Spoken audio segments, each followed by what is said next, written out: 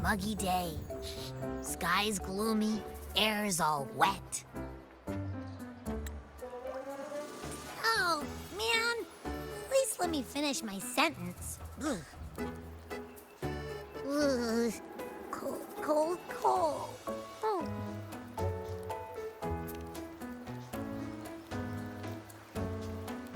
All right.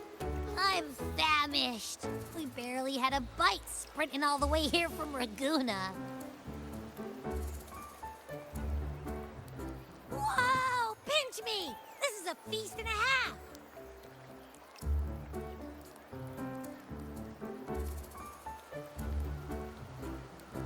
Hey, Rover. So, we did bring enough money, right? I mean, we kind of rushed out without grabbing anything. Oh, that? Don't worry. Money's not an issue. Augusta made sure we're covered. All our food and lodging here in Septimont is billed straight to the F4's palace. But I think the owner might have overdone it a little. Ha! Better get used to it. You're the champ of the Great Aegon. And you know me. If food's on offer, I'll be a scoffer. Yeah, no leftovers, guaranteed.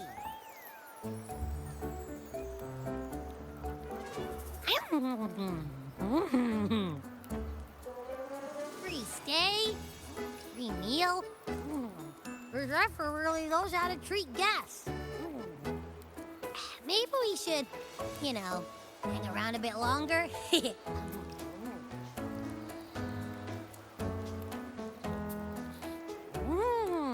This smells amazing!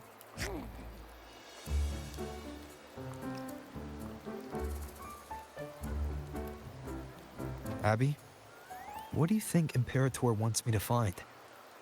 If Cardathia is right, the last clue should be somewhere on the Sanguis Plateaus.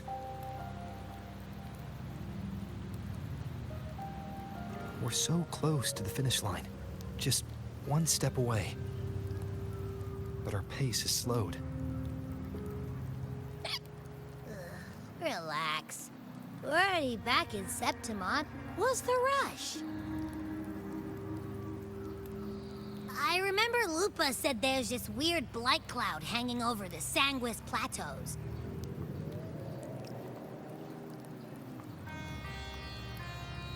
And when the high tide, or whatever, rolls around, all the gladiators go there to hunt tacit discords. Wait, is the high tide coming up soon? The Aphra's invite did say something about a big hunt. Huh, that reminds me. Aren't we supposed to meet her today?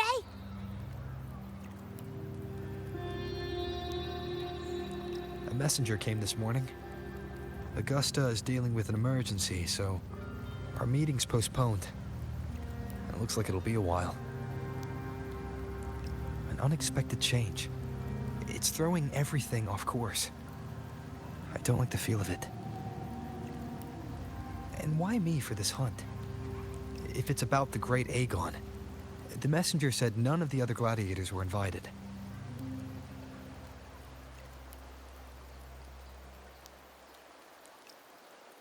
Who knows? Maybe she just wants to test her strength against you. Typical Septimontian, right? You think so? I've only met her a few times, but I doubt she acts on such simple impulses. And as the F4, can she really thoughtlessly do whatever she wants?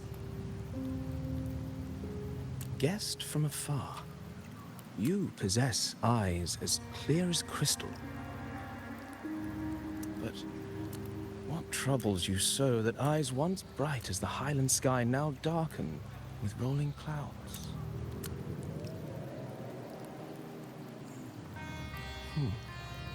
A warrior who walks the blade's edge does not falter over trifles. The clouds, if I may guess, are cast from the throne. At the peak of Capitolini Hill, beneath the pale walls of the Ephes Palace, secrets lie buried. And the most intricate among them are those born from the pursuit of power. Even one as honorable as the Epher must learn when to be ruthless.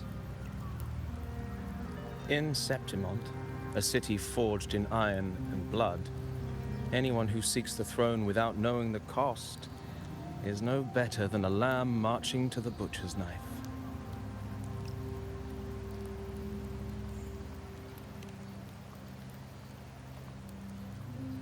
I am Nestor, a traveling poet.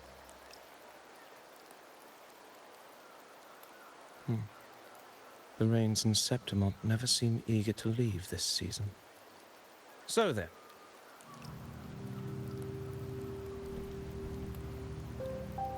If you are curious about the Epher, then allow me to say that nothing would honor me more than to offer even a modest service to the champion of the great Aegon.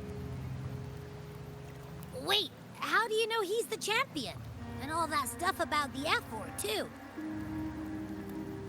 Oh, your eyes. Were we talking too loud? To see and to hear are but two of the many ways to perceive. Trusting the senses is a habit, a natural expedience, but not the only option. Truth be told, I've been gathering inspiration for my next epic, and its protagonist is none other than Augusta, the Epher of Septimont. That's why I speak of her with some familiarity. I have a feeling your tale with her will soon be written. And knowing more about those who walk alongside you is rarely without its benefits.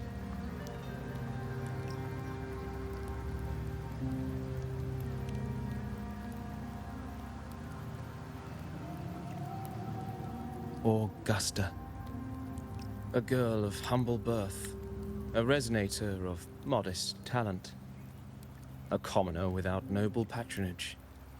And yet, from the den of wolves that is Septimont City, she rose and eventually claimed her place.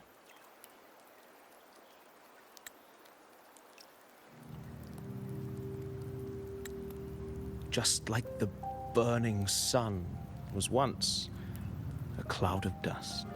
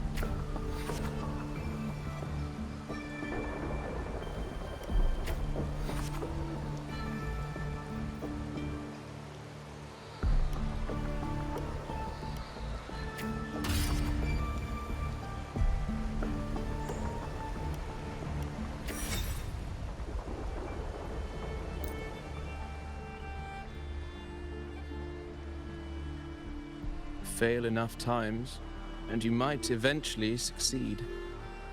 Should we call it resilience? Or mere stubbornness? Or perhaps, for a girl who has lost everything, there was never a second option. She had no one to trust but herself, and naught but a blade to hold. And yet, as the first stanza of an epic, this is nothing extraordinary. Since the lament, across the scorched lands of Solaris, I've heard this story repeat itself, again and again. Greatness. Yes, our era has certainly seen it. But true greatness is never found on the first page of a story. Courage, glory, and honor. Such immortal virtues have been etched in tablet and stone. They are never forged overnight. Light as a thread, elusive as the wind, they weave themselves into every twist of fate, tangling with every insignificant choice we make. I don't know. It's just unbelievable. The Augusta he's talking about, and the F4 we saw in the arena. No way they're the same person. A girl far from home, arriving in the city upon Capitolini Hill in pursuit of strength. No title, no status, no wealth. I doubt anyone at the time could have imagined her rising to where she is now. Do you mean Kato? Do you believe Kato handed her that final victory on purpose, and that his scathing words were a test of her resolve? Then Kato must have been an idealist to place his faith in a girl with nothing to her name. Now, why don't we keep this question in mind and see where the story leads us?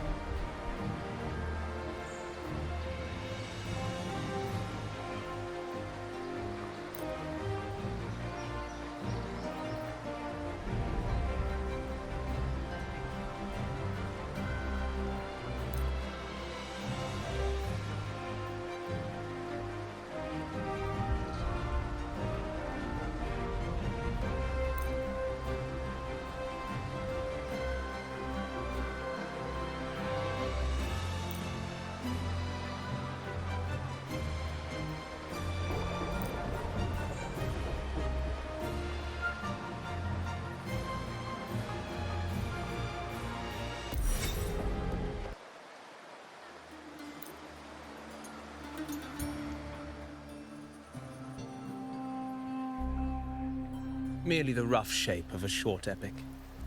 This is all I can offer about the F4.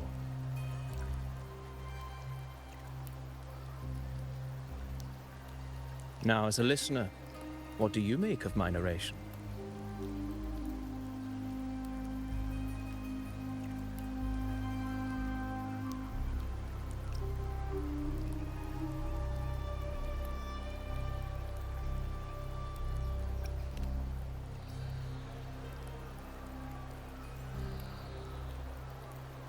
In this, you are right. Poetry can only offer a glimpse of the true story, the reality of people, events, and things slips beyond the grasp of words. I do not belong in the pages of the epic, so I remain confined to the observer's gaze. I can imagine events and emotions unfold, but I cannot truly recreate them.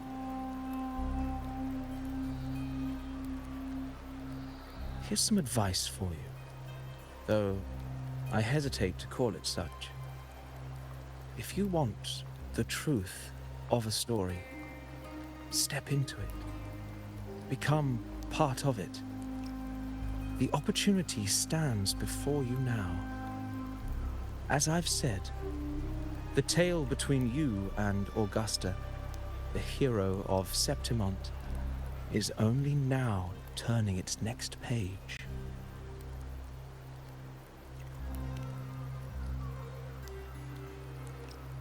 It's not difficult to see. Fate flows like the stars, tracing their course. Your destination is written in the steps you take.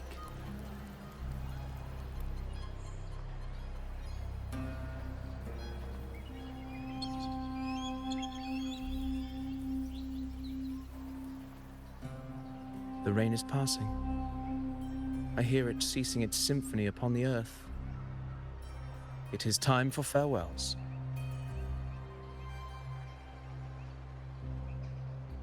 Before I leave, may I ask you one last question? What is it that has lifted Augusta to the seat of power? What is it that makes a ruler?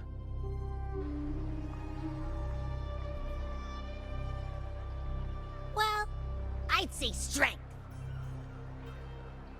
Let's be real. There's no way Augusta could have passed those trials without strength.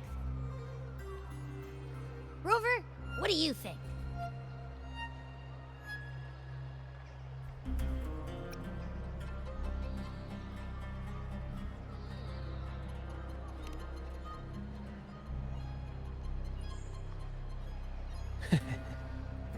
You needn't rush to answer now.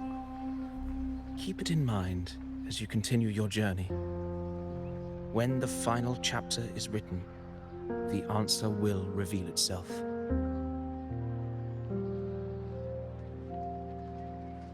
Farewell, my friend. Our paths crossed by fate and by chance. Soon, after this brief encounter, everything about me will be gone with the wind. But you, your epic continues.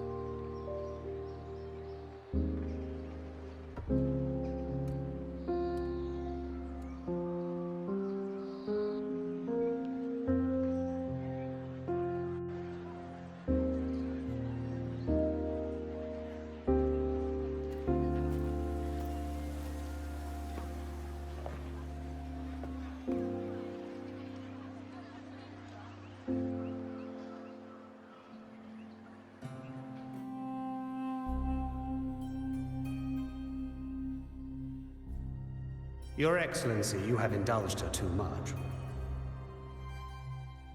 As the priestess, Yuno is far too unruly in both action and word. It's a disgrace to her title. Indeed. She entered the palace unannounced, uninvited, and with no decorum. A blatant affront to the authority of the palace. Same as always. Senators, all she crossed was a doorway, one too insignificant to carry the weight of our authority, or defend anyone's fragile pride. Let us not forget, it is not the walls of Capitolini Hill that command fear. It is my will, my sword, and our relentless conquest. I know your fear. You fear a priestess's voice drowning yours, and a rebel challenging the Senate's rules. But listen well. Power does not bow to sycophants, cowering behind their traditions. If you seek power, then step from the shadows. Face me, and prove yourself worthy.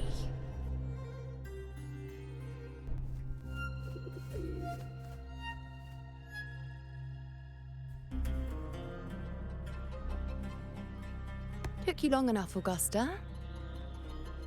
Handling the senators takes time. You know that. Well, to keep our esteemed priestess from waiting, maybe next time I'll just leave them to their own devices. I'll make sure they record every detail of your feat, and relay it word for word to Grandmother Lilibet. Priestess Iuno. Unruly behavior left Tetragon Temple without permission, and trespassed into the Ephor's palace. I wonder, who will lose it first? Lilibet? Or you? Let those old foxes report me all they want. If they step into the Tetragon left foot first, I'll shoot the left. Right foot first, I'll shoot the right. Hey, I'm with you on that one. The Senate should be reminded now and then that the Tetragon's kindness is not a reason to take Priestess Yuno lightly.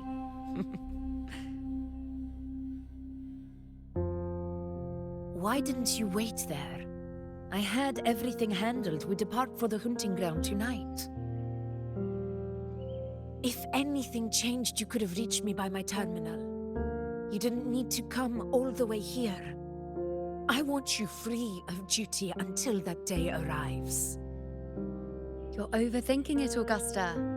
I'm here to see that person. Grandmother Lilibet said his fate is one of unknowable void. Sounds intriguing enough to make time for.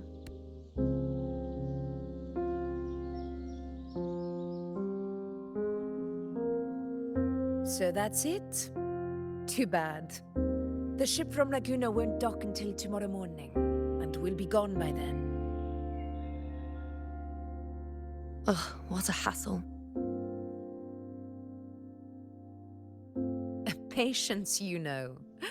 The warrior has accepted the invitation. So, you'll have plenty of time to meet during the hunt.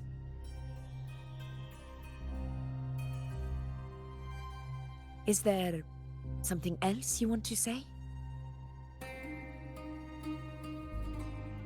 I read Grandma Lilibet's Book of Prophecies. The hunt and our plan, neither end well. Are you sure we should go through with this? Risk does not trouble me. Peril simply requires greater strength. But really, when did you start caring about the temple's traditions?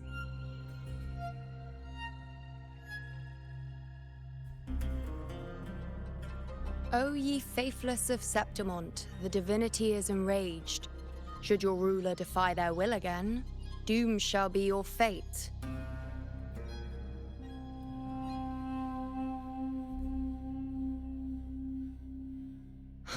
Lately, I've been hearing murmurs from the nobles again, about the ancient prophecy from Raguna. I will admit, those words once carried weight. But when our ancestors crossed the waters and climbed these hills, Raguna's divinity didn't get a seat on the ship. And the priestesses all said the prophecy was incomplete. Only the hero of heroes, wielding extraordinary power, risen from the dark tides, shall bring eternity to Septimont. Then shall the waters quiet, the tempest still, and glory return with the blood of the old king. Do not forget, this is the other half of the prophecy. Fabius, Attilius, Valeria, one after another, these heroes have saved Septimont from the brink of ruin. As long as a hero stands, no disaster can break this eternal city. What if this time is different? What if ruin is our fate? Then I will sever that fate with my blade.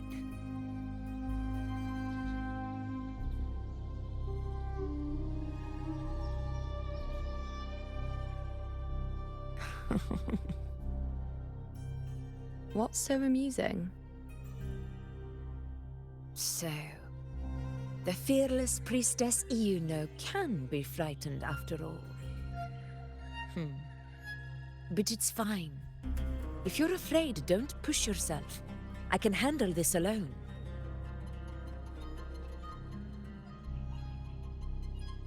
Most revered priestess, wait for me in the temple. I shall return victorious. Frightened. Me? If anything, it's you, trying to shut me out and face it alone. Fine. Go ahead. You'll come back to me sooner or later. That I can't deny. I knew it. So you do need me for this hunt. Thank you. You know.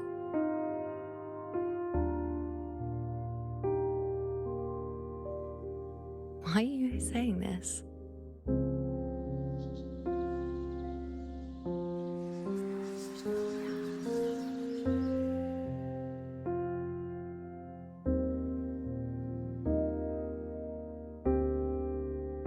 The storm is coming.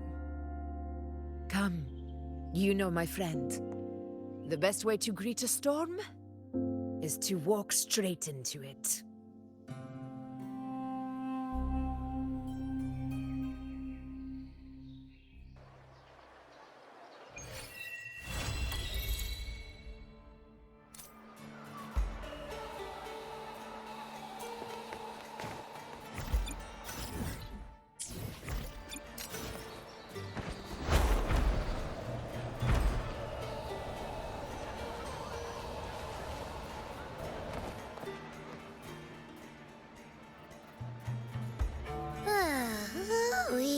Sure is a beautiful day. So, any news from the F4 rover? Or are we still chilling like we've been for the past few days? Good day, Sir Rover. I am Damien, an attendant in service to the F4's palace. By direct command, I have come to deliver you Her Excellency's personal letter. It concerns a matter of utmost importance. Me and my big mouth. Hey, what does it say? Scooch up a bit. It says Augusta is taking care of everything on her end. She's ready to meet us at the F4's palace as agreed. It's most likely something to do with the hunt. We shouldn't keep the F4 waiting. Time to go, Abby. Oh, you mean now? Well, I'll think I'll sit this one out and leave all the heavy stuff to you guys. Chat for as long as you like. Just give me a holler if you need me.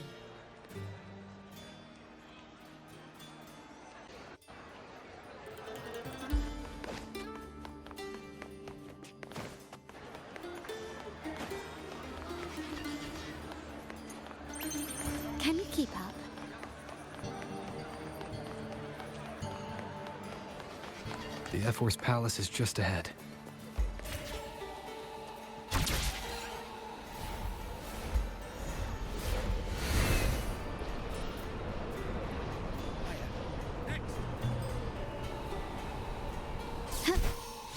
Looks like Augusta's already taken care of everything. Let's do this.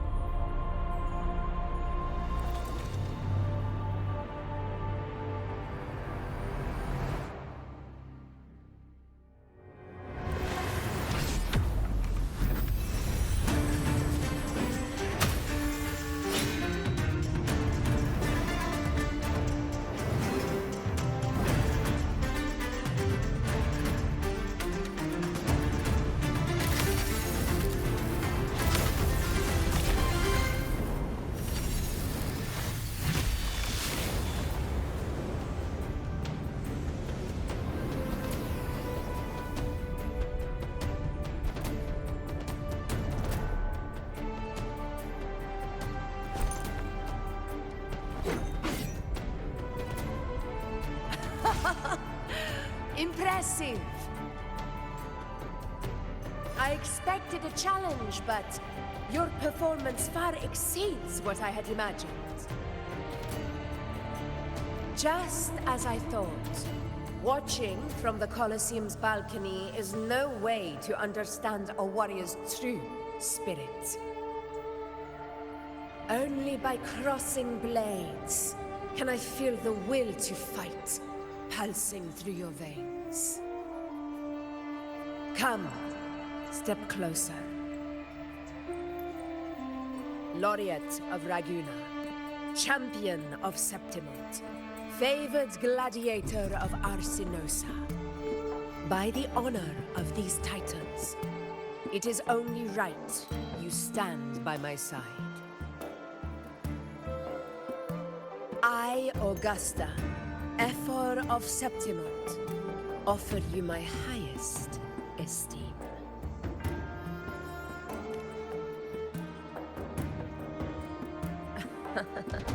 Simple and efficient. No need for pleasantries. Here we let our blades do the talking.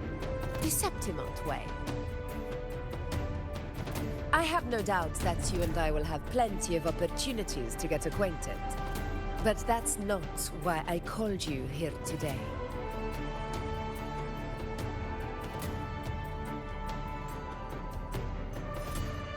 On my behalf, and that of the Ephor's Palace, I extend my deepest apologies for failing to keep our appointment. I hope this delay hasn't dampened your enthusiasm for the hunt.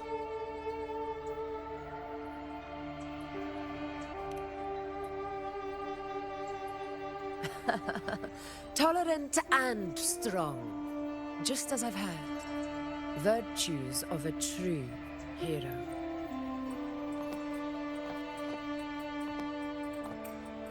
Well then, seeing that your interest still holds, shall we discuss it? The hunt. In Septimont's long fight for survival. It holds profound significance. It is both honor and duty. For 100 years, countless gladiators have taken up the hunt and met their end in glory. It is no exaggeration to say that the blood of gladiators still burns in every inch of the Crimson Sanguis plateaus. Our ancestors built the defenses that line those grounds. To this day, they stand as the front line of Septimon's resistance against the Dark Tide. You've surely noticed the lingering blight cloud that hovers over the Sanguis plateaus. Since the first Dark Tide outbreak in Rinasita, that place has become a breeding ground for its horrors.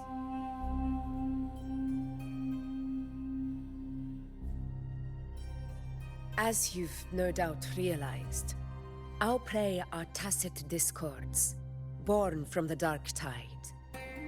Only those who desecrate Septimont fall beneath the gladiators' blades. The high tide is upon us, and it will be a storm like no other. My hunting party requires unstoppable warriors. Sacrifices are inevitable, but I believe you will be a banner that stands unbroken, Rover.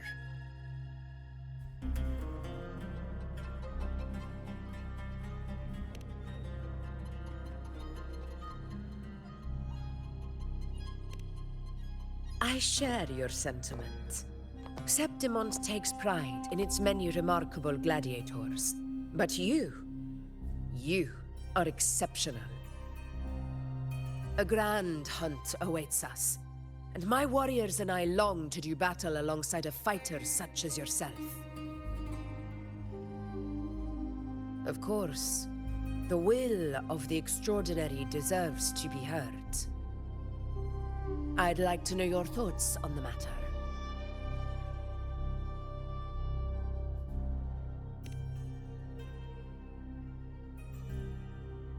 A straightforward answer. I like it. As for this goal of yours...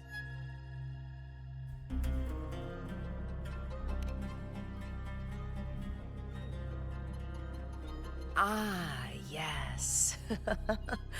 The Journeying Paradise. I've heard that laughable name before. A pity the hunt was made to shatter that little fantasy. As for the Sentinel's relic, go to the Earthrend Wedge. It's where the Sentinel Imperator first descended upon the Sanguis Plateaus, and is the epicenter of every hunt to this day. However, due to its significance, not even Septimon's highest officials are permitted near it. But if that is what you wish, say no more. I will make it happen.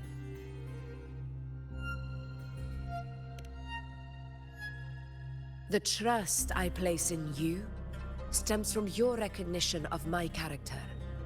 I admire your honesty, and I will honor it to the fullest.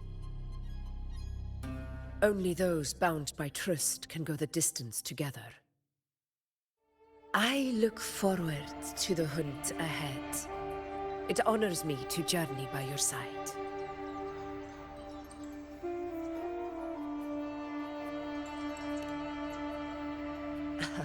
Patience, my friend, is the first step to becoming a hunter. When the storm rages in the skies southeast of Septimont, I will await you at Tempest Cliffs.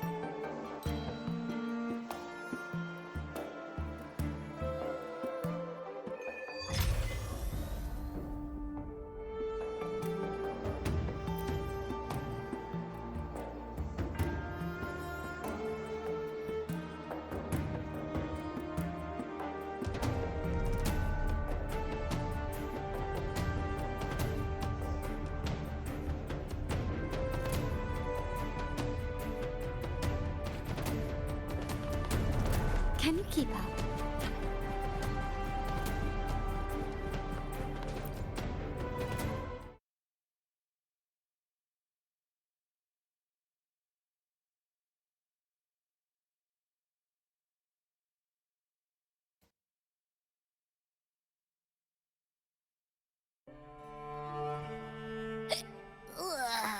can't eat another bite.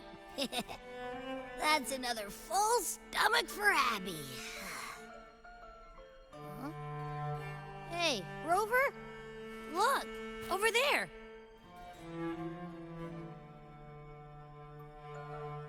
That's a storm. Which means it's about time to meet up with Augusta. Tempest Cliffs. I remember that's where she told us to go. Well, you better hurry. Same as always. Call me when you need me, and I'll be out in a flash.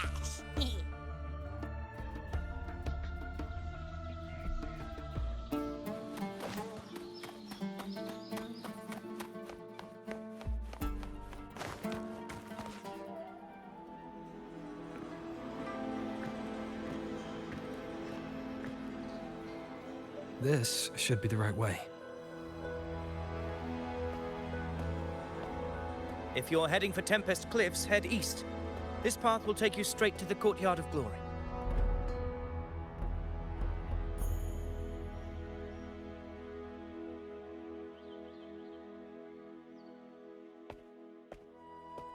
Or perhaps, would you care to travel with me? After all, we share the same destination. Your reputation precedes you, Honorable Rover. I am Gladiator of Vidius, at your service.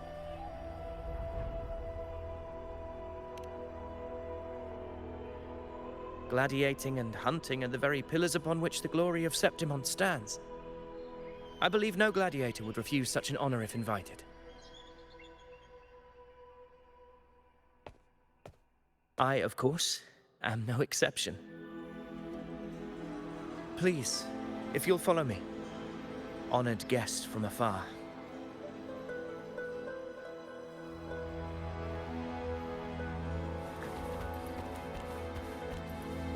Augusta spoke of the great surge we're about to face. The F4 speaks the truth. And this year's high tide has come later than usual, which bodes ill. It's a shame even the sharp ears of the Senate could not chisel through the high walls of Tetragon Temple to hear the whispers beyond. Is this an auspice of calamity or a prelude to a new legend? Only time will tell.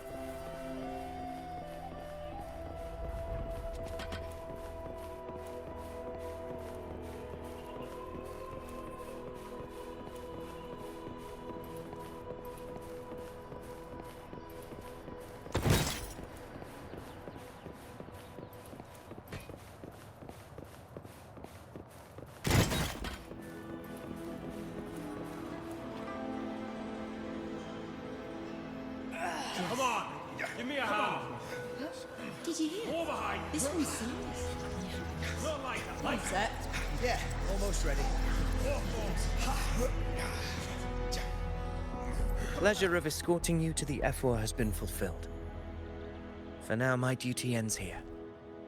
From here, we march onward to the hunting grounds, where the Dark Tide's creations may await us. When the time comes, it will be a true pleasure to see your skills in action.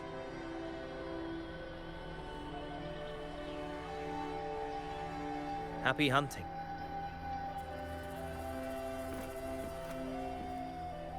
Come, join us, Rover. The horns signal our departure.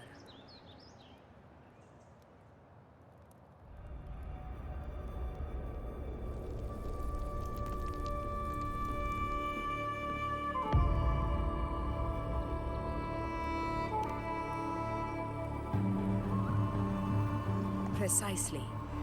These cliffs mark the opening of our campaign.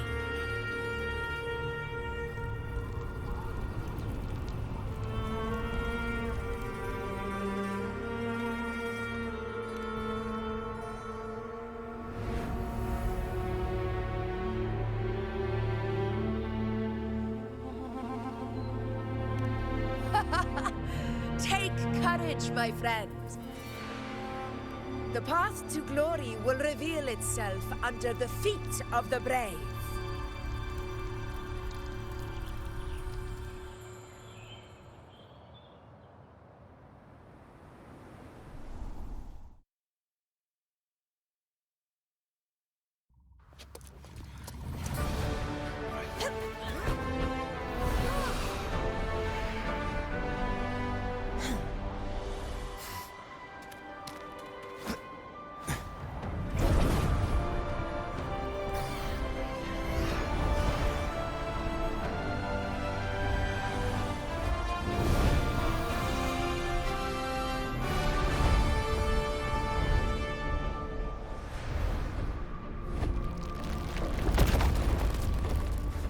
that?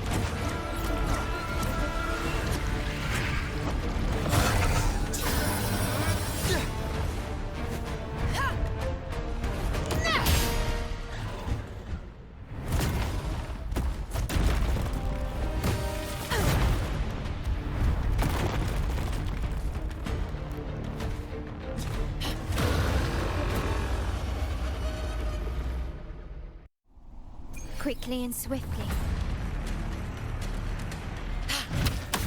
Getting restless, are we? That is a Chorosaurus, an abomination of the dark tide. Do exercise caution, Rover.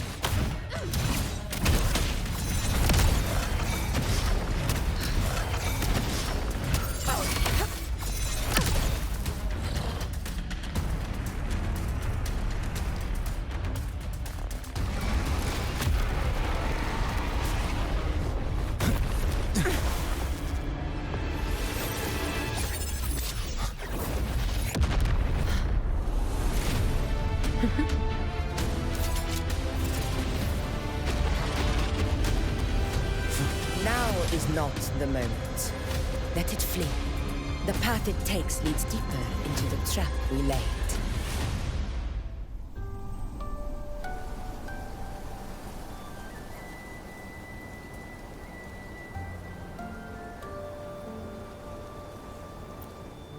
That sound. It's from Hornet. An echo. It's signaling we retire for the day, that's all. Augusta, time to bring your party back to the Hunter's Den. Of course, Priestess. Your arrow couldn't have come at a better time. Seeing that Rover is here, I'll take that as a compliment.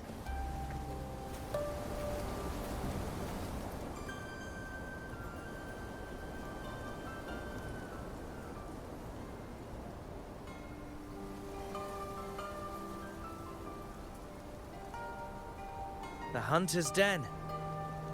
Busiest gladiator encampment across the Sanguis Plateaus. Nearly every hunter passes through here on their way to the hunting grounds.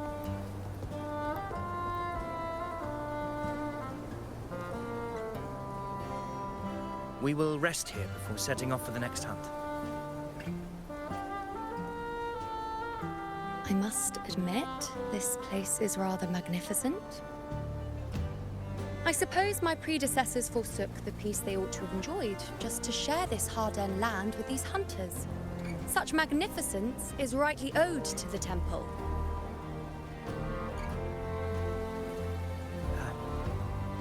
The priestess's words are not without merit. I am well aware that I stand under blessings and will forever remember the sacrifices of the temple. Now, if you'll excuse me, I'll be taking my leave.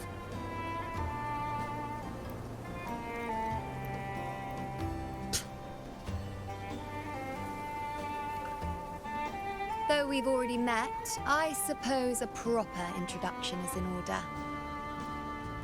I am Yuno, priestess of the Tetragon Temple.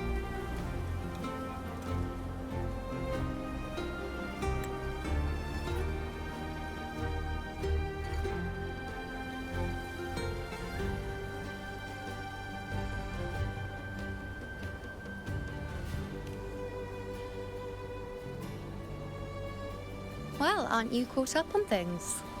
What you say is true, though I've long since grown tired of such affairs. Come now, Rover. Surely you can find me something more interesting to occupy my time. For instance, the hunt. Quite frankly, when it comes to dealing with the dark tide, none of these gladiators can hold a candle to me.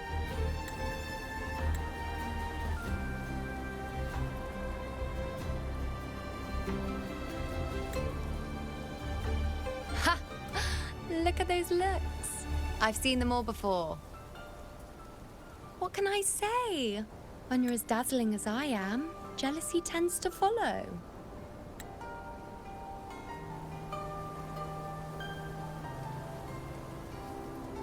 I'll be making my way back, Augusta, lest my shine further sting the eyes of certain people.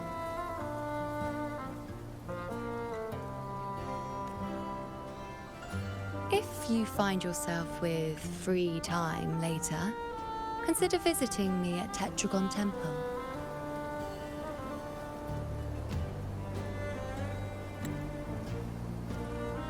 Not every Outlander is granted access to its sacred halls. Make the most of it.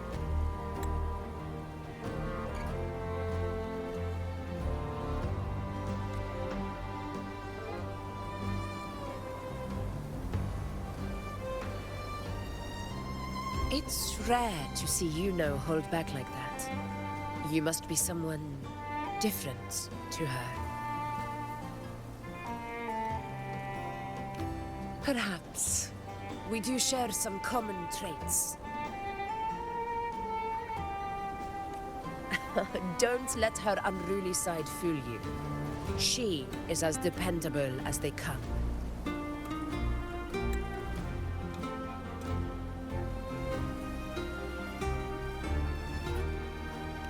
A Chorosaurus. Avidius was correct. It is a tacit discord born from the Dark Tide. What he didn't have the chance to tell you is that it is the deadliest Chorosaurus of them all. We call it Tyrannos. A vanguard of the Dark Tide that rides its surge to reach our lands. The Threnodians' attempt to plague Septimont never came to fruition. But do not mistake that for victory. Our enemy will not bow so easily. The Dark Tide, immortal and indestructible, carries out the will of its creator, the Threnodian Leviathan.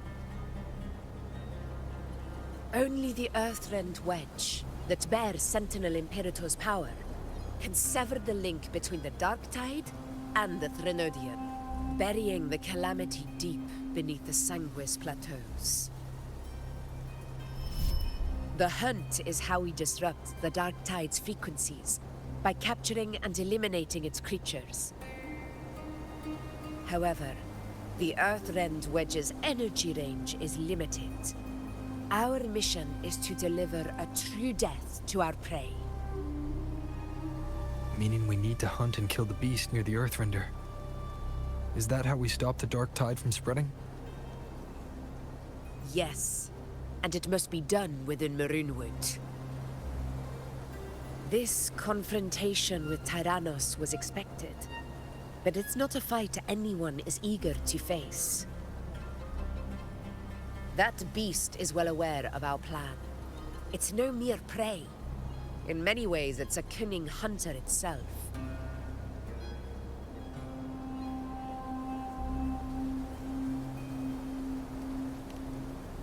Now, we wait. We wait for it to enter Maroonwood. The real hunt begins when the beast's hunger drives it to the wilds.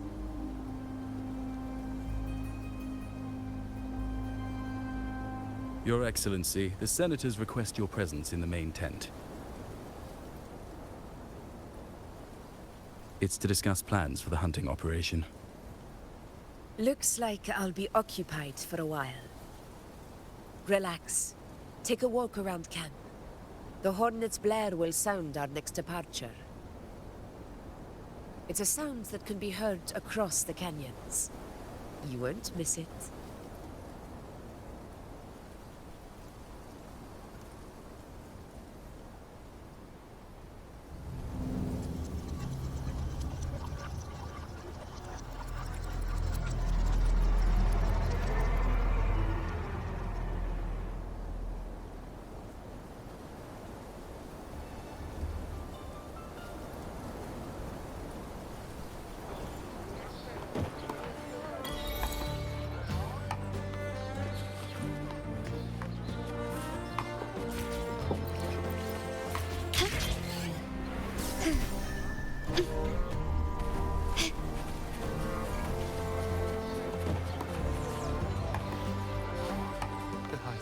Unprecedented scale.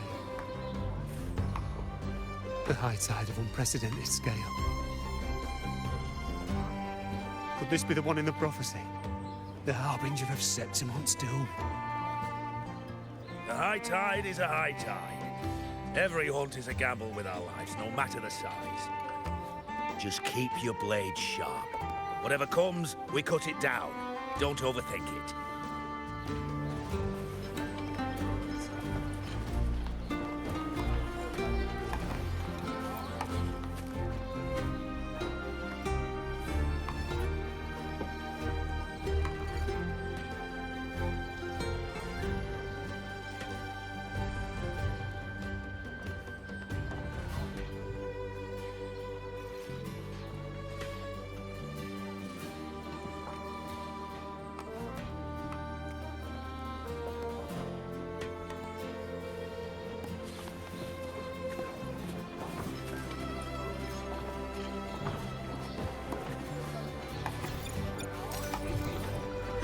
There you are.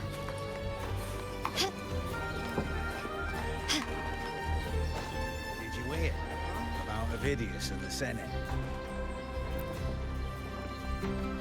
Did you hear about Ovidius and the Senate? A power struggle. Nothing new. But going up against Augusta is a steep hill to climb. Without a strong forte, Augusta's strength was always going to have limits. She lacks the extraordinary power mentioned in the prophecies. Hard to compare her with a hero of heroes of the past. I wouldn't put it like that. Knowing how Augusta operates, Ovidius would even have risen to prominence if she hadn't allowed it. That kind of grace is the mark of a real ruler. Yuno mentioned visiting her at Tetragon Temple. Got a bit of free time. Might as well pay her a visit.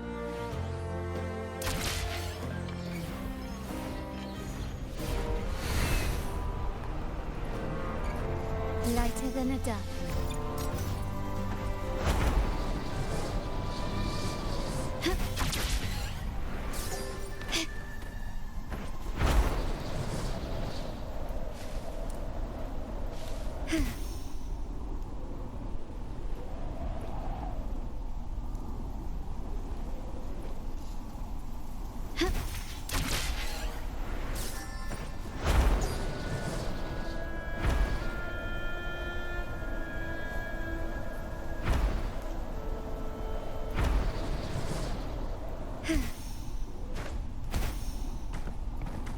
Can you keep up?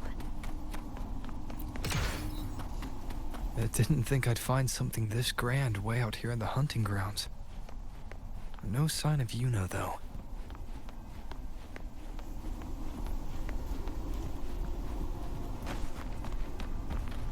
Are those murals on the wall?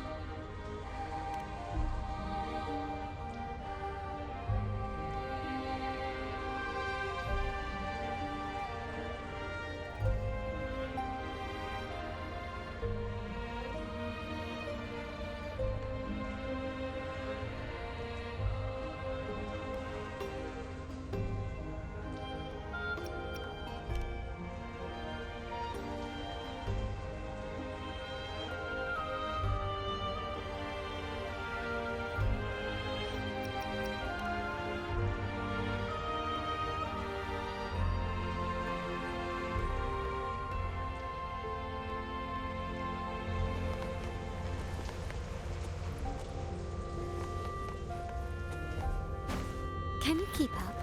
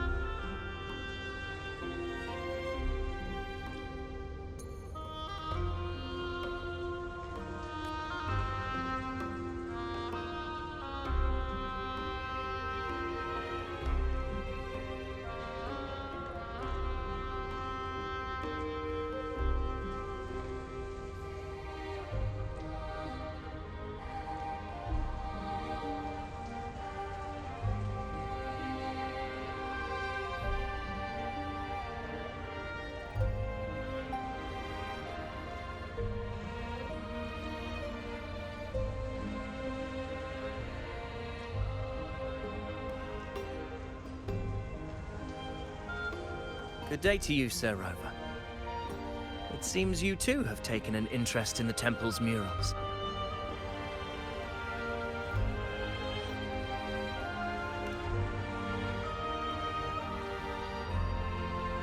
They are the works of past priestesses.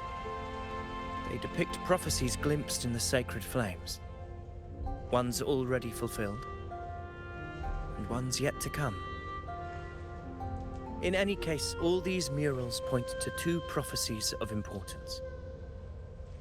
The first is a Ragunasi prophecy condemning Septimonte's lack of faith in the Sentinel. Hear this, O faithless ones of Septimont. The divinity of the high heavens has grown enraged. Should your monarch once more stand in contempt of their will, annihilation shall be your fate.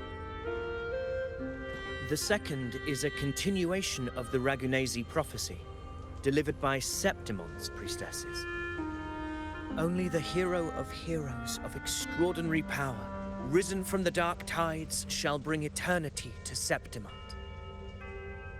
Then shall the waters quiet, the tempests still, and glory return with the blood of the old king.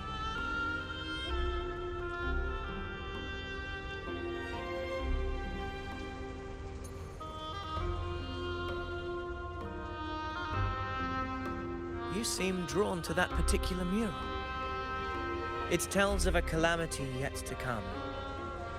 And, as always, the hero of heroes, who shall rise among us to turn the tide of fate. Yet the identity of this hero remains a mystery. Coincidentally, much like the absent part of this mural, the prophecy of our victory over the coming disaster remains untold. Whether the priestesses can't foresee the fate that awaits, or whether the true prophecy is meant to remain hidden, is indeed a question worth pondering. Our would-be hero of heroes lost in daydreams again. What is it this time? Staring at an empty wall, hoping one day it will bear your name.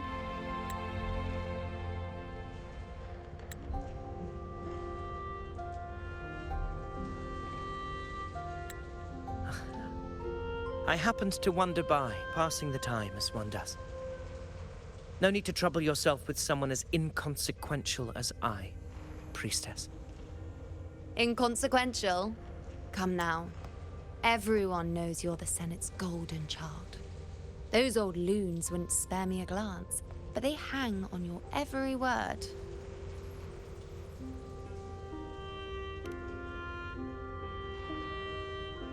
Have you been waiting long? Oh, I can't believe he got to you first.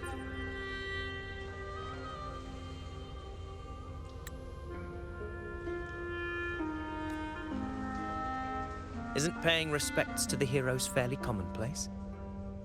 Surely we needn't allow rivalry to come between us, priestess.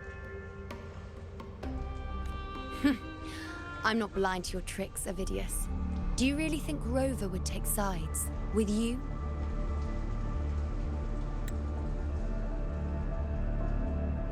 Let me guess. Eliminating Tyrannos and the Dark Tide before anyone else would be the perfect act to prove you're the prophesied hero of heroes.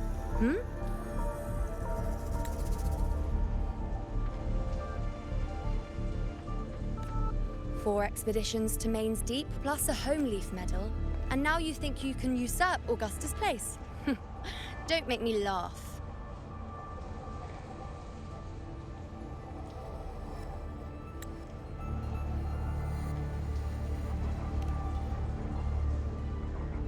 Oh, read the room, will you?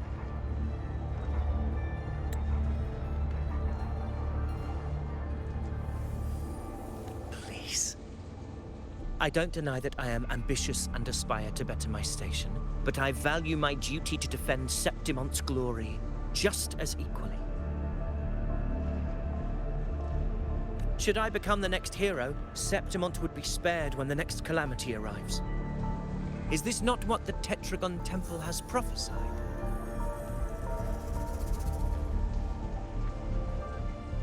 Why you...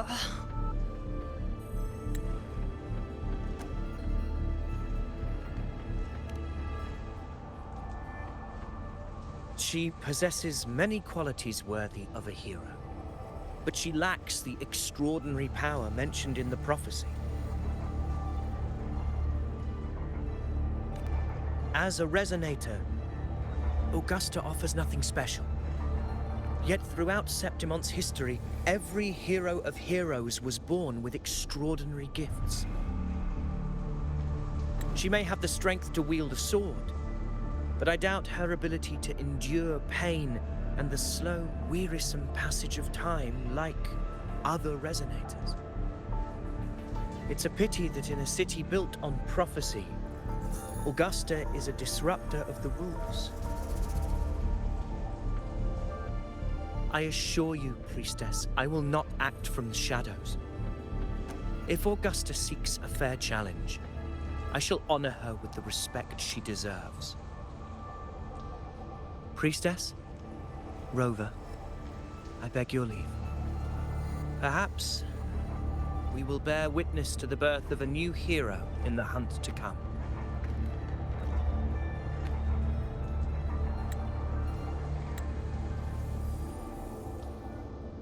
Well, there you have it. That's the gist of it. Finally, some time together, and now it's all ruined.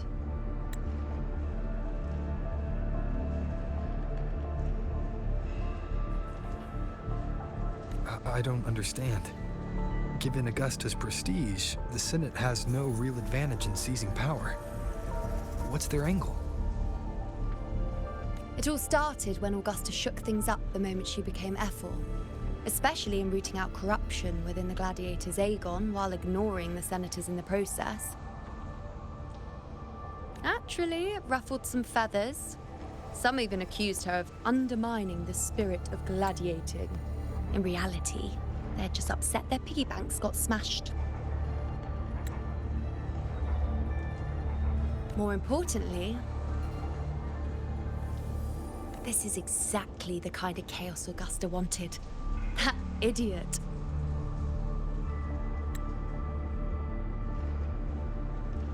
She even went so far as to say, the citizens of Septimont only need to be loyal to Septimont, not her, Augusta. And then, like it's nothing, she tells me that the Ephor position only matters when a strong gladiator wants it.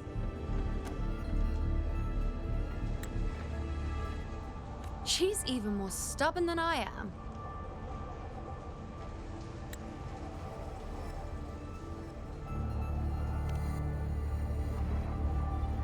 why would I be worried about that? I'm sure you've seen her sword. The inlaid blades are trophies of every gladiator she's defeated.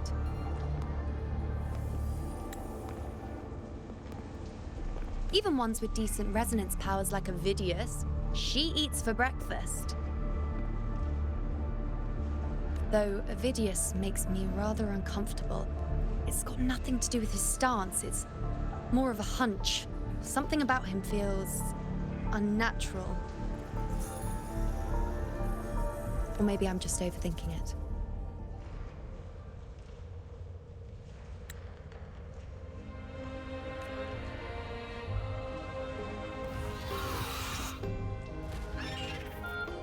It's the Griffrax. It appears our prey has finally come out for some fresh air. We'll meet again later, but next time I'd like your undivided attention. No distractions, hmm?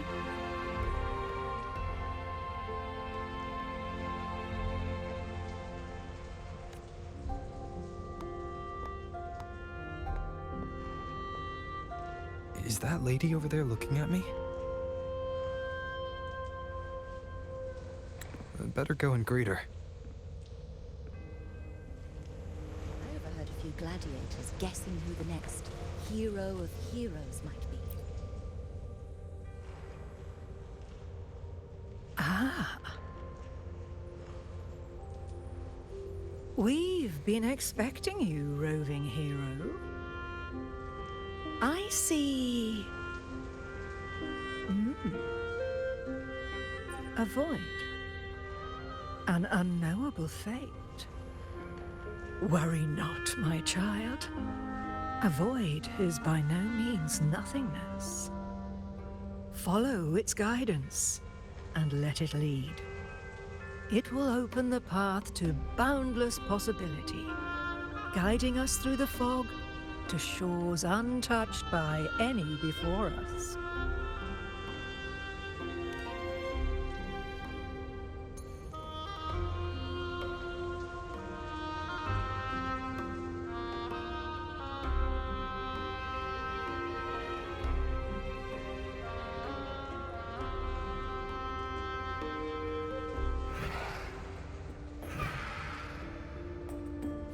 Perfect timing.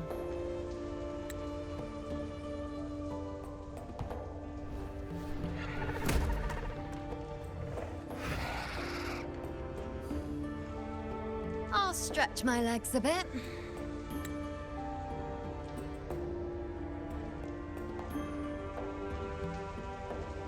Huh. I wonder what Grandmother Lilibet and Rover are talking about.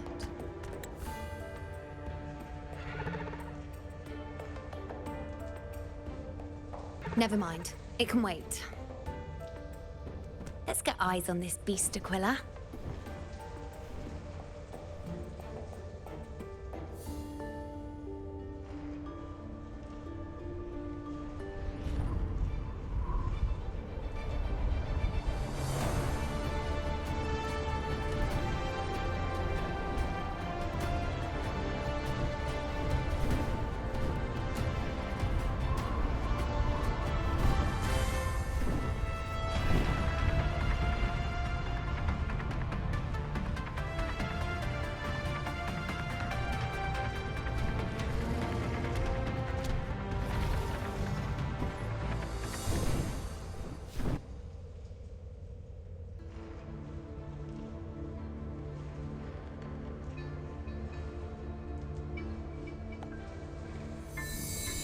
Spirits of the hallowed land, answer my call.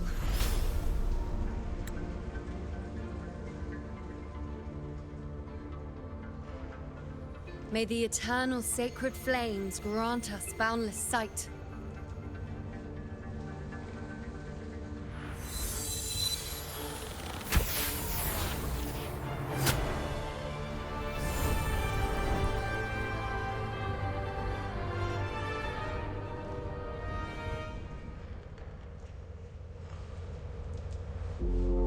It's the horn. I'd better find Augusta.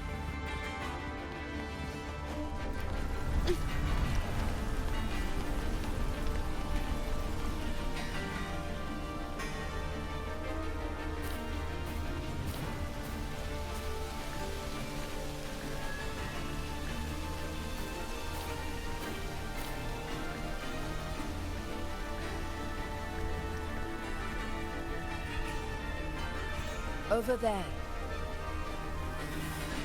Behind that cliff is the Earthrend Wedge, a relic of Sentinel Imperator as ancient as these lands. The destination of your journey, my promise to you, our shared goal.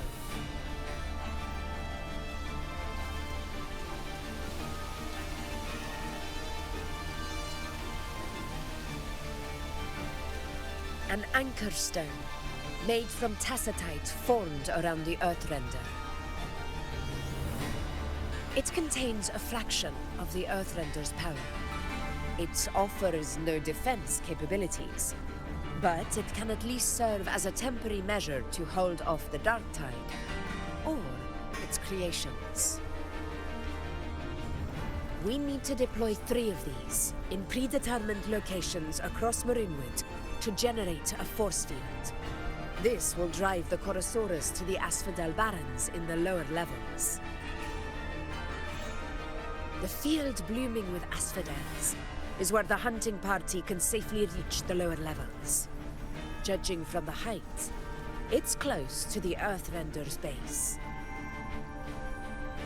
In that field of glory, we will grant Tyrannos the death it deserves.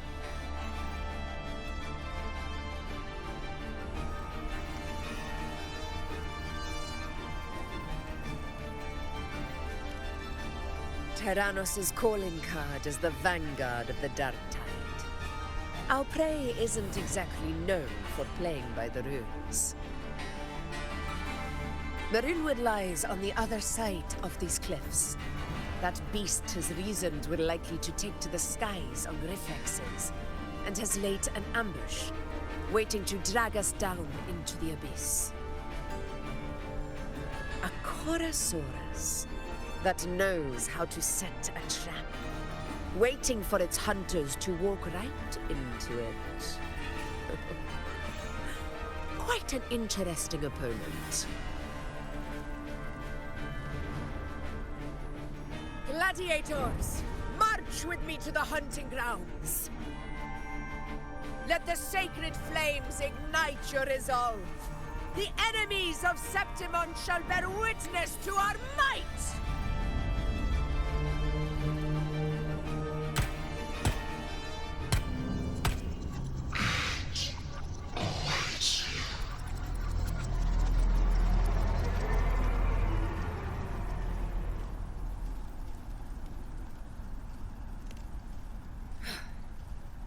Let us be on our way.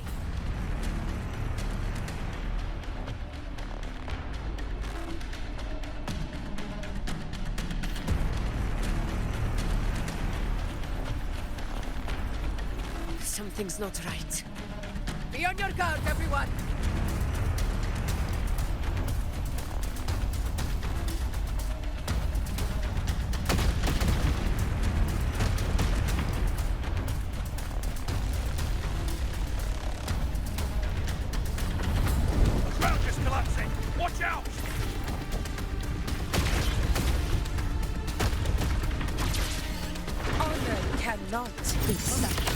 Over there!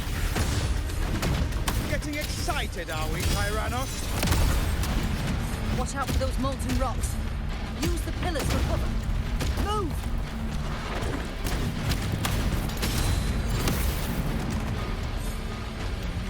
Stay behind me. Cunning bastard. Everyone, under the ledge, now! We're almost at the hunting. Victory is still far from reach. We're not in the clear yet.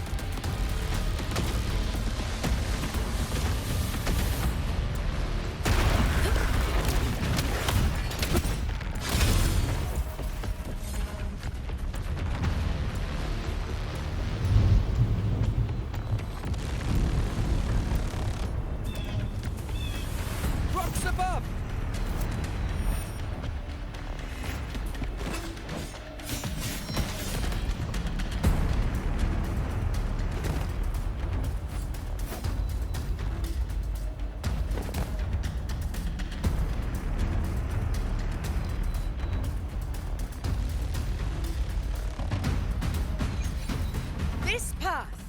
take us to the first anchor point. Tacit discords. Ah, just in time. My swords had enough of waiting. Found your weak spot.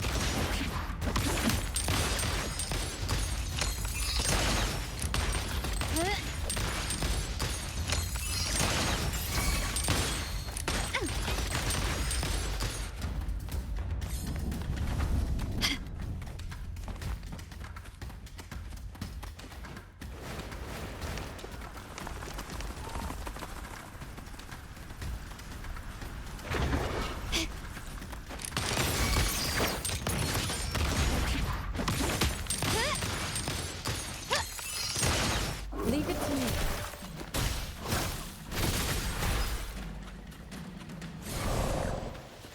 Such carnage. These tricks do not surprise me. Avidius, take a response team and get that anchor obelisk functioning. Rover and I will provide cover. As you command, Your Excellency.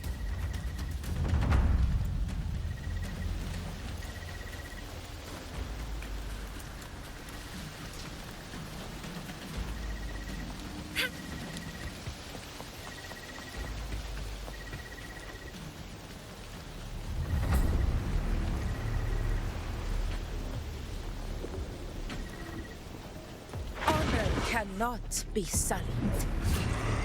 Roars of conquest!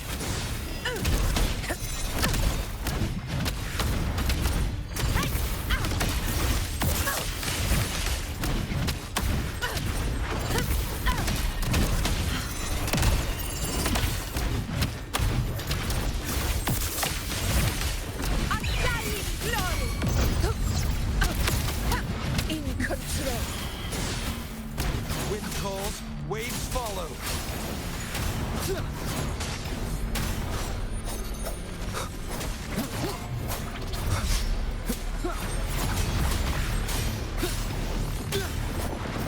Wind rises. Bad timing. Waves rise. Judgment strikes. Conquest begins now.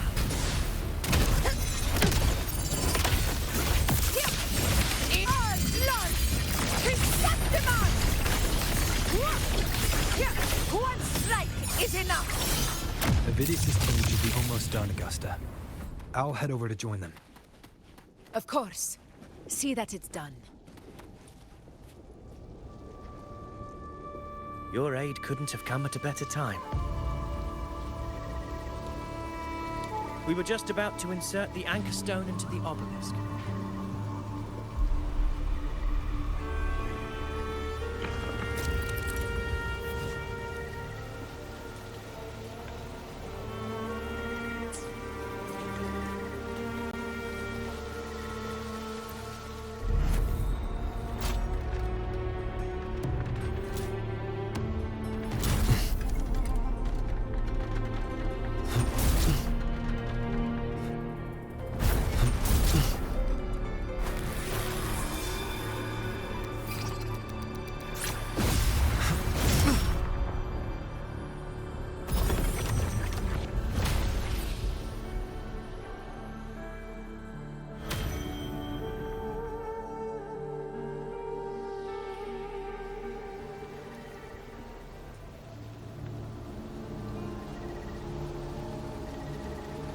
Excellent work, God.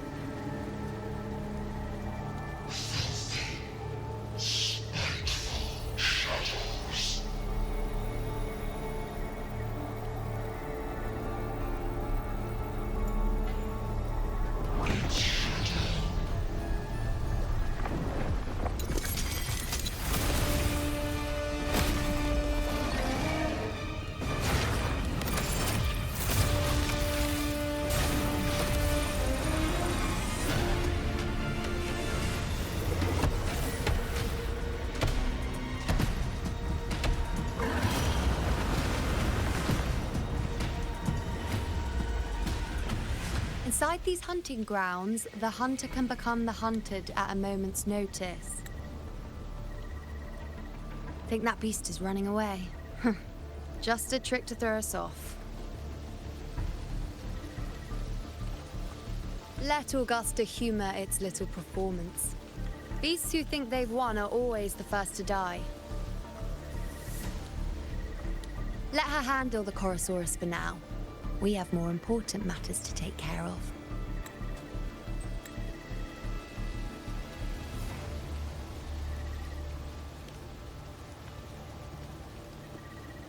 Oh, surprised to see me?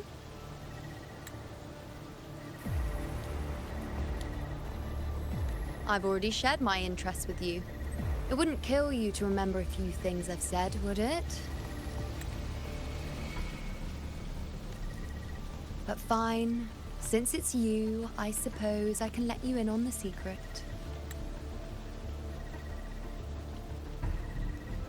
The Chorosaurus is just an appetizer. I've got bigger fish to fry.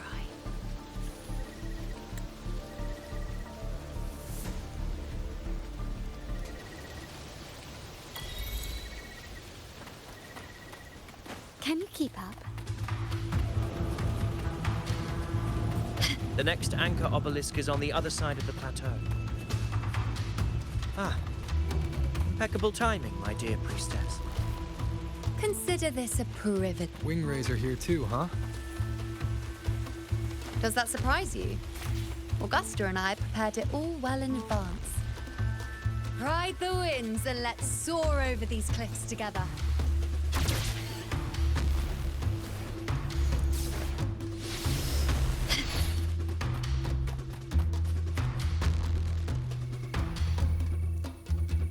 We've lost sight of Augusta and the Chorosaurus. Let me see your terminal, Rover.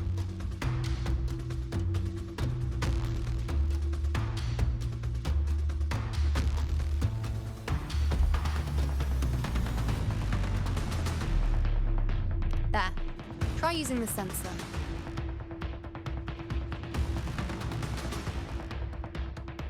You catch on quickly. My resonance power can reveal hidden traces of the dark tide for a short time. With these markings, be it Tyrannos or Tyran whatever, nothing can escape my eyes. Yes, you're not wrong, but the beast also has its eye on them. A sly enemy like this won't play by the usual rules. The more cautious we are, the better. Ha! So it is heading for that cave. The second obelisk is also in that direction. Come, let's go have a little fun with our friend.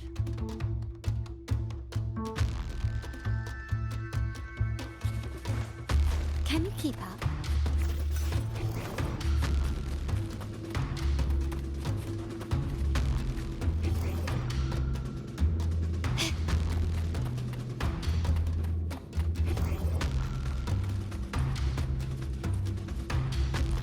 This is it. The second obelisk should be at the other end of this cave. Mind the tacit discords. Improvise. I'd be more worried about yourself, would-be hero. Try not to slow us down.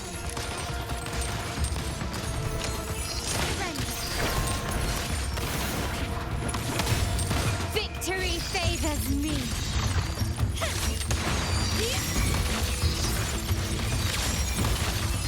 In the name of the Montellis.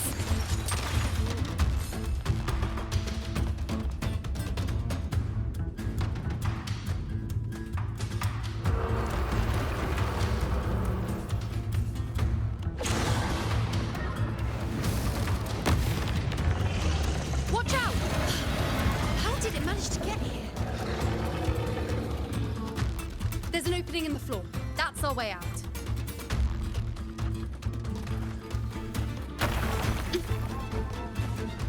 Careful of the rocks!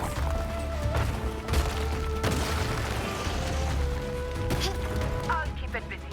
Now is your chance. Go!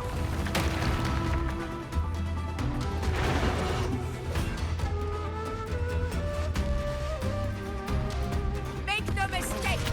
Your fight is with me!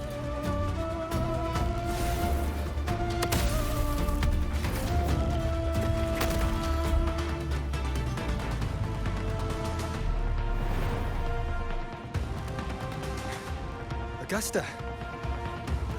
My apologies for the delay. I warned. The Chorosaurus could return at any moment. We should leave. Here it comes!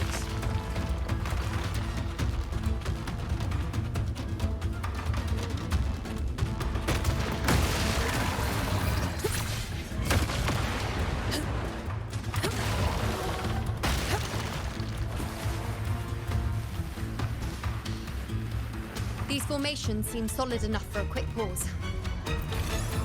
Tyrannos will not rest until we are caught. Up there to the left. That stone seems loose. Pull it down, Rover. Stay behind me. Honor cannot.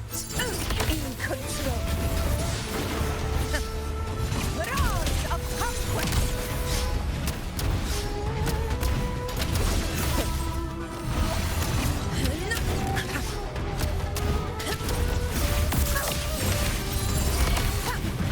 Wind calls, waves follow. Good.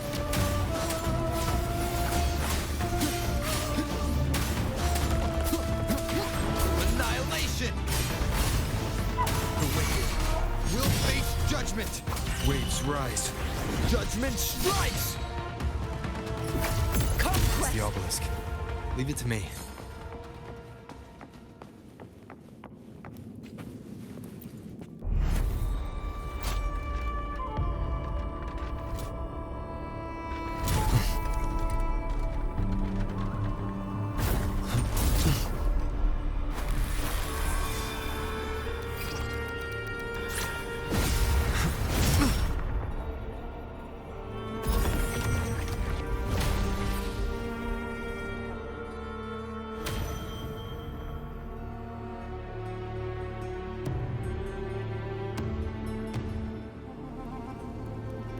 Splendid. Let's keep up the momentum. You again. It just left.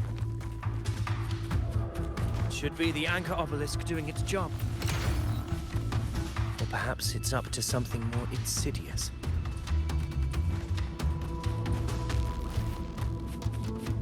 The direction it's heading.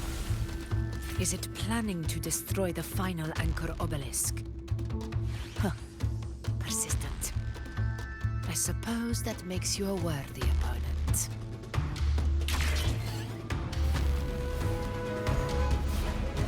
This fog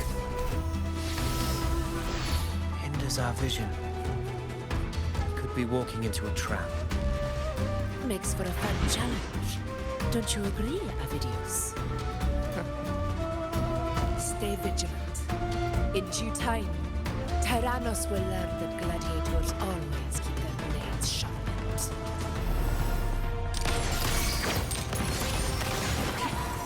Still recognize me? This is my in control.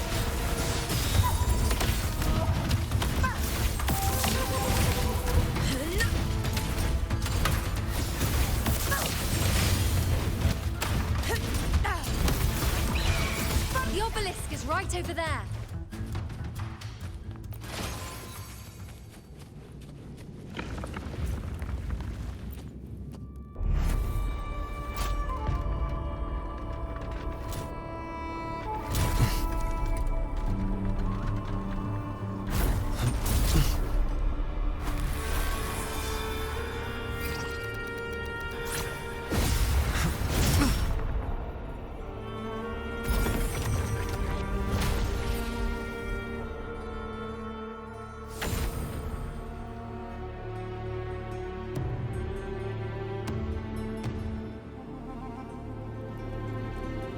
Good. You did well not to disappoint.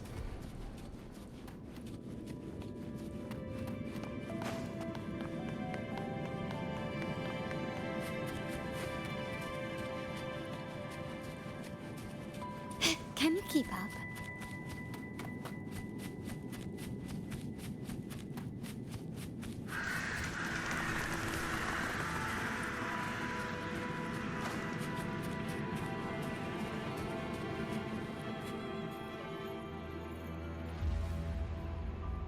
Augusta, Tyrannos is heading for the Asphodel Barrens.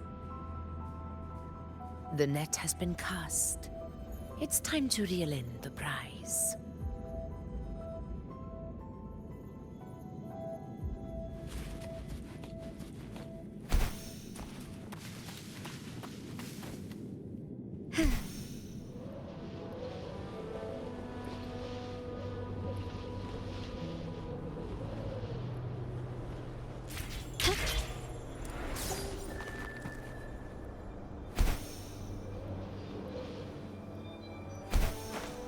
Can you keep up?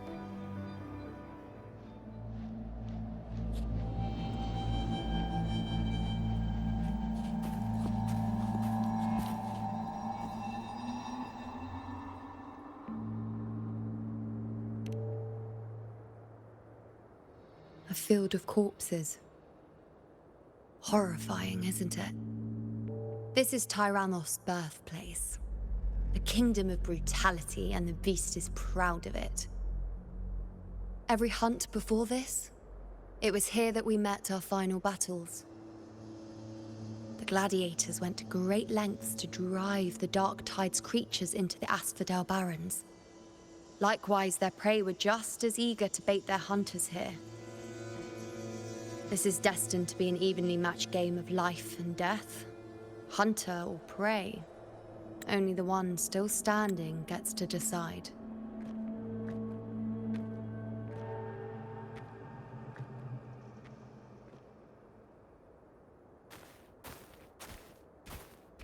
Avidius, descendant of the hero of heroes Attilius, decorated for the 4 crossings of Main's Deep.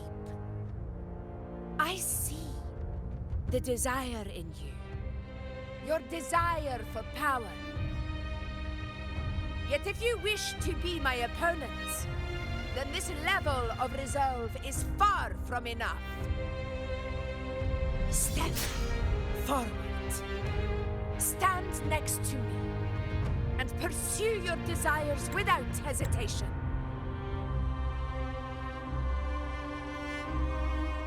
Let your ambitions burn even hotter. As you wish, Your Excellency.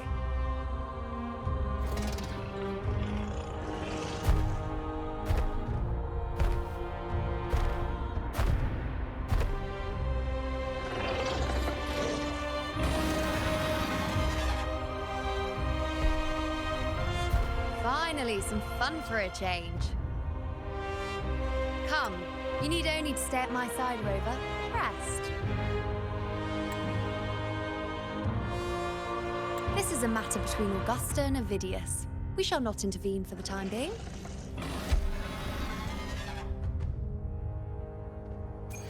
Quickly and swiftly.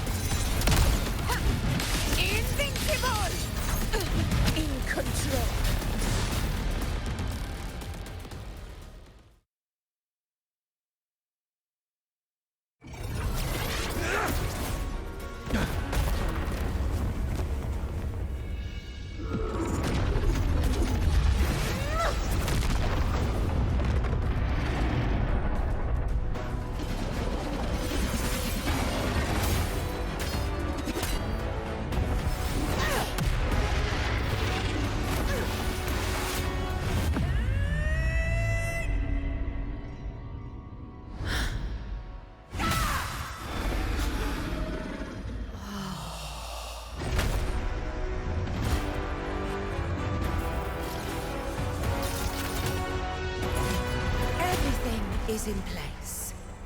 It will take the bait. That's our cue. We're going after it. All this effort we've put into setting this trap. This gift of ours, it better take it. Nice and obediently.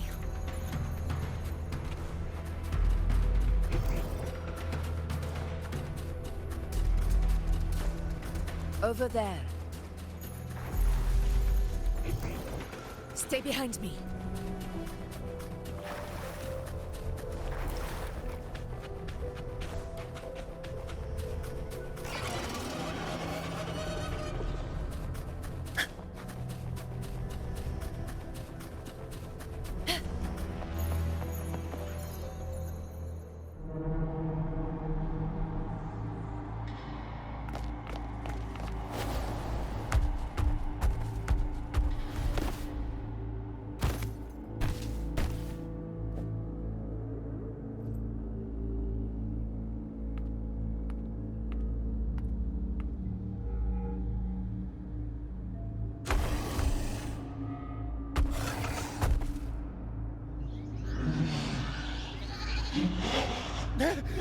What was that?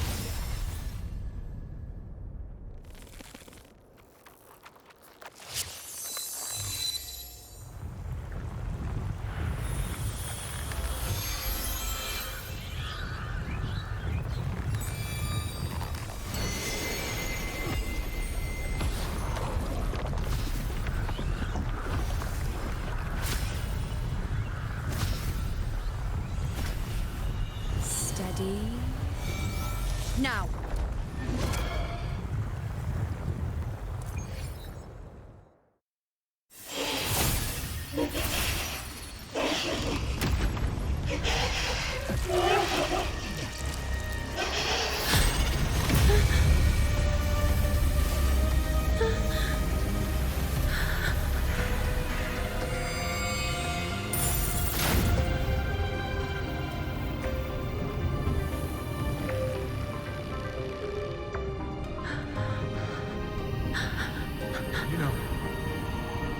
You know.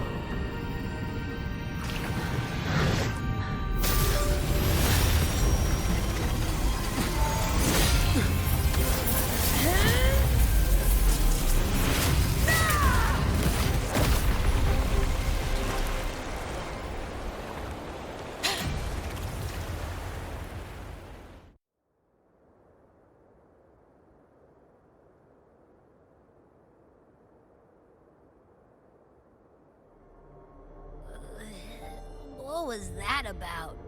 And that black fog? It was all mushy. I couldn't even finish it. Ooh, oh boy. Did I take a huge bite out of that one? My head's gone all swishy. I need a quick timeout. How are you holding up?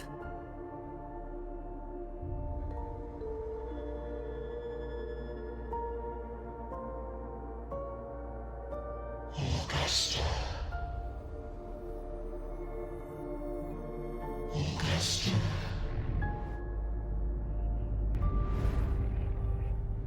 Now you've seen it. His tiny little echo, silencing the dark tide with such ease. Resonance power, such might,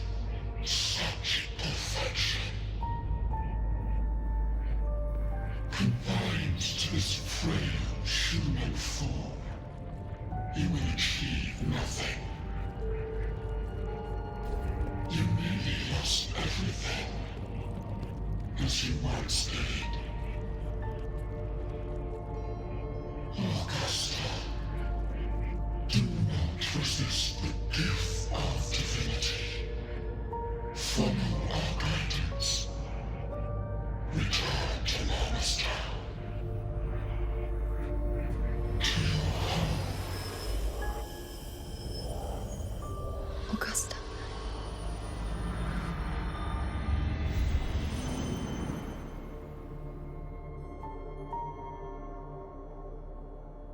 Augusta.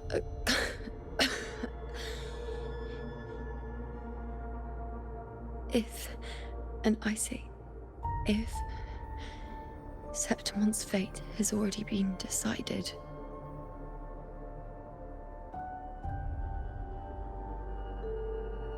would you continue to fight?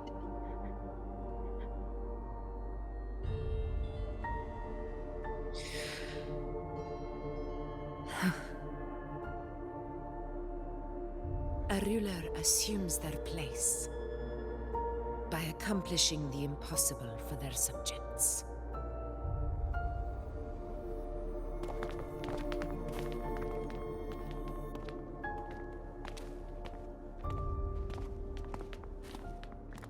It isn't safe here.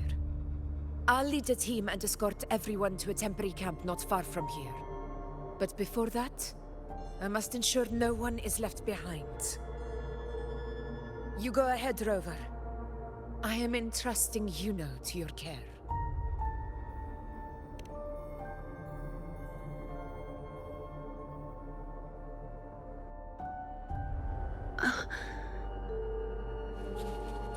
How are you feeling? Do you want to rest a bit? I appreciate your concern, but I'm not as fragile as you think. This road is nothing I can't handle.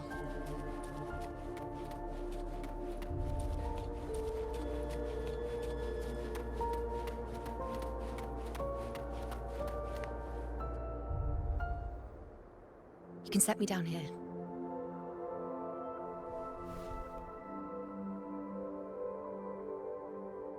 Come on. Don't give me that concerned look of yours. It's nothing to worry about.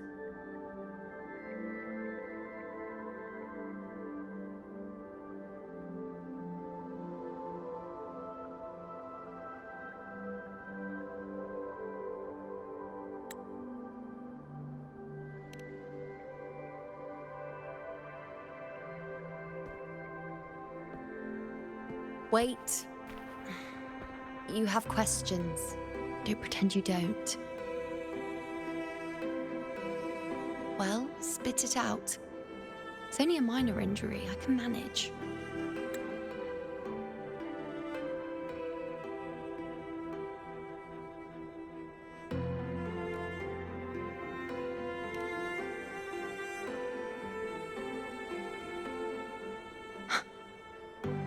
So you've managed to glimpse that far? Or is there more?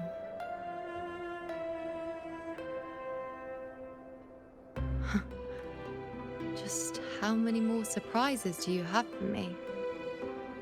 But I suppose only you could manage something like that. Grandmother Lilibet, the head priestess you met at the temple, once spoke of the unknowable void that is your fate.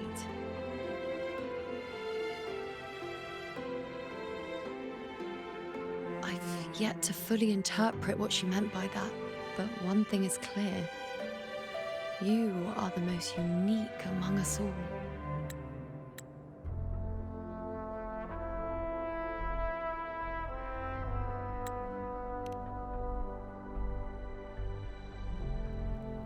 They were, as I once perceived through the sacred flames, the fate of Septimont.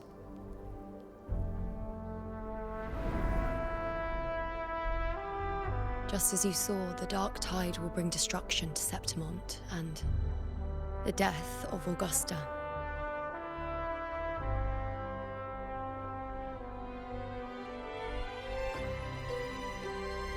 I don't know whether Raguna's predictions are actually true, but fate has given me no response but sorrow.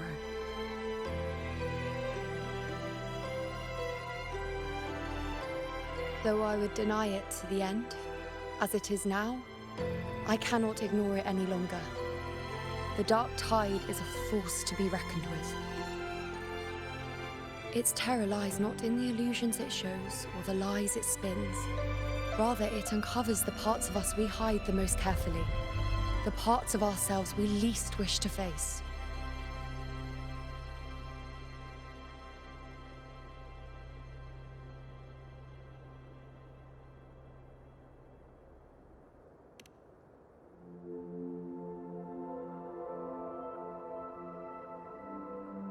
Never. My prophecies are never wrong. How I loathe this feeling, this helplessness, to know everything, to see everything, and yet be powerless to change a thing. Since we've come this far, might as well share a secret with you.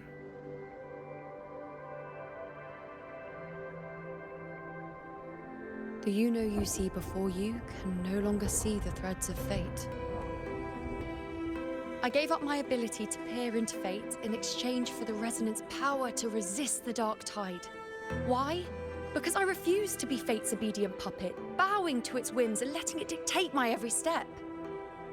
But in the end, despite all the sacrifice, we still couldn't escape its grasp.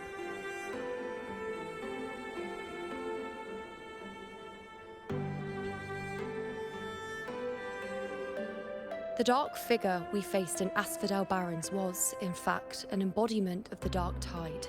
We call it the false sovereign. Unlike other dark tide creations, it can devour and reshape the scattered powers of its maker. I'm unclear how things will unfold, but I'm certain it's the source of evil that will bring about the fall of Septimont, just as the prophecy foretold. Before this hunt, Augusta and I investigated such dark tide irregularities at the Sanguis Plateaus.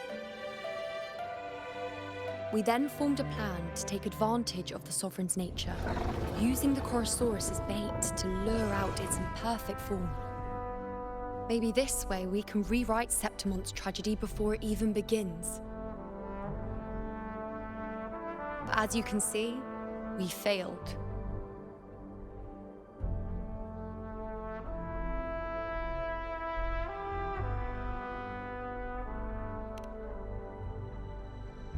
I do not know. Fate doesn't lie.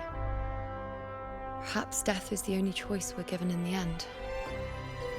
But knowing Augusta, I'm sure that fool would fight till the bitter end. There is one thing I'm not certain about.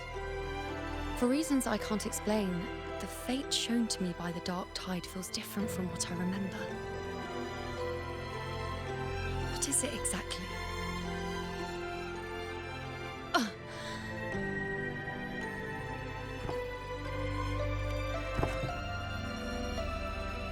A side effect of my resonance power.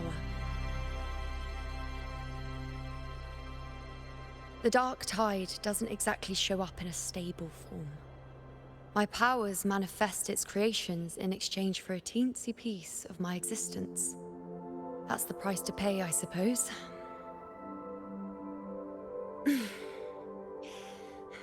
I admit it sounds a bit complicated. In short, just know a little sleep will relieve these side effects.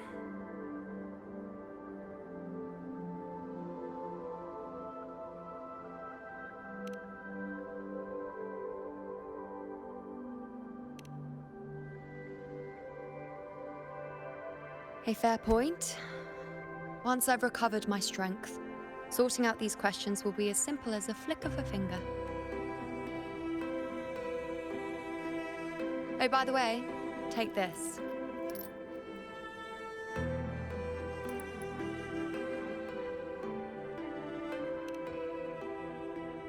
A Lunarum bracelet containing a small portion of my resonance power. It was passed down to me by my predecessor when I became a priestess.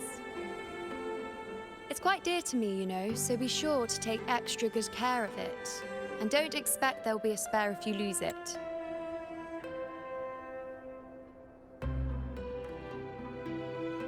Rely on it in my absence. Who knows? It may even help fill in for me and help you and Augusta in my place.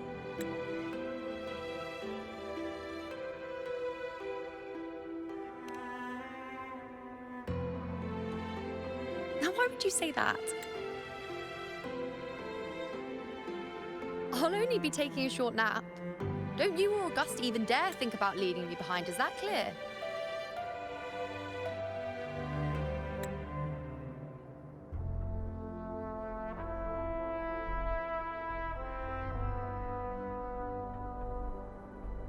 I should see how things are with Augusta now.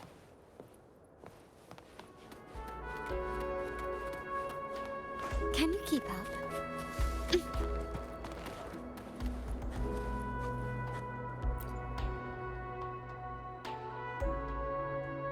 The situation we're currently facing is more dire than any I've come across. For the sake of Septimont, I must momentarily set aside my quest for power. My 4 expeditions to Main's Deep. Now may not be the best time to discuss past events, but if you insist. It dates back to a high tide 4 years ago. At the time, we were driven by the fury of the dark tide into the lower levels of the hunting grounds, the wastelands. I had no intention of emulating the feats of the 3 hero of heroes in conquering Main's Deep. But with the dark tide's blockade, I had to lead repeated expeditions into those underground ruins. Fortune, however, did not turn its back on us. In that dark and treacherous place, my companions and I managed to carve out a path to survival. Fate has its ways. Now only I remain able to face the hunting grounds trials. Many of my companions fell to the corruption of the dark tide.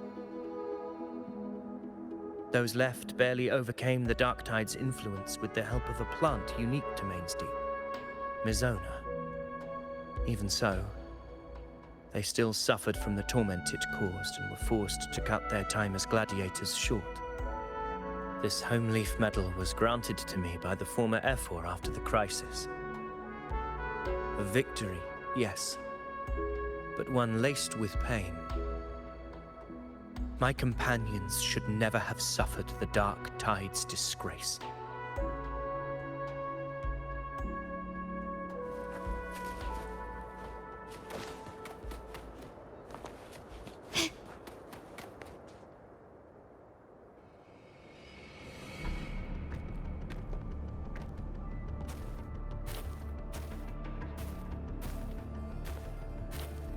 Messages have been sent to the encampment and all sectors of the main island, and defenses are currently being deployed per your instructions, Your Excellency. Good. Ensure timely reports on any new developments. Yes, Your Excellency.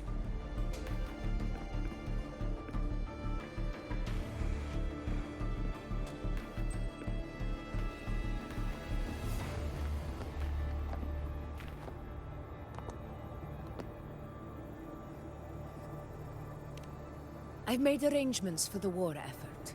Strategically, we must always brace ourselves for the worst. Communications with the Black Shores are also underway. The Ephor's palace has previously established a connection with a consultant in the Rinascita region. We've reached an agreement granting the Black Shores permission to access Septimont's resonance nexus. They'll be able to monitor and collect data on the Dark Tide during the hunt. In return, should any complications arise, the Black Shores are to fulfill their side of the agreement and provide us with the necessary technical support. A consultant active in Rinascita? That's right. Her name is Buling. An interesting young lady. Left quite an impression on me. Huh. So it is her. Why don't you let me handle contacting the Black Shores, Augusta? We talk from time to time. It'll help make things smoother for us. Of course. I'll leave it to you then.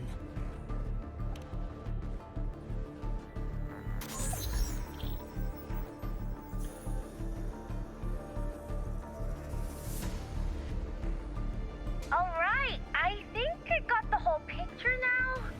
Ugh, Rover, how do you keep ending up in messes like this? This is one tough cookie, alright. You mean... Let me tell you, the latest data we got from the Resonance Nexus isn't so pretty. Something's really off with the Dark Tide in that Sanguis place. I don't remember it being this crazy before. Normally, the Dark Tide getting all freaky during high tide is whatever, right? But now, I don't know what happened, 'cause it's turning into a person. So listen up.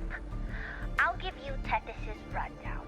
That humanoid thing, that Sovereign, is gobbling up frequencies like a maniac.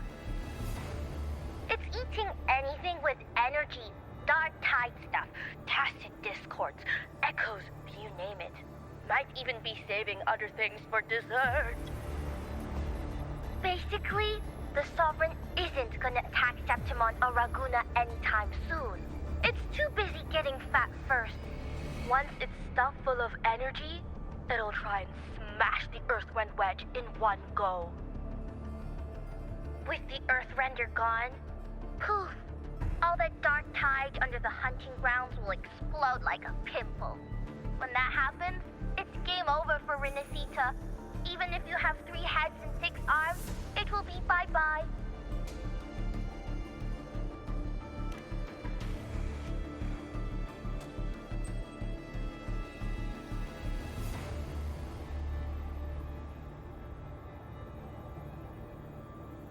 But Smooth Moves team, cutting through the clutter, I see what you're doing. This Corosaurus is just the bait to hook the big fish, isn't it? Your real plan is to stop the Sovereign before it fully forms. Nip it in the bud. Am I right, boss? You are right on the mark. Heaven and Earth are in harmony. That's my reading, so your plan shouldn't have fallen apart like that.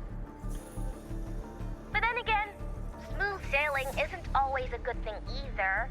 Too much harmony invites trouble. Tethys did pick up a strange frequency midway through the hunt. Everything was fine until that frequency came out of nowhere. And then suddenly the Sovereign took form way ahead of schedule. Talk about flipping the table. Well, let me get another reading. Oh, the cheese all messed up. It's kind of hard to see. It's like someone clouded the heavenly signs on purpose. One way or another, we must find the Sovereign and stop it before it absorbs any more frequencies. This might be our only option for now. That's right. Supernatural powers or not, the Sovereign can't escape good old Tethys. Let me see. Yup. It's wandering in an area with a whole lot of other frequencies. Looks like it's east of the Sanguis Plateaus. Yeah, that place has lots of dark energy. Bet many tough people died there. Murmur's Town. Understood. I will stop it in its tracks.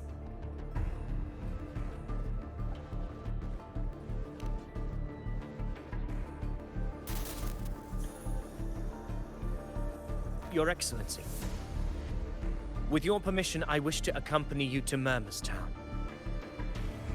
I know this request may seem bold, and I'm aware of the dangers ahead. But as a warrior of Septimont, I cannot simply stand by. Gladiators! We are united as defenders of Septimont's honor. I do not claim the right to ask this of you. But in my heart, I believe everyone here has earned the glory we bear.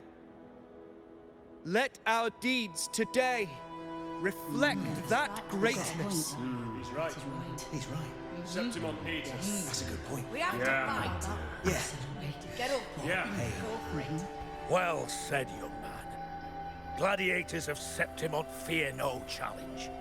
When the storm approaches, can an eagle soaring in the skies remain content as a fledgling beneath another's wings?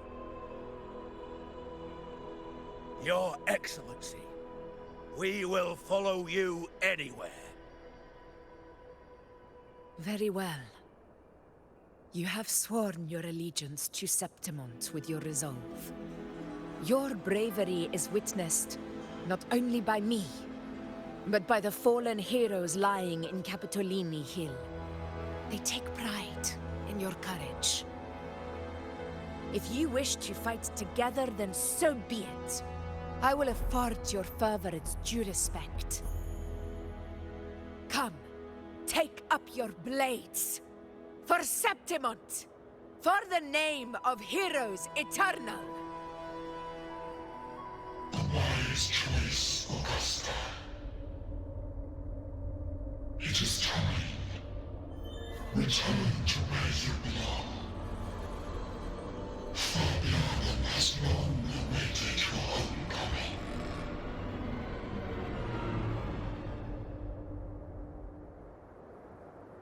Murmur's town sits atop the wastelands, below the hunting grounds. It has since become a forbidden territory, after the Dark Tide's corruption 16 years ago. Follow me. The Wingray can give us a lift. Avidius, ready the anchor stones. We must set up a defense line around Murmur's town. It shall be done, Your Excellency.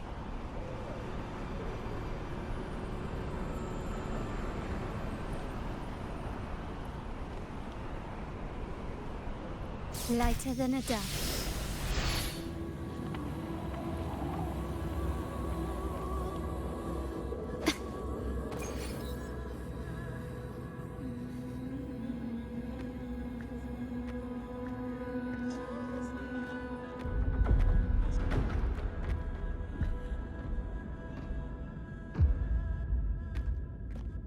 The wastelands.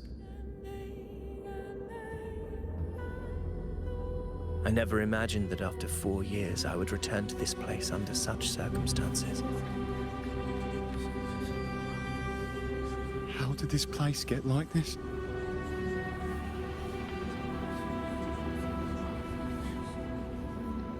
This is where the Dark Tide started 16 years ago. The fact that this empty shell still stands is a miracle in itself. Does this mean if we fail to stop the Dark Tide, Septimont too will... What? It's terrible. Oh, no. That's horrible. No. Dreadful. No. Oh, I can't believe it. What shall we do? Warriors, do not let fear stand in our way. The untarnished glory of Septimont stands behind us. The devastation that befell Murmur's town 16 years ago will never be repeated. Because now, we are here.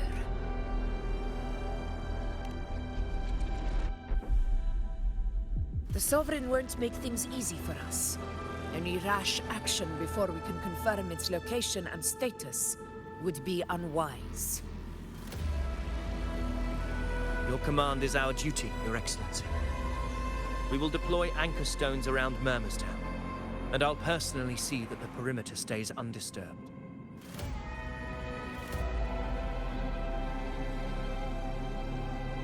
Yes. This will trap Sovereign inside the town. Good. Proceed as planned, Avidius. Now then. It falls to us to track down the Sovereign's whereabouts, Rover. Time is short, so we'll need to split up. Keep your guard up! Those hollow figures do not be fooled by their stillness. Those are just the shell. And watch for their songs of corruption. They were once our own. Brave gladiators, loyal citizens of Septimont. The dark tide not only twisted their minds, it also raised their corpses and turned them into mindless puppets. Not even death could set them free.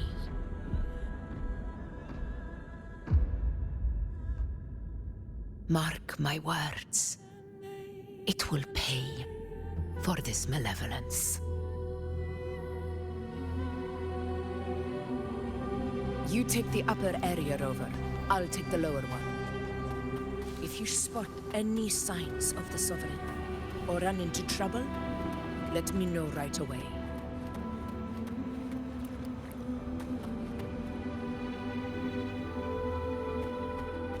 This place is too quiet. No trace of the Sovereign anyway.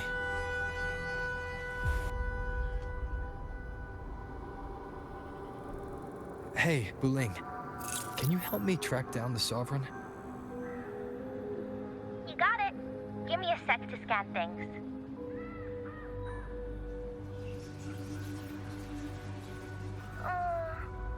Sorry, boss.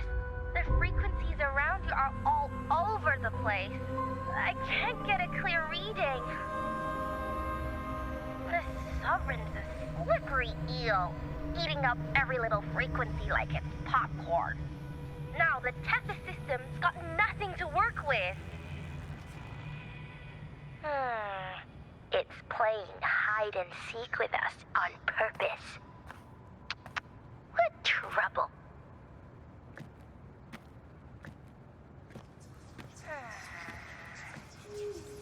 Hold on. What if you bring me some pure dark tide frequency samples? Maybe Tethys can use it to track down something with a similar frequency, like the Sovereign itself or the original dark tide. Could give you a better lead. Understood. I'll do what I can.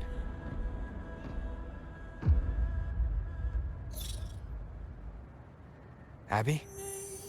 Abby? Wake up. What's going on? Ugh, I'm so sleepy. Ugh, the dark, spooky stuff I ate earlier is still gurgling in my belly. Sorry to hear that. But if my clever, brave, stylish, and sweet Abby could help me out, that'd be amazing. Aw, you're making me blush. Okay. Your best buddy Abby's on the job. Go on. So, that thing we tangled with before has gone into hiding around here. I need your help to sniff it out. Yeah, easy peasy. You know I have a good nose for searching.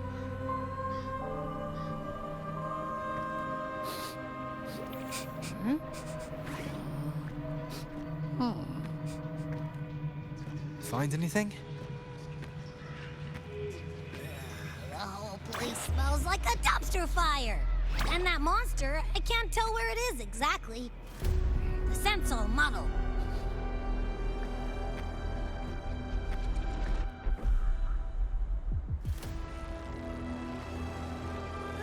There's something weird over there.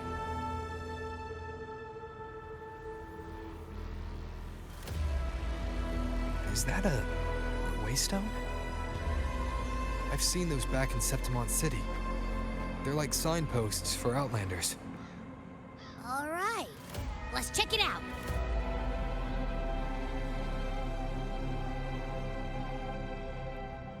This the one?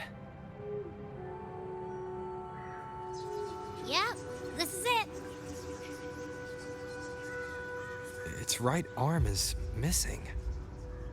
Isn't it supposed to be pointing in that direction? I guess. It wouldn't be a waystone if it didn't show the way, right? Hey! Something just flew by that way! It's that muddled scent again! Come on! We gotta catch it!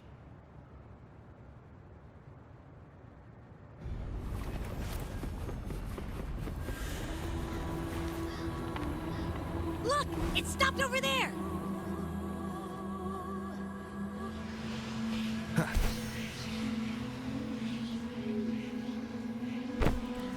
It's gone. Is it hiding among those strange statues over there? Wait, are they singing? They must be the hollow figures Augusta mentioned. In that song. No, I can't get any closer. Maybe I can split off the Dark Tide's influence.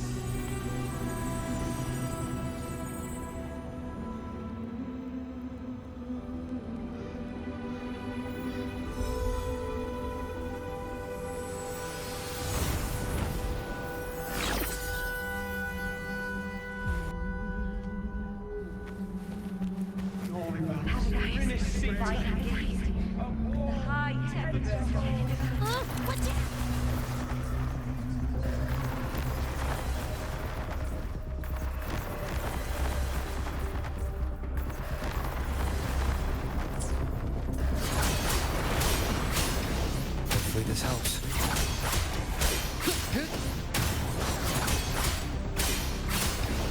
It worked. Nope. That troublemaker's off again.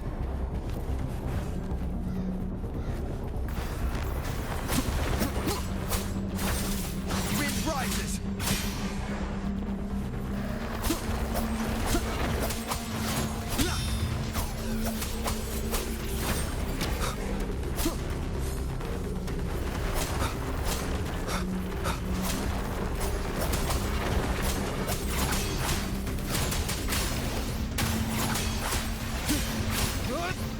The wicked will face judgment!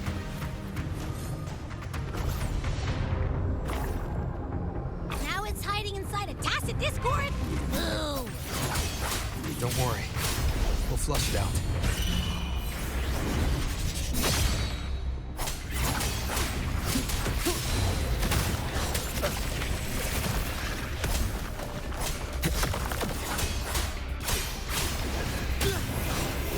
Tempest of slashes. The wicked will face judgment! Your hide-and-seek game is over. Time to finish it. Tempest of slashes.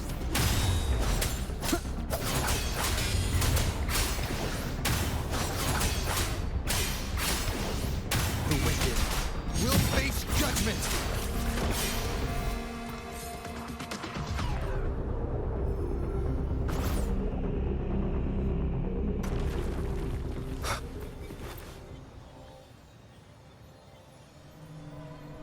A piece of cloth. Looks like something from a gladiator's gear.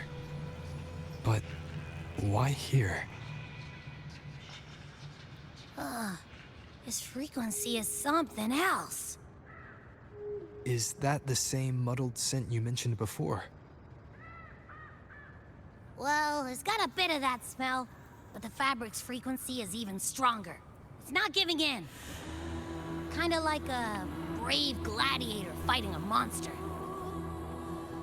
I see. That waystone with the missing right arm had a sleeve that was torn.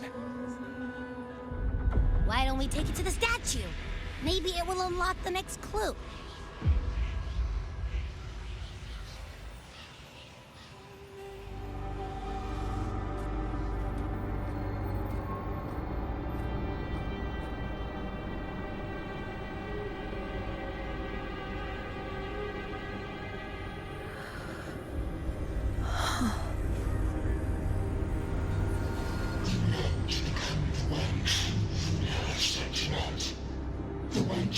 the unending tragedy of your people. Is that not your true desire? And yet, you remain but a fragile mortal, unworthy of the greatness you seek. How can such a weak soul claim its place among the gods? Deny it not, sweet child. Your heart is bare to us.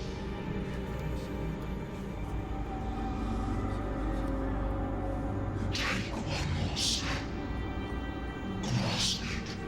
Feel it. Embrace it. Awaken this power through your forte, and shed the weakness of your pitiful shell.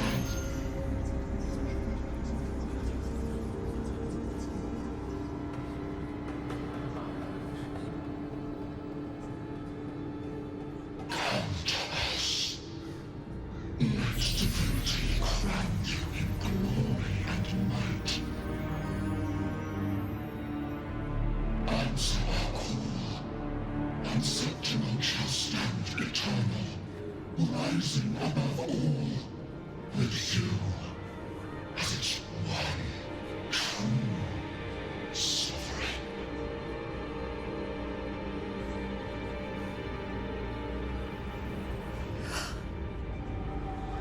Angel.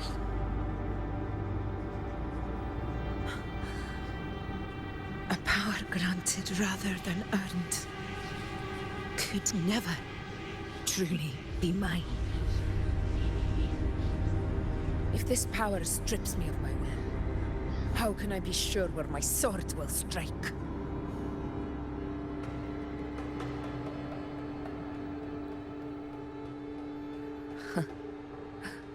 I reject such a gift.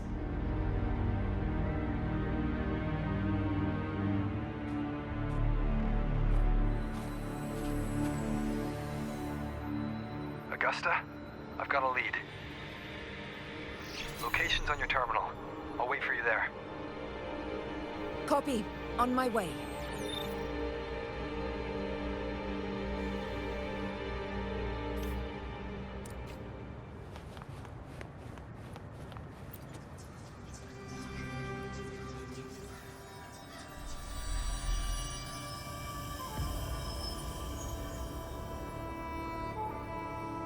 The clash of battles long past is proof of my unyielding will. Travelers who have braved the path, press onward.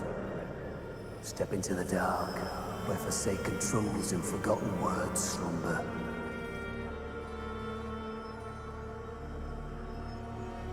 This is a Sonoro! Ah, the muddled smell makes sense now. A gladiator who fought the dark tide in Murmurstown to his last breath. His frequency still lingers to carry on the fight. Thank you for showing us the way ahead.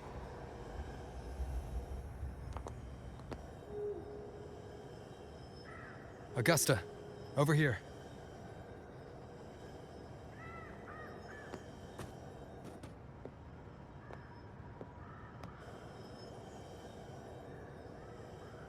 Is this a Sonoro? All right, time for Abby's rundown. So, Rover and I were tracking that shadowy monster fella. And I followed its scent right to, this Sonoro. Well, kinda. It's not the exact same scent, it's just really close. It's also kinda muddled. Right. The frequencies the Black Shores detected in both Murmurstown and from the Sovereign are unusually complex. To track the Sovereign, we'll need to help by isolating a pure dark tide frequency. I wasn't sure where to start, but Abby's been a big help. Don't mention it. Easy peasy lemon squeezy. I assume this is your echo friend, who saved us in the Asphodel Barrens. You have my gratitude. No biggie.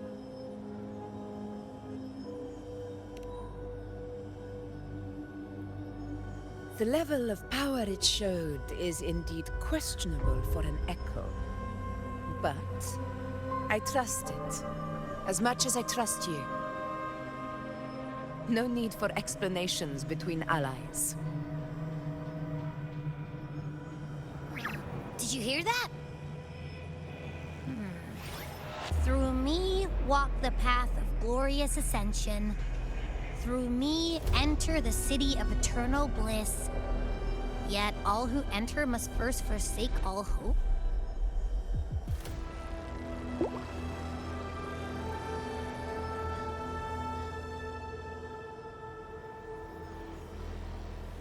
Sounds like a song. Those lyrics are pretty intense, though. Sonoro, what do you want to show us? Let's enter it.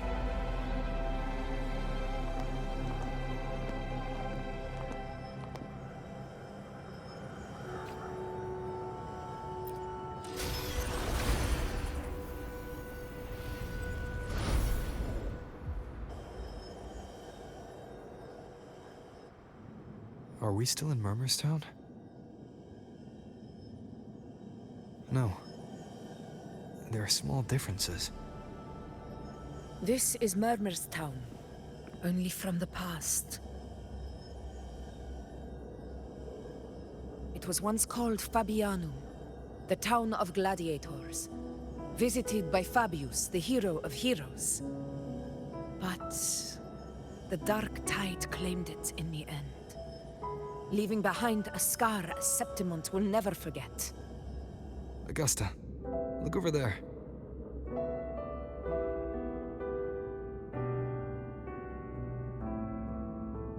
Are those lingering frequencies from the past?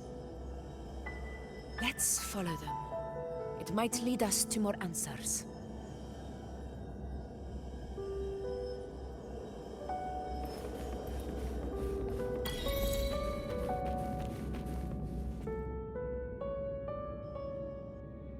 I didn't see you by the Oak Hollow today. You promised we'd go explore Main's Deep together. But don't tell me you got roped into errands again. Sorry. Otto got hurt, and Uncle Philo shot on help at the shop, so I volunteered. But I lost track of time. All right. But isn't it odd how people always come asking you for help? We're children, after all. I don't know. Me neither. Well, I guess it is high tide season. Uncle Philo must be busy at his forge. Even Ma and Pa are busy preparing for the hunt. If only we could find our way to Main's Deep. Maybe we'd hear the hero of heroes whispers and gain a mighty resonance, just like in Grandma Rosa's stories. If I were strong enough to join the hunt, maybe Ma and Pa wouldn't have to work themselves to the bone. You're strong to me, Angel. Sometimes I wish I could be as strong as you. I don't think I've ever had your gifts. Father always said, you swing a sword fine enough, but your resonance ability is average at best. Not gladiator material. Average? I don't believe that for a second. Come on, let me see your hand. Your tacit mark's there, right? Hey, why are you hesitating? Show me.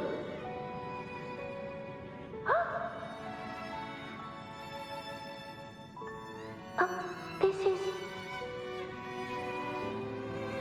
I'm going to Uncle Philo.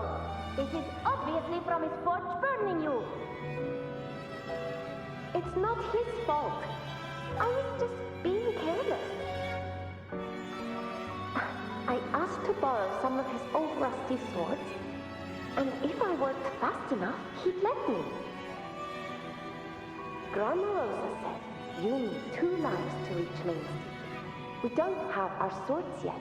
We're missing a life, so I thought if I could get us some... not this again. You really can be a handful sometimes.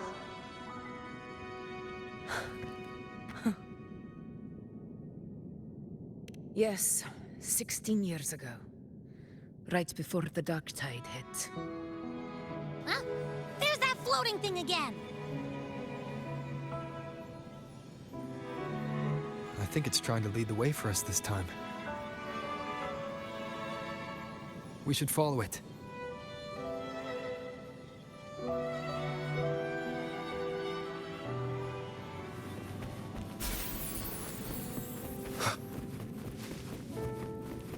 It's hovering by those phantoms.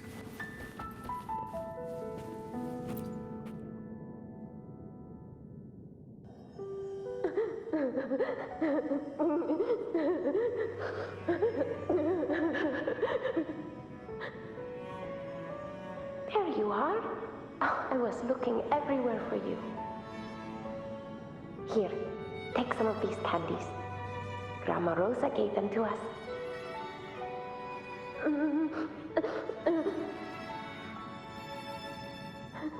Hey, do you think what Grandma Rosa said about Main Deep is real?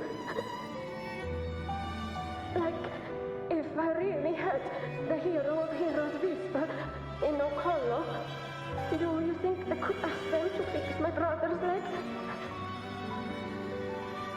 With a resonance ability that powerful, maybe he could get better, just like how he was. The grown-ups keep saying how awful this dark tide will be. And my brother's leg, it won't heal. They said he'll never be a gladiator now. In that case, why not try your luck in Oak Hollow? You can take my sword. Just make sure to bring it back to Uncle Philo later. But aren't you coming too? There's no extra sword. You can't reach Main Deep without your sword. It's okay. I'll wait till next time. I'll find a way to get more swords, so everyone can have one. That little girl. Does her voice sound familiar to you? I feel like I've heard it somewhere before.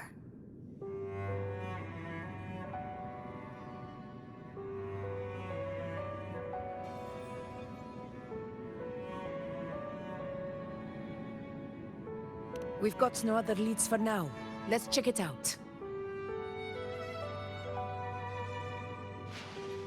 More phantoms of the past. Oh, look over there! I see it!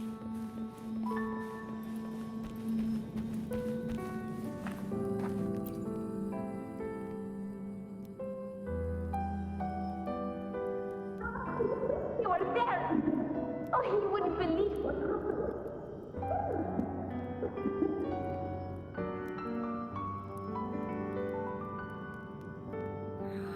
It's cutting out. I can't hear what it's saying. Rover, that floating thing. Seems like it's distracted.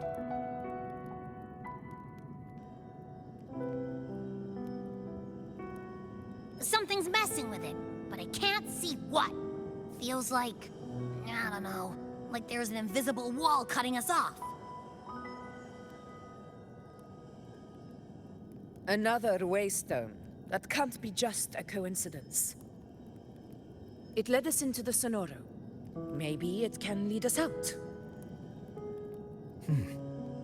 You're saying we should use it to leave the Sonoro. and that whatever's messing with us might be coming from outside. Could be. It's worth trying.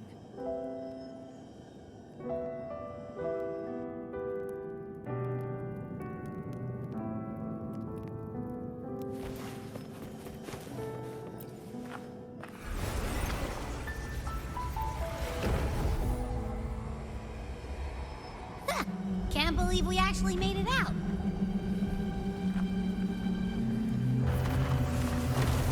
More hollow figures. It really was that. Don't worry. Leave him to me.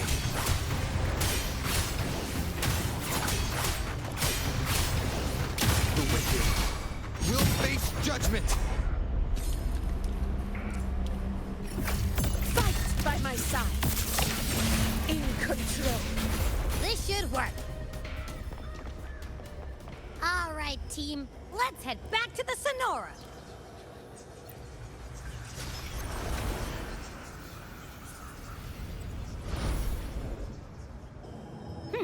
Seems like our little flutterbug has finally calmed down. Let's go look at the phantoms over there.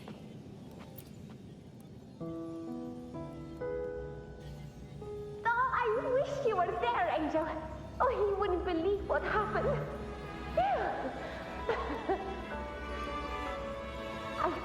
I only ran a few laps with Edric, and guess what? He got so dizzy he tripped over his own feet and smack! Chipped a tooth! Hold still. I'm trying to get the salve on. Look at you. Black and blue and still grinning like a goat. All right, out with it. What do you do to that thick-skulled Enric this time, huh? You're hurt pretty bad. Guess that means no Oak Hollow then. Not that it matters. I bet there's still nothing there but moss and mud. Oh, he was picking on the little ones. I couldn't just stand there and watch. So I told him, learn how to kneel before asking others to. And that's when he snapped. Couldn't beat him, but still threw down. But just like you.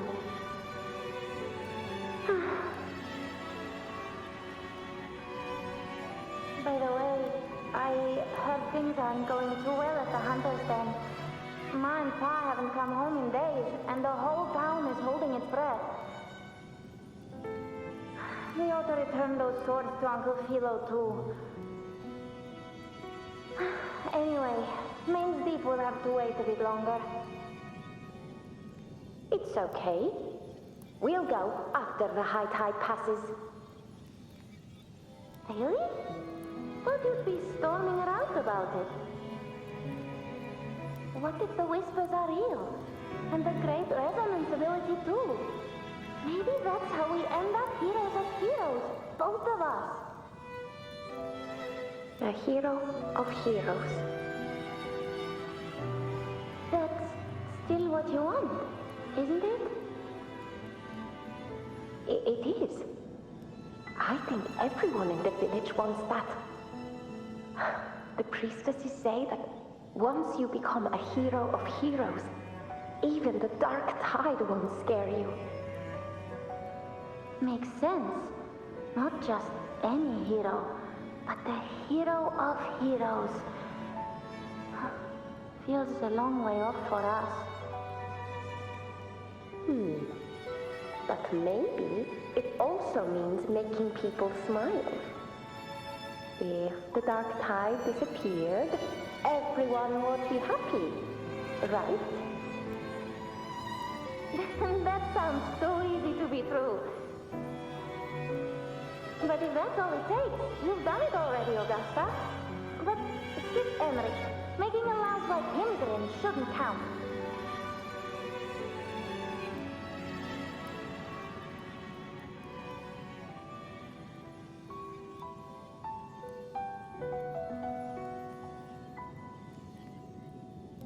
Augusta. That's me. I guess there's no denying it now. I thought I might keep my foolishness as a child from you. So, Murmurstown, I mean, Fabianum, is your hometown? Yes. It's been a long time. I never imagined I'd see my past like this.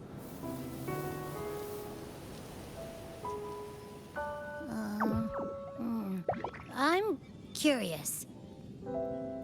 About Main's Deep and the Oak Hollow? Yeah. The name Fabianum once stood for glory. As Septimon's front line against the Dark Tide, it held the honor of receiving legends, like Fabius, Attilius, and Valeria. Perhaps that's why Hero of Heroes' tales always lingered here. The most popular one was the tale of a great journey to Main's Deep, the ruins of an ancient civilization. It was said that if you brought 2 lives, yourself and your sword, you'd be granted entry. And within, you'd hear the unceasing whispers of the legendary heroes. Whispers, they say, capable of awakening resonance ability, as mighty as the hero's own. As for the Oak Hollow, said to lead to Main's Deep, just children's tales. No one ever knew if it was real.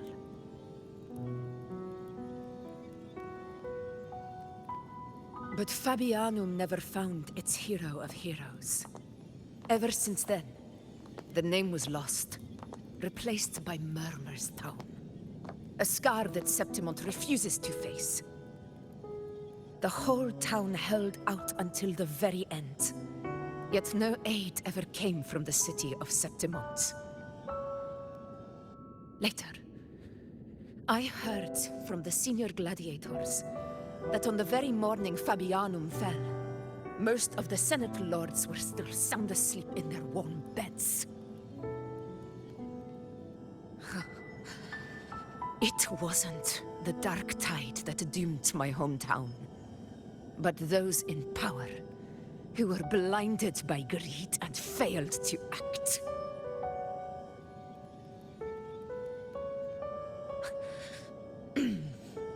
Forgive me. I let my emotions get the better of me.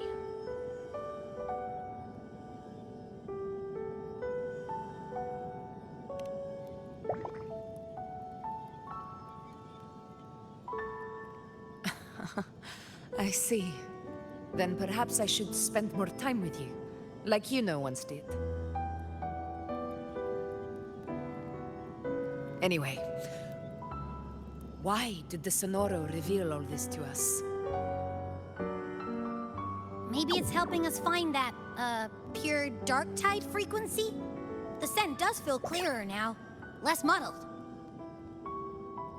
Or maybe it meant to show us something more.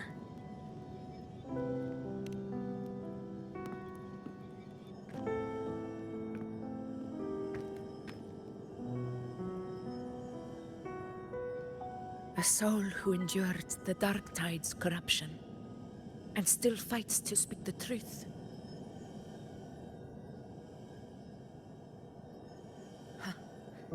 His spirit deserves to be remembered. I will go to witness that truth with my own eyes.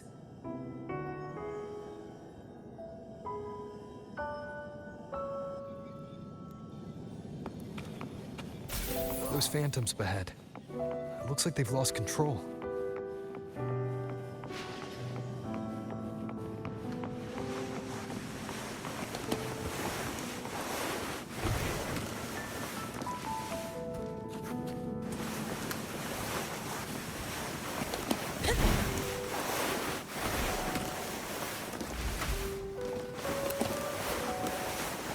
Everyone's been...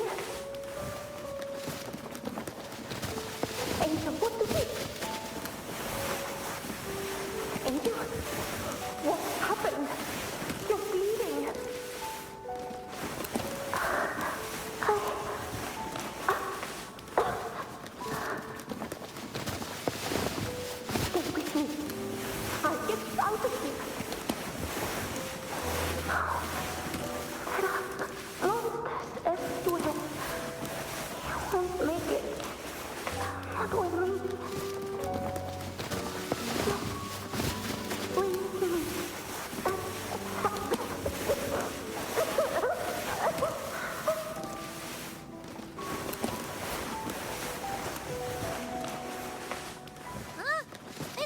it again.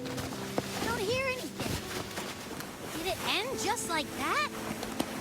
I remember being trapped inside with Angel, surrounded by tacit discords. If it hadn't been for a brave gladiator stepping in and fighting them off with his life, none of us would have made it. Perhaps we recreate what happened back then to stir the phantoms. We defeat the tacit discords, just as that gladiator did. But they're just phantoms. How do you fight something that's not even real? Again, we'll fight them outside the Sonoro. Right, the Waystone.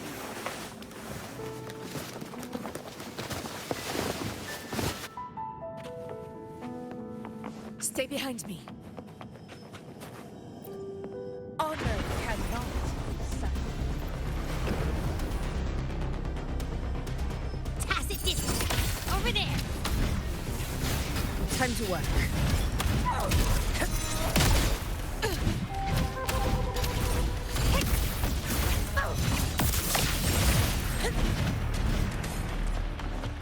Undying glory.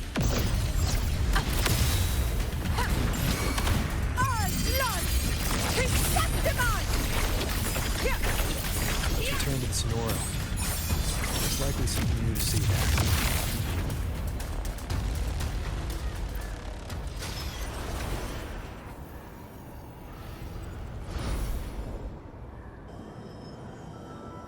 Stay behind me.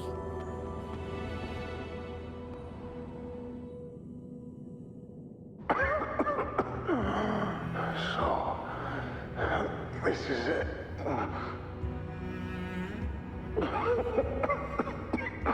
At least, I'm not on my knees.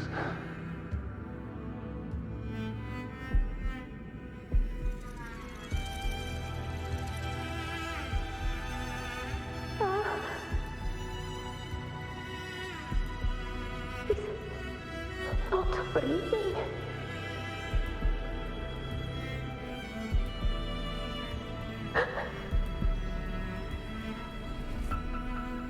Thank you.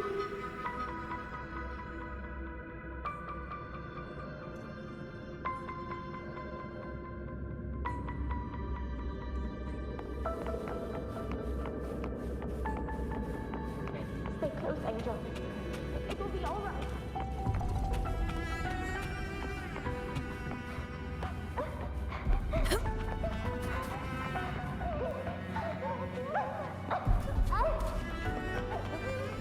It's over by the alley. Let's go this way. Hang in there. Hold my hand. Stay behind me.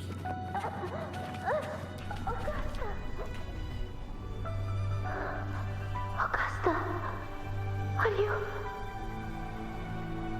you going to face it alone? No, don't. Just come with me.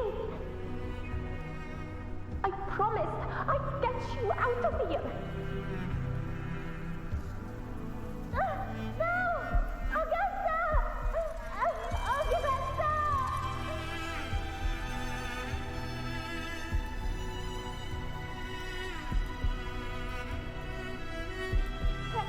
Hey, you! Evil monster! Why don't you fight me? I'm not scared.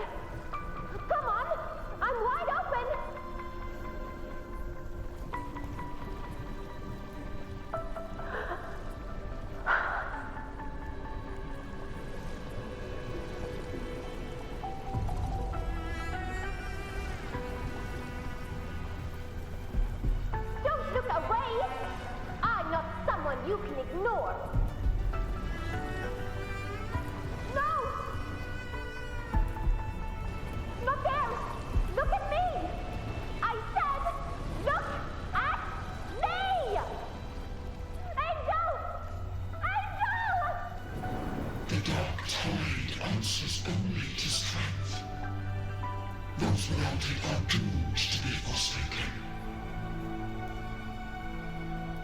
Augusta, my brave and fragile child, your strength is far too feeble, unfit to sate the hunger of the dark tide.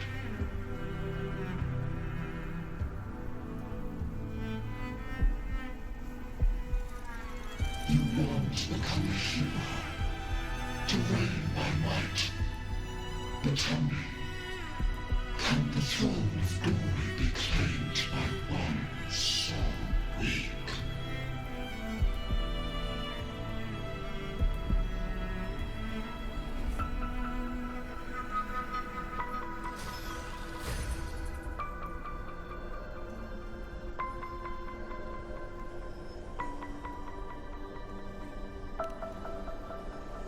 The Dark Tide paid me no mind. Its target was always Angel. And the whispers, they were real, but not as the legends promised. What I heard were words of cruelty.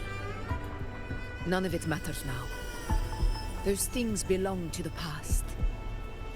I was a reckless child, a hatchling, flailing with a sword I could barely hold.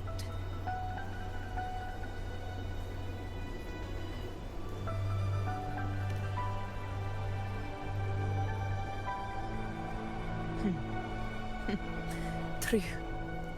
Though back then, I didn't really have a choice. This is Septimont, a place where ideals bow to strength. As a child, I had no desire for power. But in the city of Septimont, if I wished to rise beyond my origin and silence arrogance dressed in fame and fortune, I had no other path. Now, my strength speaks in my stead, and my blade cuts down every slander. All but prejudice. I know well what those parasites in the Senate are plotting. Draped in the Temple's name, they manipulate public opinion to secure themselves a place on Capitolini Hill. But their absurd schemes betray only fear. Too afraid to face me, they skulk in the shadows, hoping empty prophecies might bring me to my knees.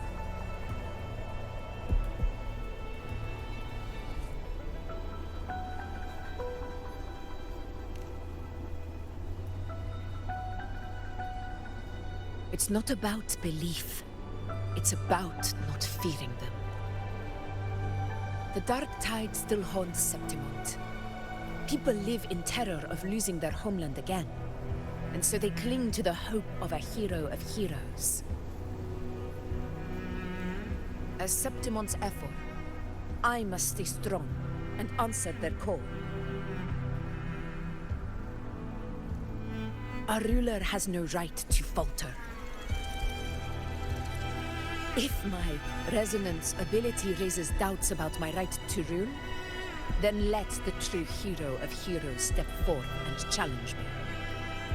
And if none appear, I will decide whether this title is worthy of the weight of a ruler's glory.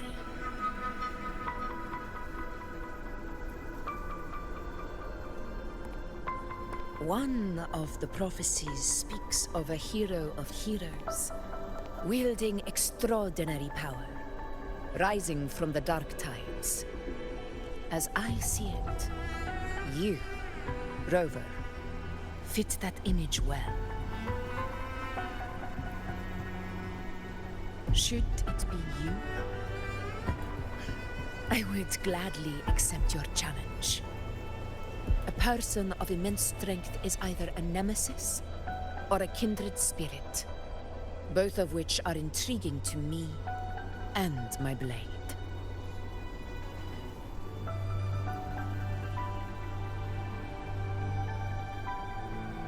Me? Honestly, the thought never crossed my mind. From what I've seen, Being a true ruler isn't about having immense strength, whether that's a powerful resonance ability or sheer might. I've met people from Huanglong to Renacida who live with real integrity. Their skills and backgrounds were all different, and none of them were perfect. But what defines them isn't strength or anything that can be measured. It's the spirit they were born with.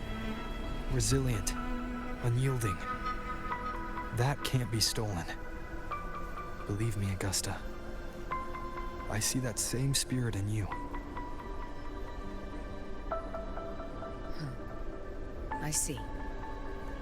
Yuno once said something similar to me.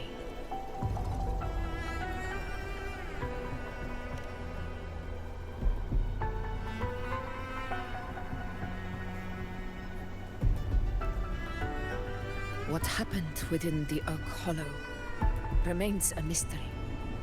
All I know is, when I found her, her resonance ability had grown immensely. So powerful that even the Dark Tide could not withstand it.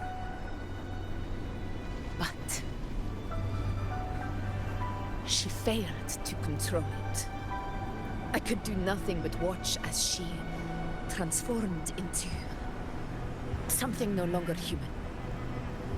After that, I never saw her again.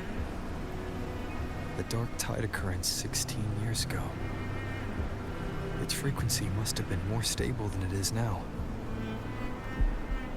Maybe this is the truth the Gladiator spirit is trying to share.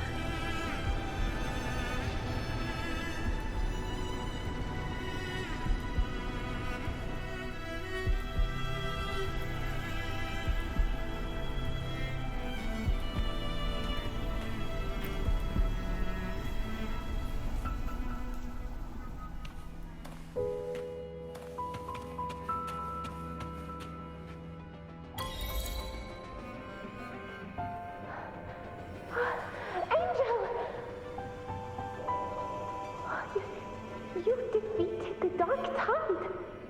That's incredible! And your wounds? They're gone! Thank goodness! Did the Whispers give you their power?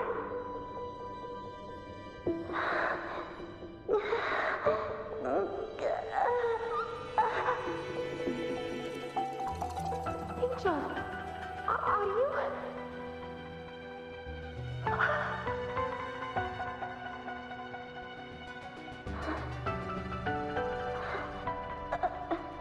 Run.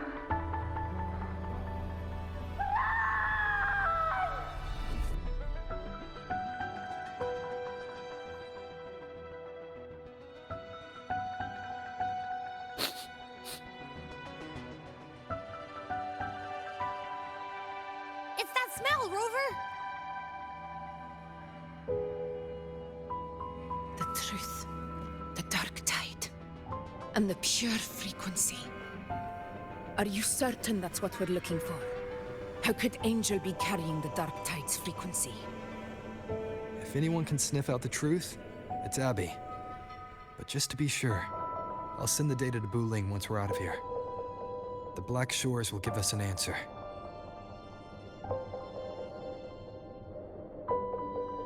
All right.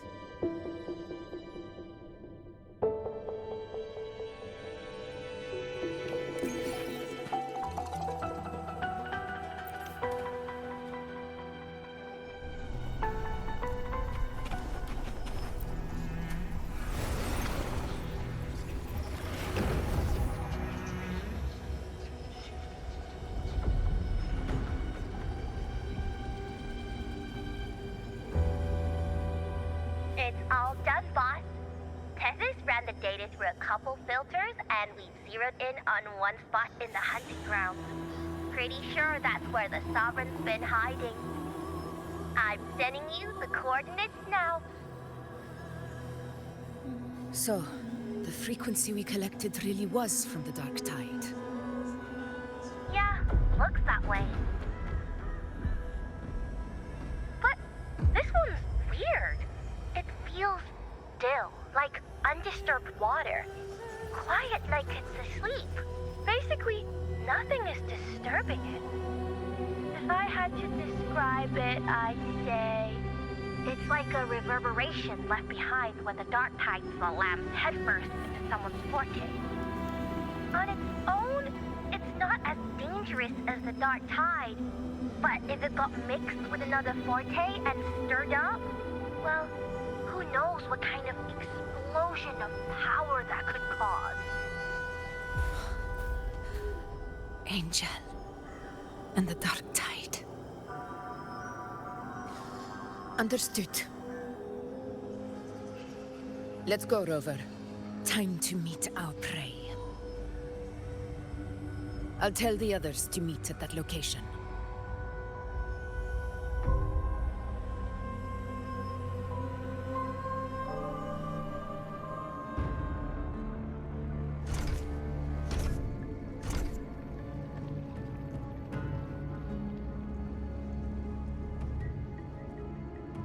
Please hurry, everyone. The anchor stone must be in place before the Sovereign's hunt begins. Such devotion. Forgive me, but you seem to forget your place, Avidius.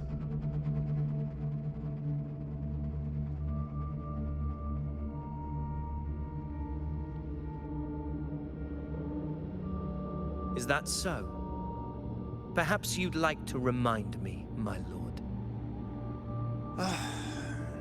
You must be aware of your rather underwhelming performance during the Tyrannos hunt.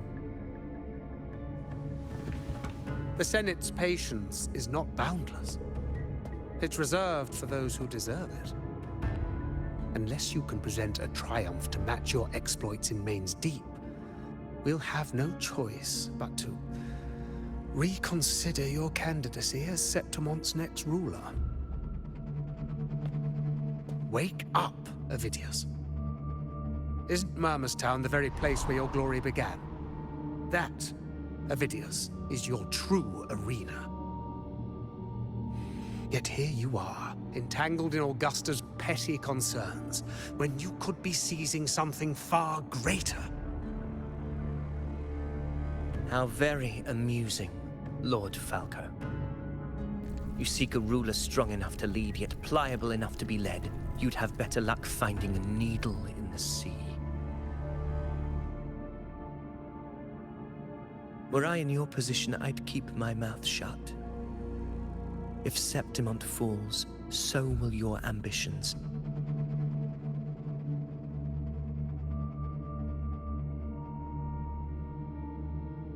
And allow me to remind you.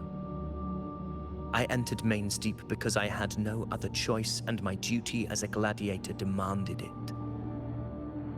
The blood I shed, the blade I wielded, these were proof of loyalty, not entertainment for the Lords. If that's how you see it, then perhaps it is I who should reconsider this alliance.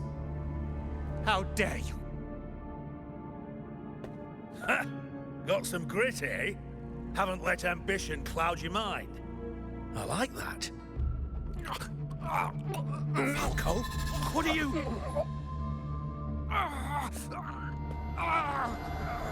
Watch out!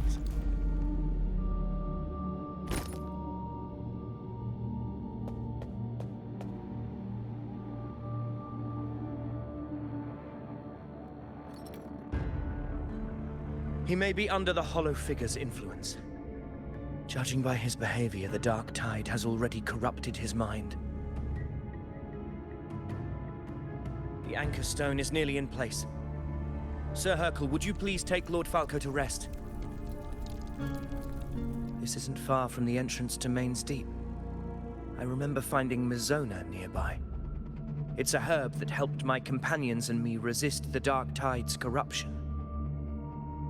Lord Falco has paid for his pride. But as a former hero, he deserves a death free from the Dark Tide's torment.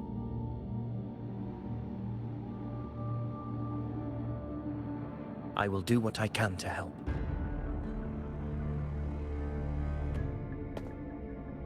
Sir Hercule, please look after him.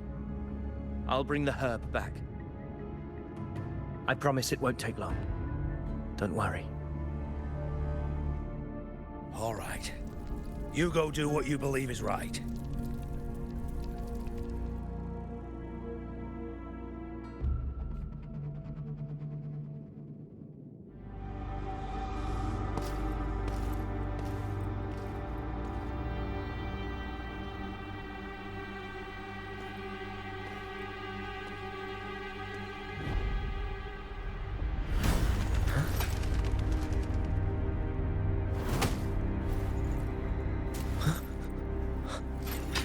How could it be? No. It must be the Dark Tide's illusion.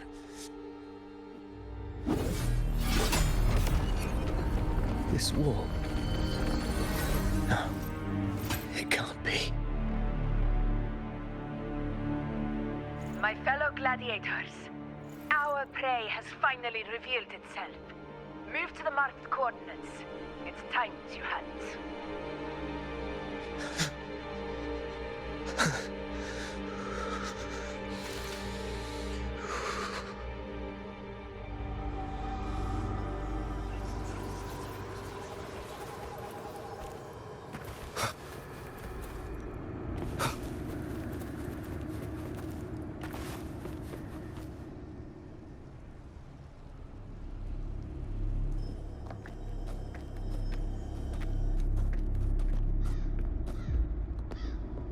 This is the place. The smell's getting stronger.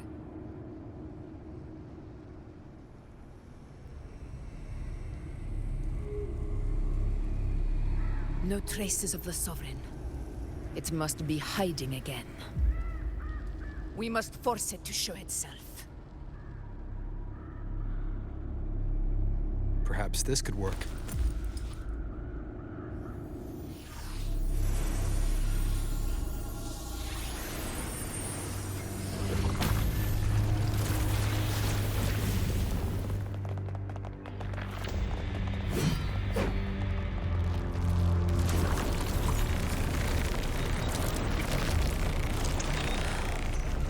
Over there.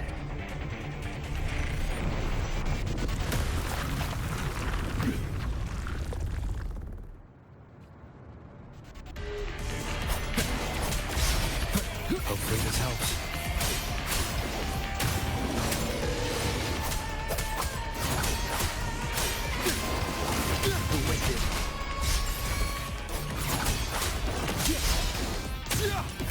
Conquest begins now.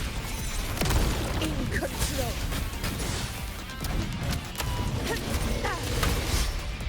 Roars of conquest.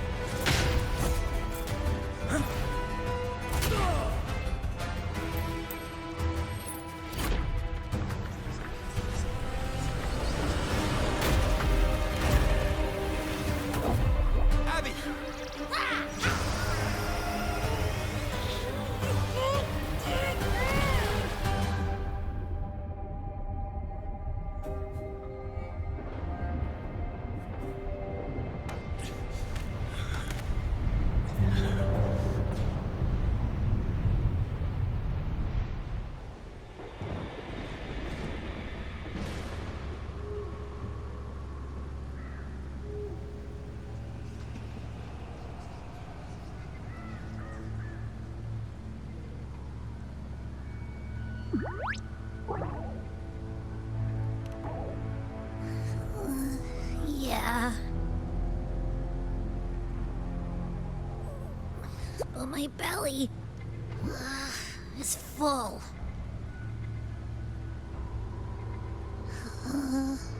I'm so tired.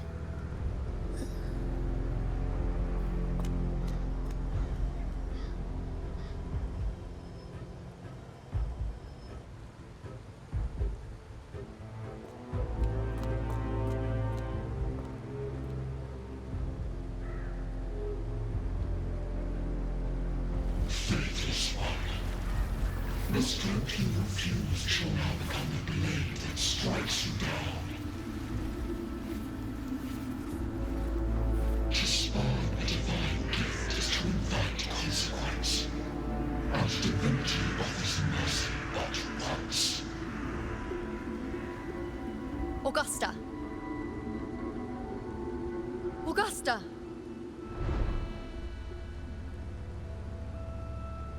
You know,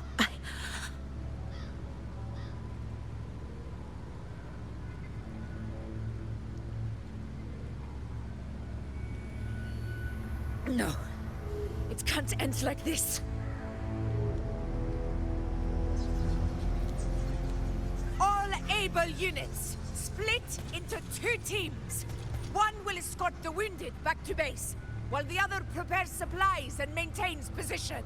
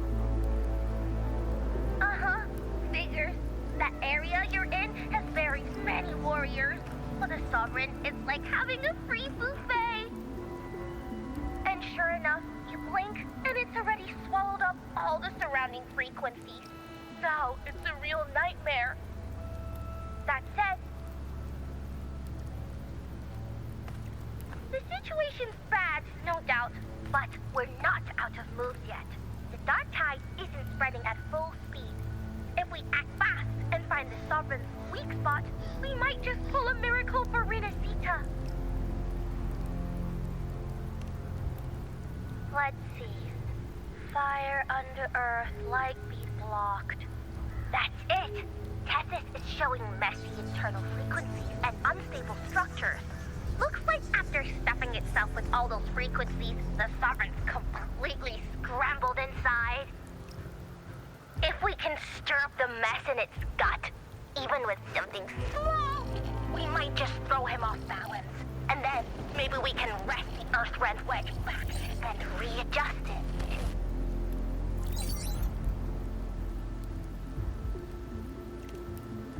Terrible timing. Is there any other way to reach her?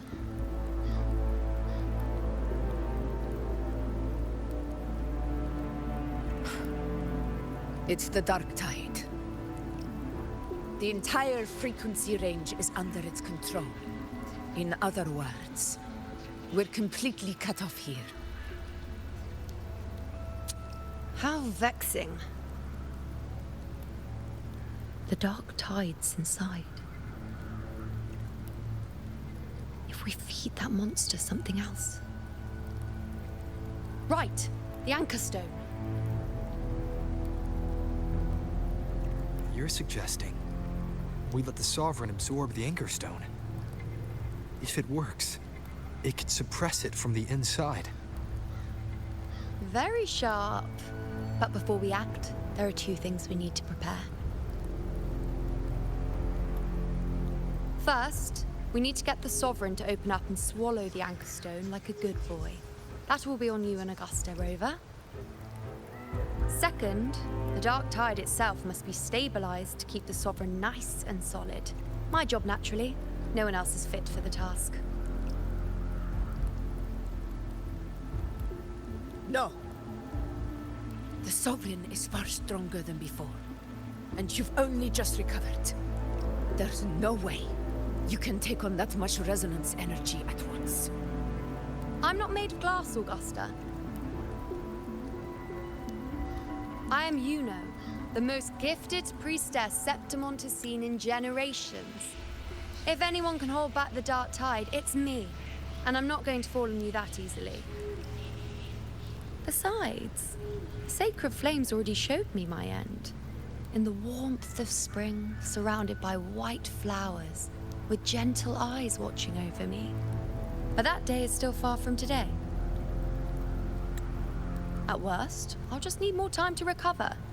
Everything's going to be all right. I promise.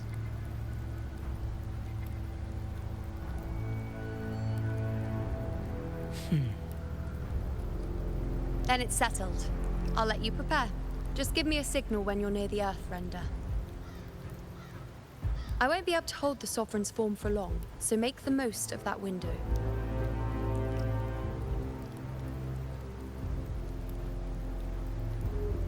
Did you forget anything?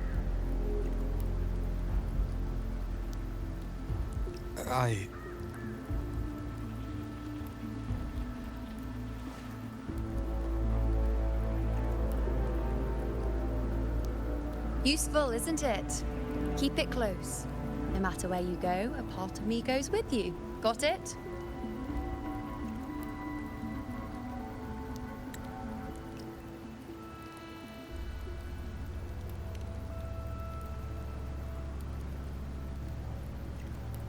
Since I've given you a tool so practical, I'll ask something in return. Just one thing.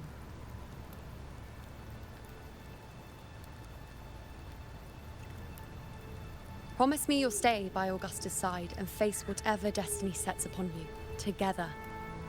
This isn't a command or a suggestion, it's a personal request. Only you can do this. You know. I think I understand what the unknowable void in your fate really means. It's not nothingness, Rover. All along, it's represented a future that can't be defined by anything but your own will.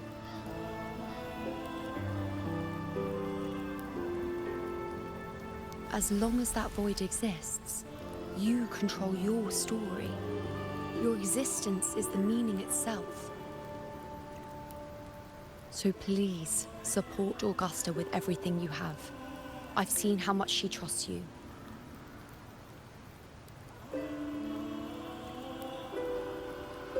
So trust her in return. No matter what happens, you are not to doubt her in the slightest.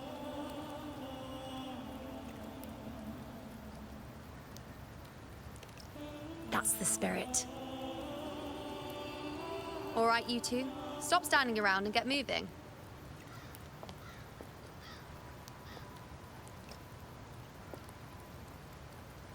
The sooner you settle this, the sooner I get to leave this boring place.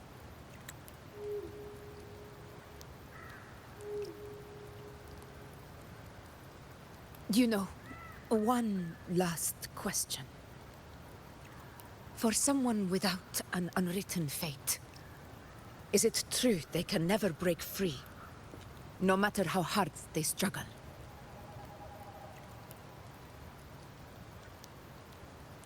I don't know.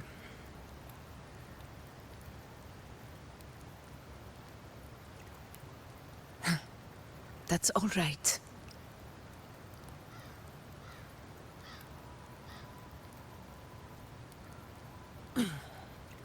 Let's go, Rover.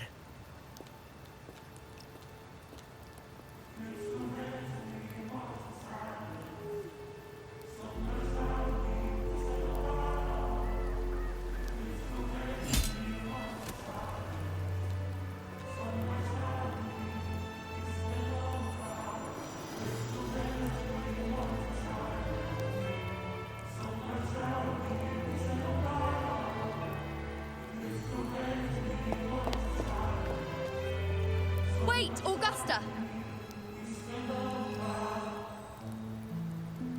I've been thinking. Our final fate might already be written, but how we walk that path is up to us. We as humans are meant to carve our own way forward.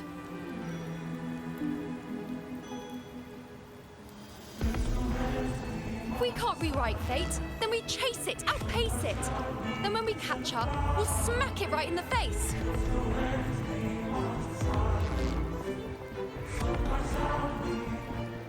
Don't forget what you once said. A ruler assumes their place by accomplishing the impossible for their subjects.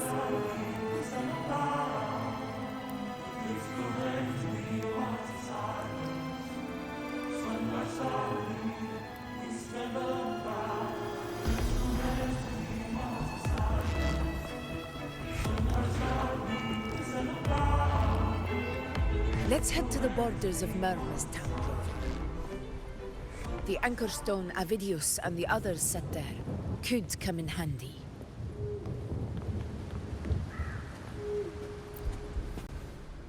Oak Hollow. I saw it. Mainstein. It doesn't exist. Is it because of me? My memories. No.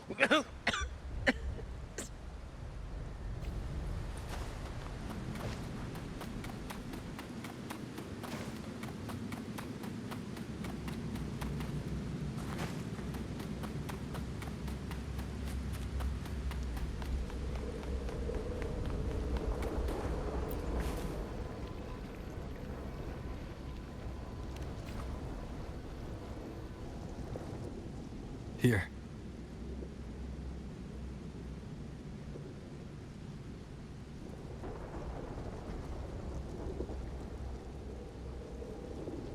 Why did you... Buling mentioned even something small could have a great influence. The smaller, the more unnoticed. Come, stand with me to face our reckoning. Let this small thing pry open the cracks in fate's door.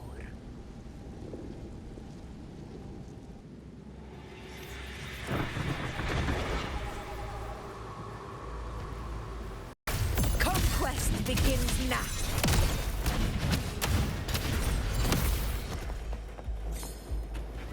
Stay behind me.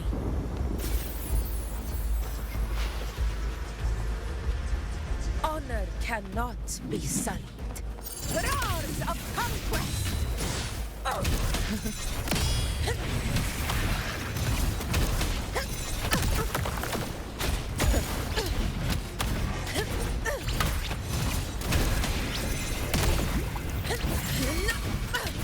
Wind calls, waves follow.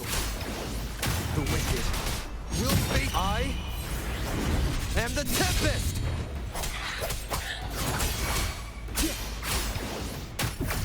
Fight by my side.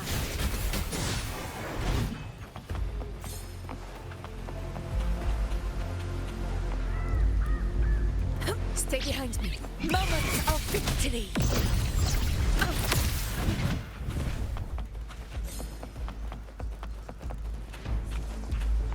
Honor cannot. In control.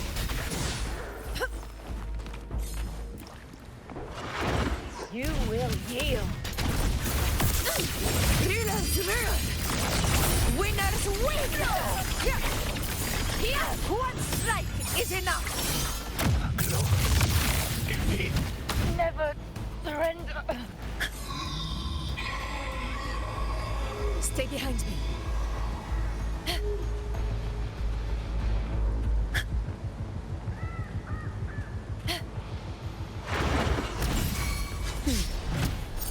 Roars of conquest in control. Wind calls, waves follow.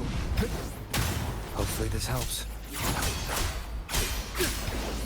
The wicked will face. Waves rise. Judgment strikes! Conquest begins now.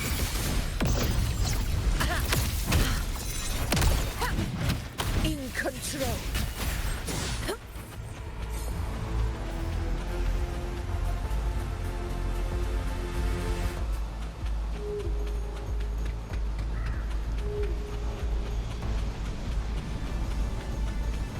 Stay behind me.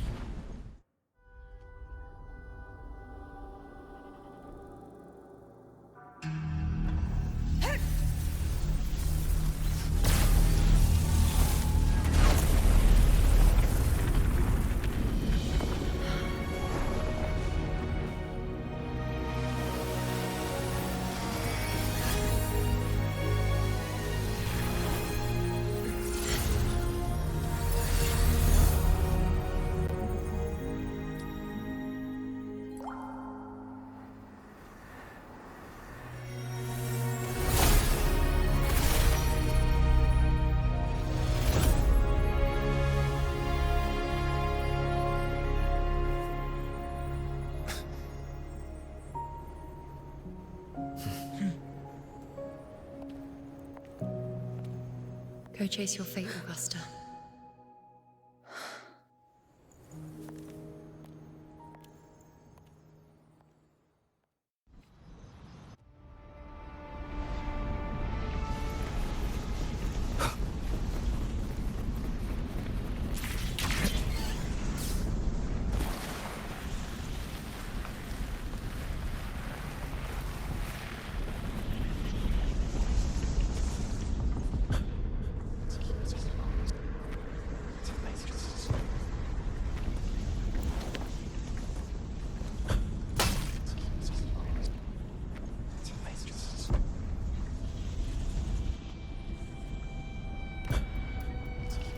Nothing, just something on my mind. Do you still remember what the Whispers told me 16 years ago? The Dark Tide answers only to strength. Those without it are doomed to be forsaken. Now I think of it, it is rather interesting. I've never told anyone this before. But ever since the Dark Tide decided to forsake me, those broken whispers have never left. They echoed in every battle, telling me when to dodge, when to strike. But with each opponent that fell, the whispers began to fade.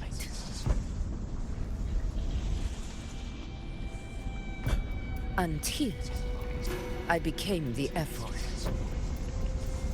That's when they returned. Louder, never giving me a single moment of peace. I tried to shut them out, but every time I strayed from their guidance, fate would strike me down in the cruelest of ways. I thought I was the master of my fate. But the truth is, they always knew the path better than I ever could. The old prophecy about Reguna, that they once whispered to me, has come true. Now, it is time for me to put their power to the test. Leave it to me.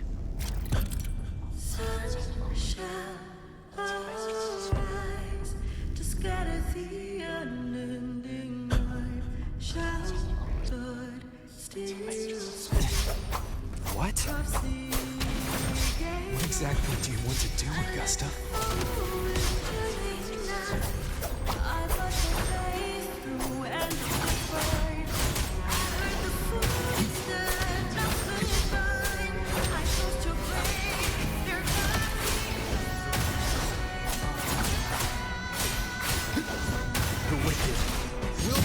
Judgment! Waves rise.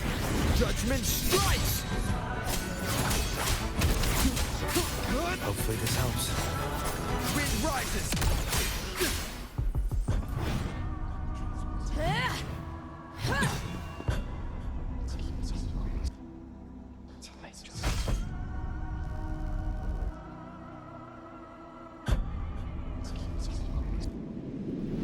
One of the prophecies speaks of a hero of heroes.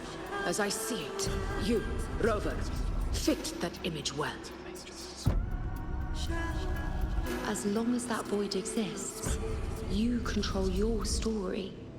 Your existence is the meaning itself. So this is her plan. Using this battle to mark me a hero of heroes so the temple's prophecy will be fulfilled. Augusta. Give everything, Rover. I have realized this is the duty I must fulfill. Ha! That's it. Show me your strength. The one who stands beside me for the throne is you. And only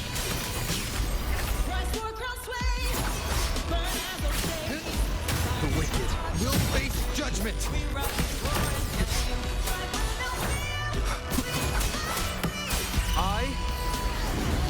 the Tempest! Tempest of slashes. Hopefully this helps.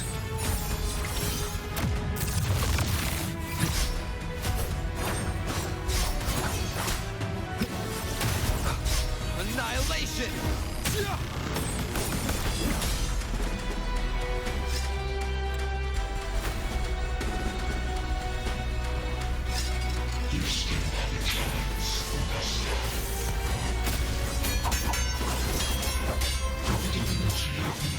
Against evil that graves us.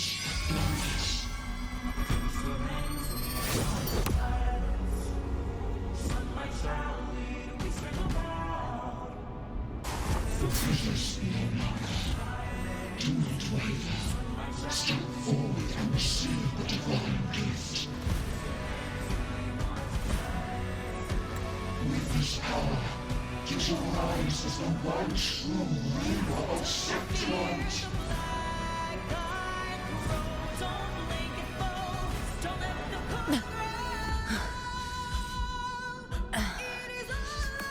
And glory return with the blood of the old king.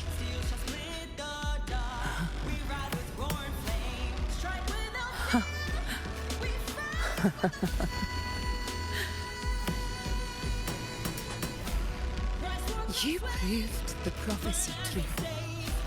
So why now? Why this sudden urgency to stop me from fulfilling it? Unless I was your target all along. That power you spoke of was always just a trap. Answer me. Who are you? And what did you do to Angel? How foolish, Augusta. The will of the divine is not to be questioned.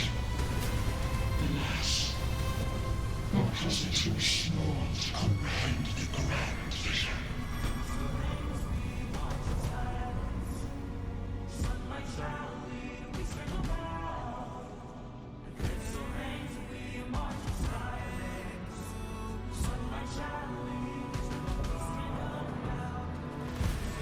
Rover, what is stopping you from being Septimon's hero of heroes?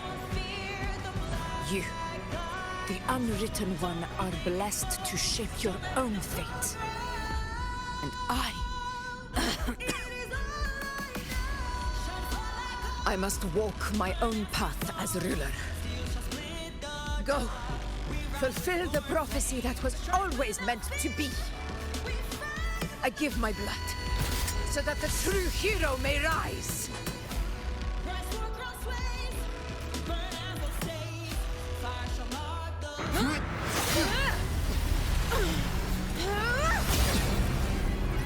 Raise, faithless one. Receive the judgment of hands.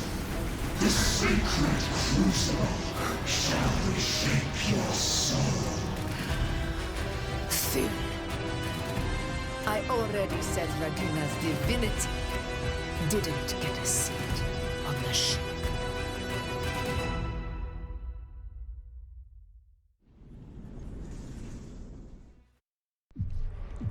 This is your end, Augusta. But we're not done just yet. Insolent heretic. If this is what you want, we shall grant you an endless feast of despair. My sword. Cato. Where's my sword? What haunts you, my teacher? A hero shouldn't fall to the dark tide. I need my sword to fight back.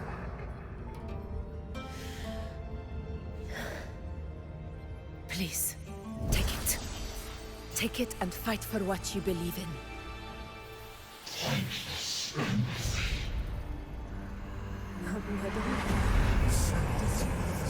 It's gone. My golden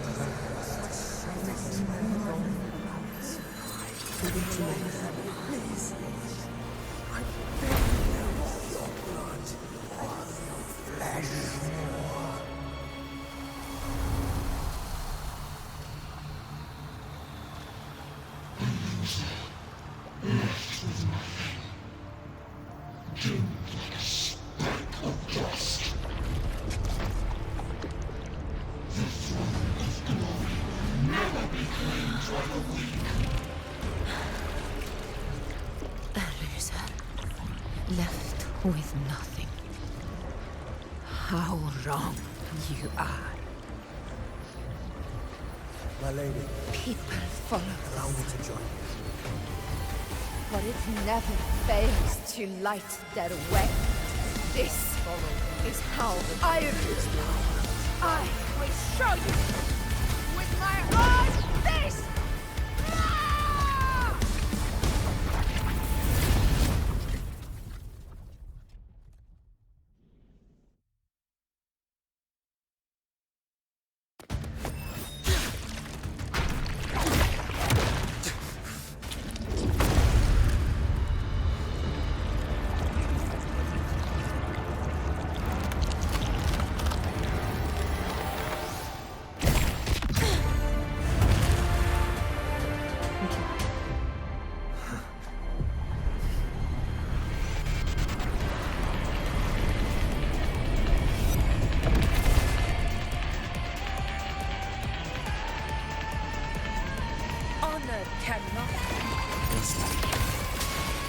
We meet again, my friend. It seems my will won't let me miss a chance to fight side by side. Come, Rover. I've been waiting for this moment.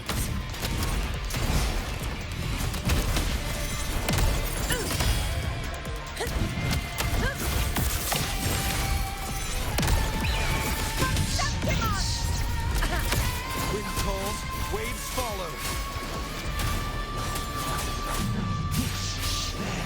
The wicked will face wind howls, unfettered by bounds. That time. This is my moment. Heroes rule. Winners win. My valor never fails. In control. A worthy opponent.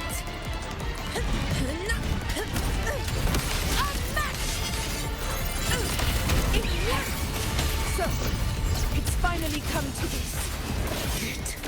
This is how a true battle should be. Robert, fight by my side.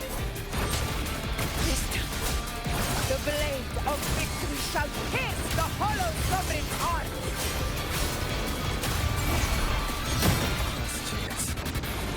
I am the Tempest!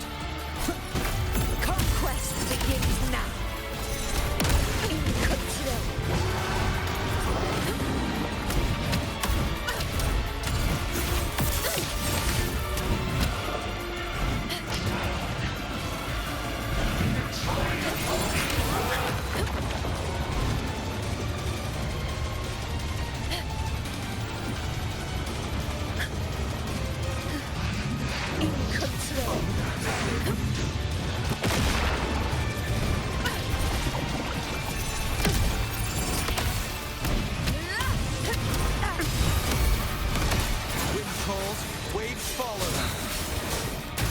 Hopefully this helps. Keep it together.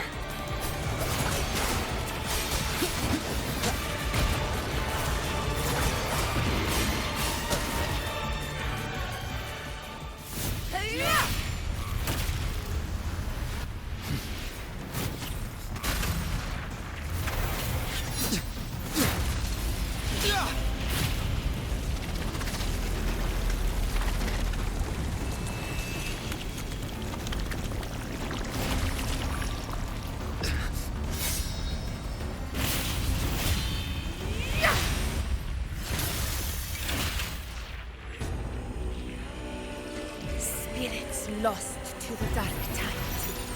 I hear your cries. Join me in battle! Let that force give him it! Witness what true heroes are! What it means to wield unshakable power!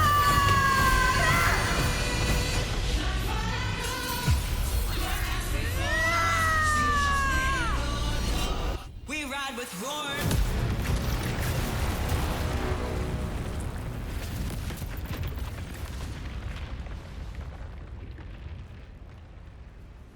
Every mold of dust is settled. Yet May there applause still greet you, clings to heroes of our Septimont. hands in the storm's eye. Tides of blood and sand. Your sword stitches our land. So I'm standing here with the brave belong. A heart-won battle, wasn't it? But to sing your song. May I be a blazing torch you light Yes. to guide you back to God. It's all thanks to you, Rover. Septimon's hero of heroes. In that case, I could say the same to you. As the prophecy goes, the hero of heroes, wielding extraordinary power, rising from the dark tides. As I see it, you, Augusta, fit that image well. Extraordinary power. That's a bit much. I know my limits. But I do think I've earned that title. And it's one we could share together.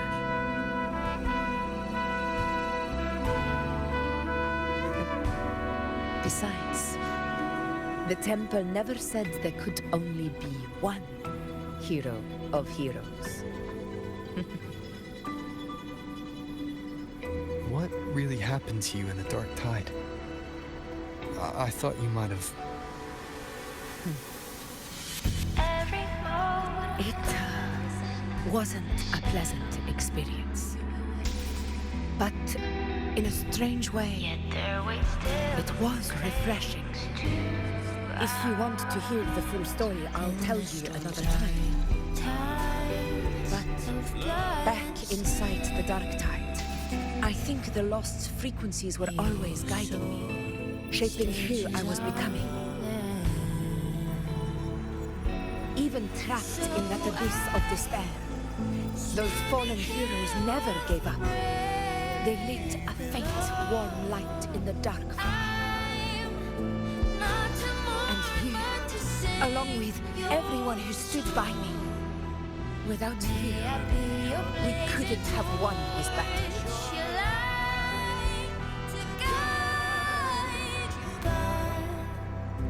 Perhaps the title of ruler is too narrow and too hollow to define the true spirit of humankind. A civilization's glory is forged by generations of brave souls. It was never meant to be one person's medal of honor. I want to ask you something. Why did you ask me to join the hunt?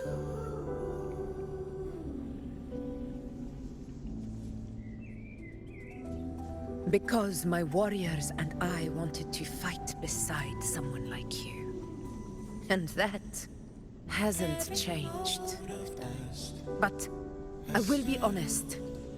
Part of it was because of your unwritten fate. Yet there would still cling. I'd been preparing for this hunt for a long time. At first, all we had were a few vague glimpses from the priestesses, and a handful of prophetic murals. No one knew when or how the disaster would strike. And then you showed up. You've surely seen the unfinished mural in the temple, the blank wall and the unwritten fate. So I took a gamble, believing you were the key to this hunt. I couldn't explain it back then, not when I wasn't certain myself. But in the end, we realized what that blank represents. And my gamble paid off. The one who deserves to be a hero of heroes, with power over the Earthrend Wedge. Thank you for your trust.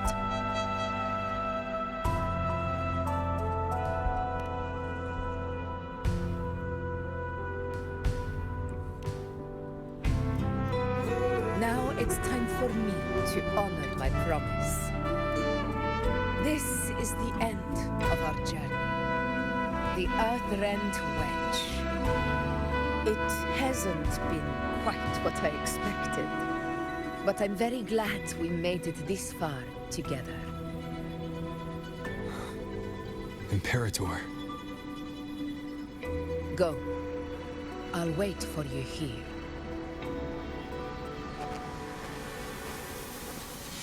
Every moment was the shadow. Can you keep Yet their weight still clings to ours. In the storms are tides of blood and sand. Your soul stages out. So I'm standing here with brave below. I'm not to mourn, but to sing your song. A discord. May I be your blazing torch, your light This warmth. to guide, I feel you, Imperator. to guard your eternal fire.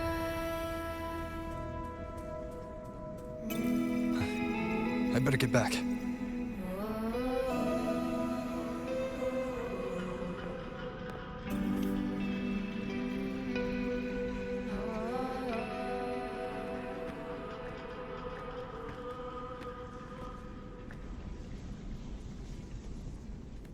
Did you find what you seek?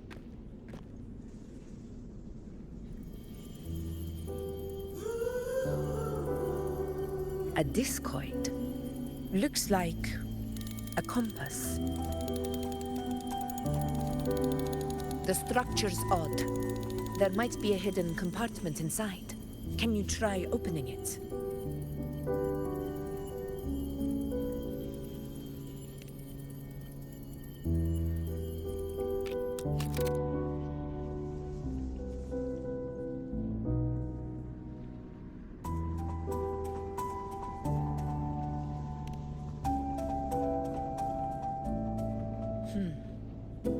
If this relic was left by the Sentinel, brute force won't get us anywhere.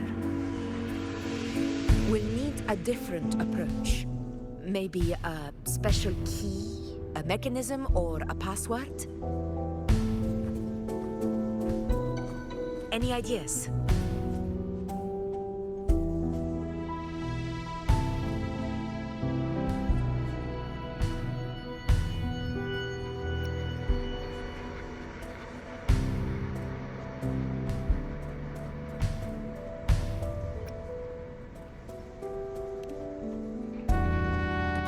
Records on the Sentinel may give us more clues. More importantly, I need their data on the Dark Tide. The Earthrender's holding back the Dark Tide for now, but we're not in the clear yet. Those sudden outbreaks, and the way it's fixated on you, It's not just a coincidence. You're right. With the Blackshore's tech, we might be able to outwit our unseen enemy. I'll contact them as soon as we're back.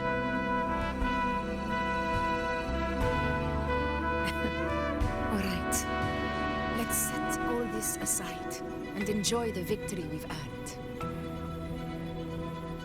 There's probably a bonfire roaring at the encampment by now.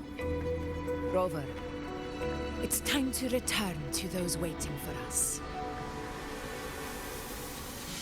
Every moment was the shadow. We won this battle, but the war is far from over. The road ahead still steeped in blood and thorns. But with you, and everyone who stood beside us, the banner of Septimus will never fall. Your soul stitches on.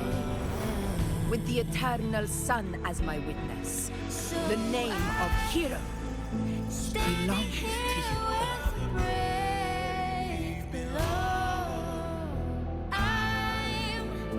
Not to mourn, but to sing your song. May I be your blazing torch, your light.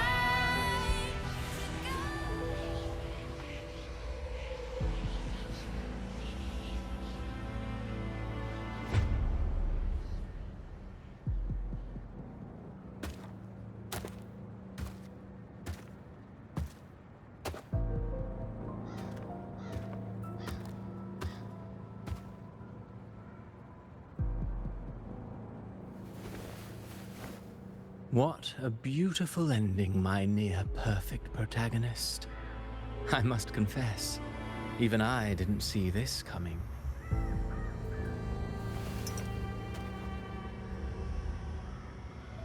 Should this be your final act? No. No, allow me this small indulgence as your creator.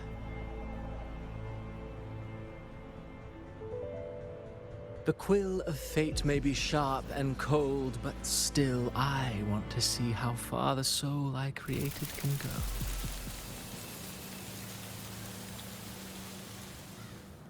After all, it's the stories that sink deepest into the mire that stir the heart most, don't you think?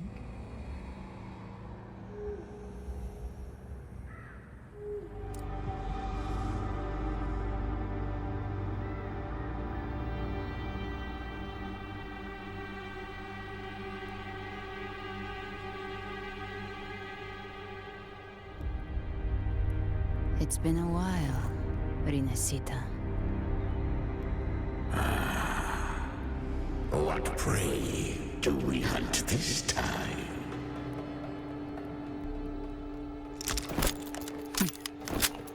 The Trenodian.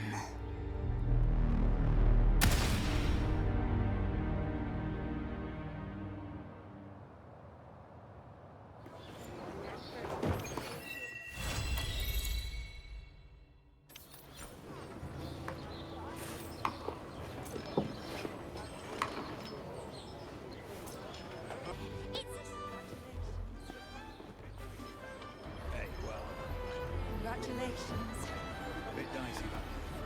What a wonderful day. I'm so glad we did it. Well done, you. Finally. May joy also be upon you, my friend. The Sovereign is dead. Now we pause in our victory to honor the hero of heroes and all those who stood by her side.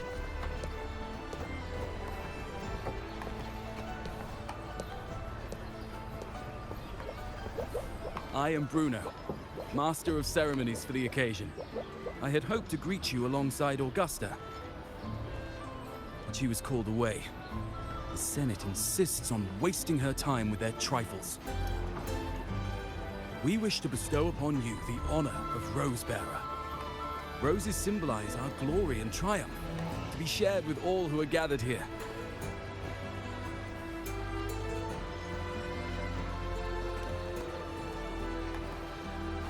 Yes, it's a ceremonial roll. Don't worry, it's pretty simple, and you won't be handing out too many. At the height of the celebration, everyone will toss their petals into the air. We will all shower in the flowers. Your task will be to distribute the petals beforehand. You have been chosen by the people, but you are held in the highest regard. The people of Septimont gave their all on the battlefield. Now, after fighting side by side, we'll share honey and wine beneath a rain of petals. You are our first non-local rose bearer, but I believe you were already chosen the moment you cut through the Dark Tide's miasma. Without you, the Sovereign's defeat would not have been possible.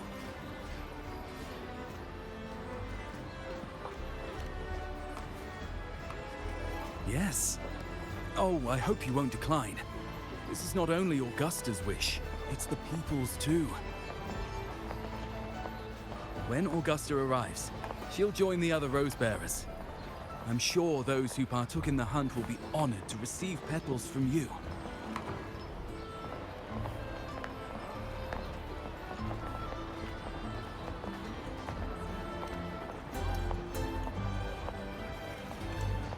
Very well. I'll leave it in your capable hands. As for who you choose and how, trust your instincts. It's just like a toast or a priestess's oration. All part of the celebration. No need to overthink it. Now, enjoy.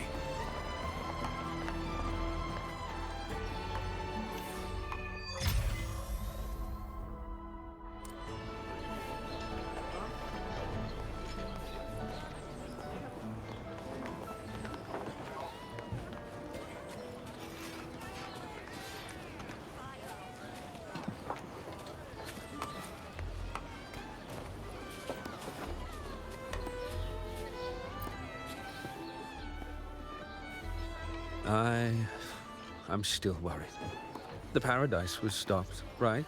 But the Dark Tide isn't gone for good. Well, the Sovereign's gone. But what if something worse is waiting for us? You're hopeless. So what if tomorrow's uncertain? Does that mean tonight doesn't matter?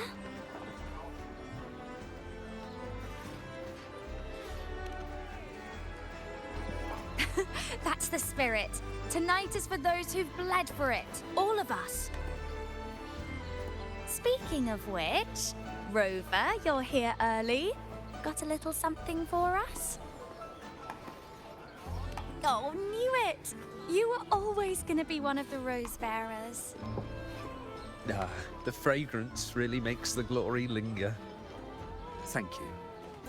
Be sure to save some for those who fought by your side. If I were them, I'd gather petals from every bearer, then, when you least expect it, give you a small surprise. Huh? You know?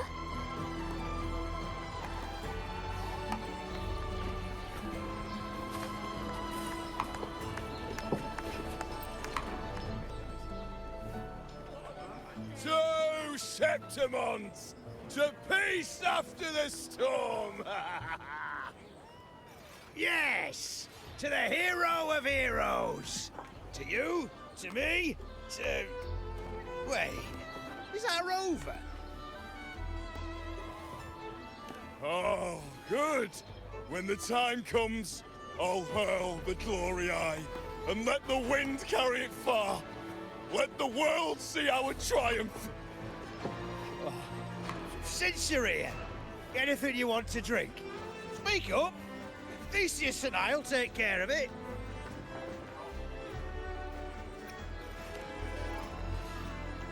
Right to the point, eh?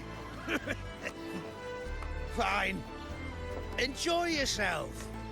The night's just beginning. If you're interested, you should go listen to the priestess.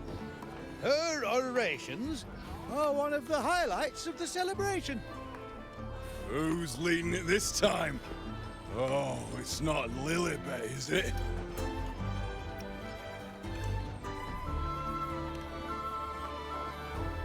There's not much left. I'll hand some out over there. These petals of glory.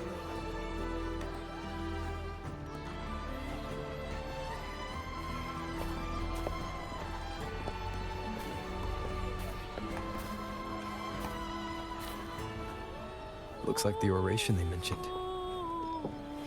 Yeah. See. Oh, yes. Huh. I thought for sure it'd be Yuno at an event like this. Well, guess I'll catch her later. Yes. I fear that until Grandmother Lilibet finds a gifted successor, we shall not glimpse further into Septimon's future. By the light and fate above us, we are but apprentices carving insights into stone, passing their words along. Once, fate flowed like a thread. It guided reverent seekers to glimpse Septimon's end. Under the tide's surge, all was overturned. No soul was spared. Until the Unwritten One arrived from afar to join forces with Augusta. With the Chorosaurus as bait, he cut through the dark tide's miasma to reveal the truth. With the false sovereign's blood, a new ruler was crowned. The prophesied end was averted, thanks to Augusta and the Unwritten One. From now on, fear no longer grips me. The dark tide retreats into the forgotten night, and countless souls drink from pure waters again. The new hero of heroes, Augusta, shall lead Septimont into a new age. Thus, the present now aligns with the prophecy Grandmother Lilibet once foresaw in Septimont's auguries. Prophecy of the end, and how we managed to lure the Sovereign out. The order and the story are right, but something's missing. You speak of me and Augusta, but what of Yuno? Who is Yuno?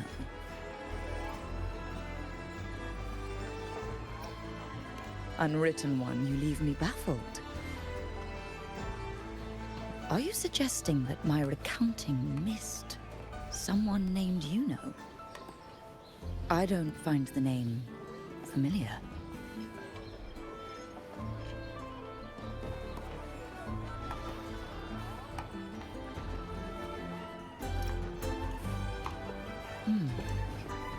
I should know this Yuno you speak of, yes? Yuno is a priestess, just like you. More than that, she wielded the moonbow and fought alongside me and Augusta in the hunt. We defeated the Sovereign together. Don't you all remember? Impossible. As a priestess myself, I can tell you with certainty that none among us bear that name. And I must remind you, we rarely take part in hunts. Our place is with the flames in Tetragon Temple. The hunt for the Sovereign involved many. Perhaps you are mistaken and confused her for someone else. No, this can't be. I don't know what a priestess is supposed to be, but I do know what Yuno is like. And I'm certain she's a priestess. You mentioned cutting through the Dark Tide's miasma. Tell me, if Yuno wasn't there, then who shot the moon arrow? Who shot the moon arrow? What do you mean? You were the one who dispelled the miasma. Yes. On the cliffside, you struck with your sword to cut through the dark tide. Don't you remember, Unwritten One?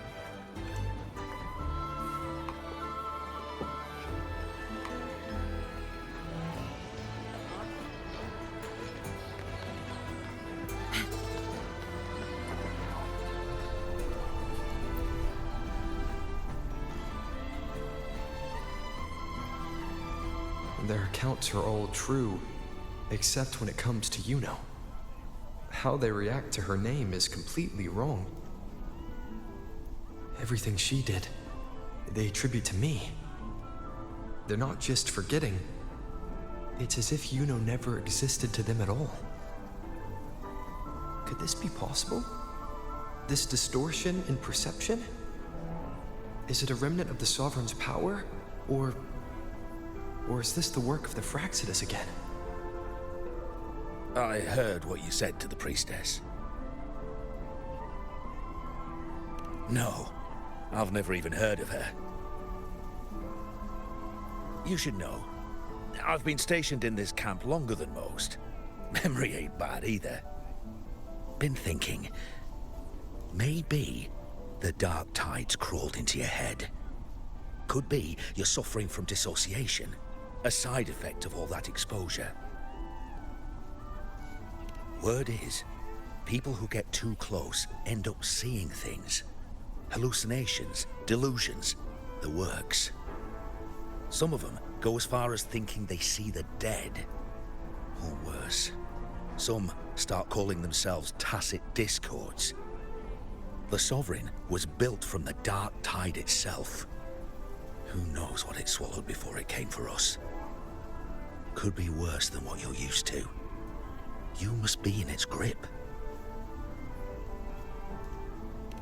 Don't get too worked up.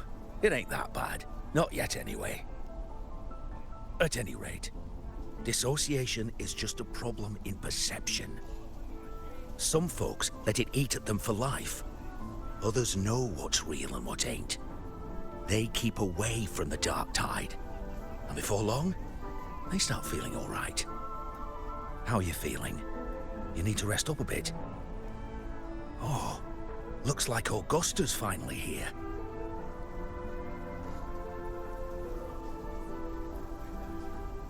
She's been through it too. Faced the Sovereign just like you. If you're still doubting, maybe talk to her. Could help.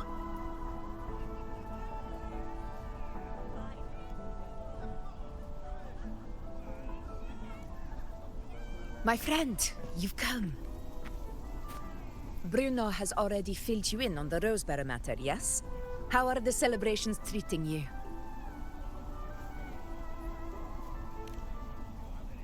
Augusta, do you remember Yuno? Yuno? Yes, she was often by your side. The one with the bow like the moon. She joined our hunt for the Sovereign.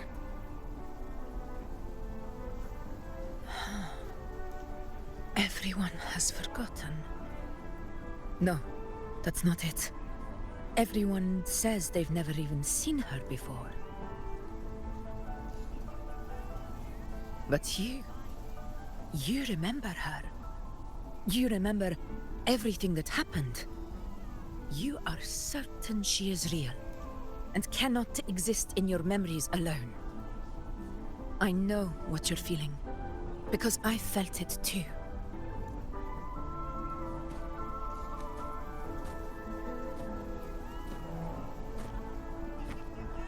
The Dark Tide's frequencies twisted my perception as well.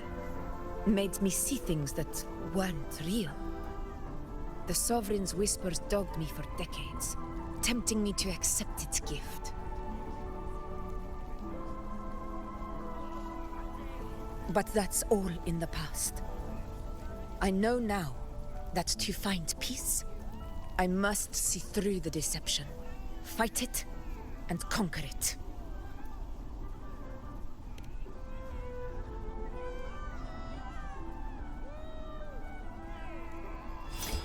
Because of my sword. It reflects everything that happened in Murmur's town. Existence always leaves a trace. Beyond feeling, memory, and perception. Is there anything that can prove this, isn't an illusion?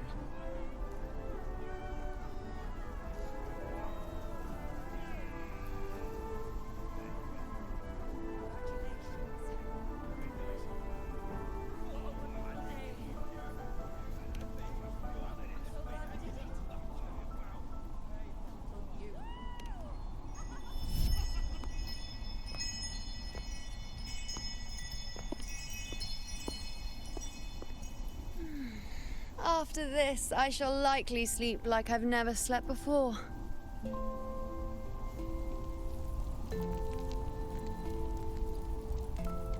Say, I heard the Montelli family imported some device that aids sleep. It's all the rage. Augusta, I trust you will acquire one for me. I wish to try it myself. Scented candles are fine, though the scent of the forest is most pleasing. As for pillows and bedding... That's enough. I allow requests, but only 3. Apologies, but I need my rest if I'm to be at full power. Do bear with it. It's for your own good, after all.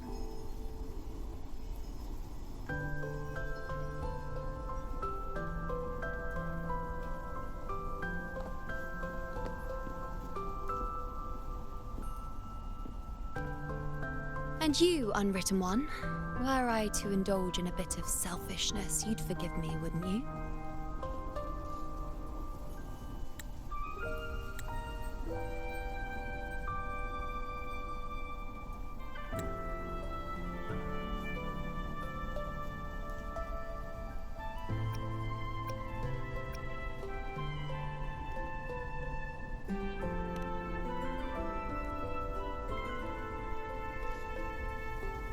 Oh, didn't think the great Unwritten Rover would be so stingy. Well, lucky for you, I'm feeling generous today. Now, what brings you to me?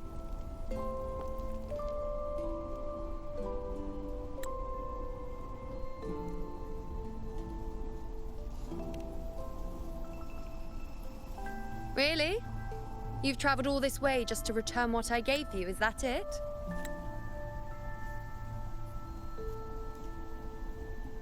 Was it truly such a burden for you?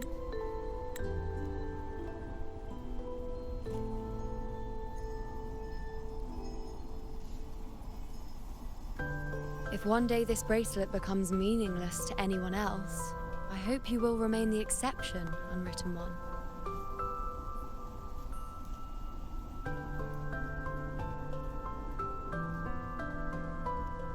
But perhaps in that distant future, forgetting might prove far easier than remembering. Never mind. In any case, you are not to return it. It's something I've carried with me ever since I was bestowed the title of priestess. Keep it for me, if only as a keepsake.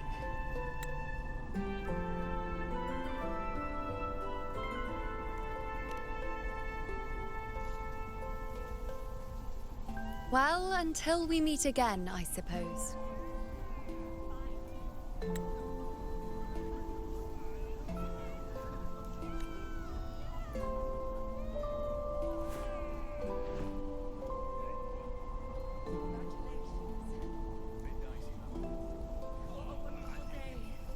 This bracelet belongs to you now.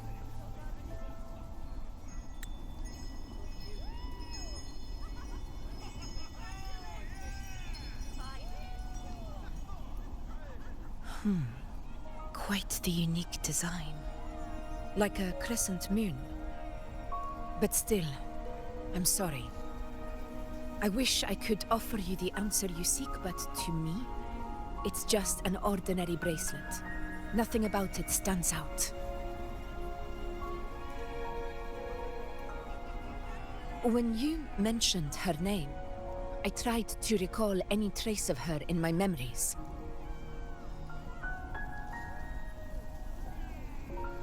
But there is nothing. What has passed is clear. And she feels like an extra piece to your puzzle. One that doesn't quite fit.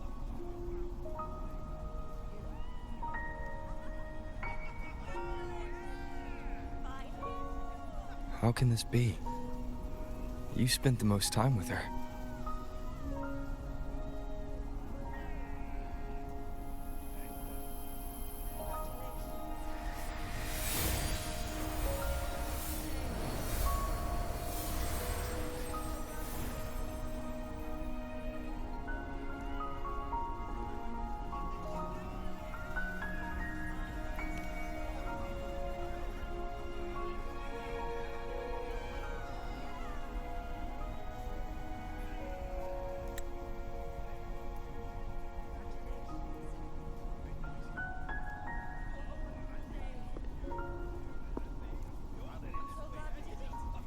Rover, wait!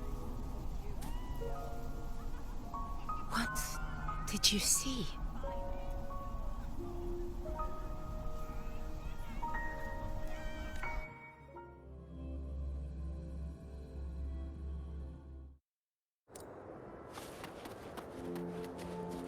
Efficiency above all.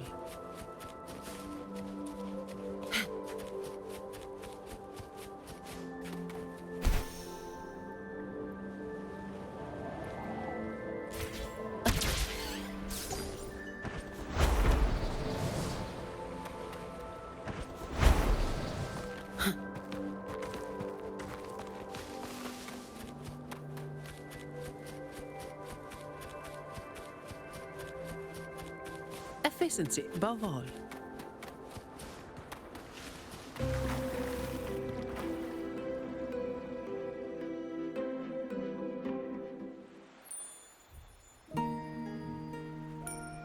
You know.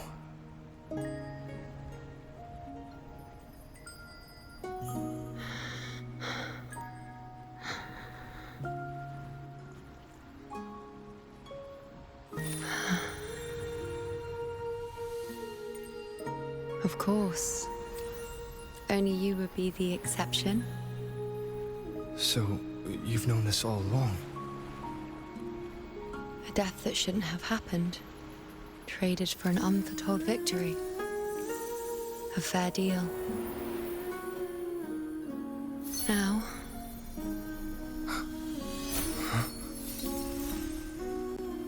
I am but a fading sliver of moonlight. I'm sorry, but...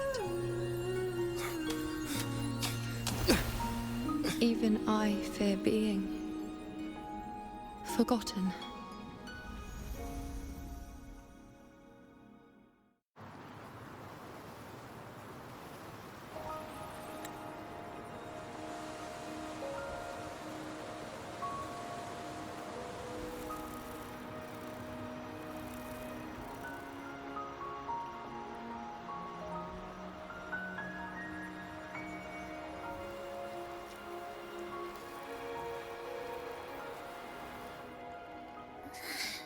Hey, Rover. You're all right. You've been standing here for ages.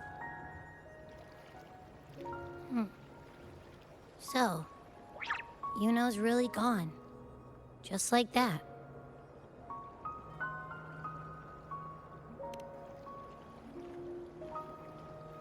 Well, duh. Even though I was snoozing on and off, I still remember everything that went down. Crystal clear. You told me the first time you met Yuno was in the arena, right? She scared the toga off that other team with just a few words. Intimidating stuff. But when I actually met her, she was...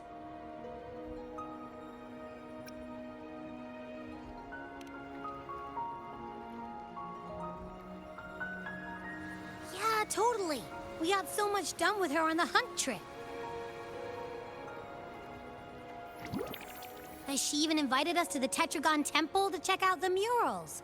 Oh, and we caught that giant blue spiky TD, which led us to that big bad stinky thing.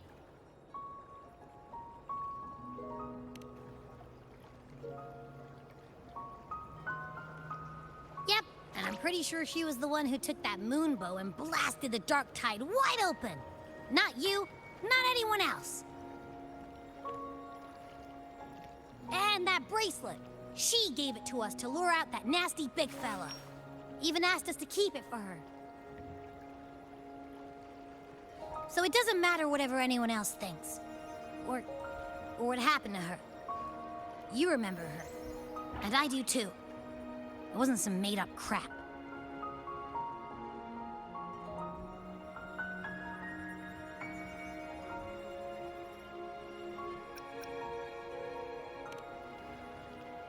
She didn't even get to finish her sentence. What was she thinking? Why did she do it? If this is the end, maybe I'll never know. Yeah, I know what you mean. Like, we didn't even get to have a proper goodbye.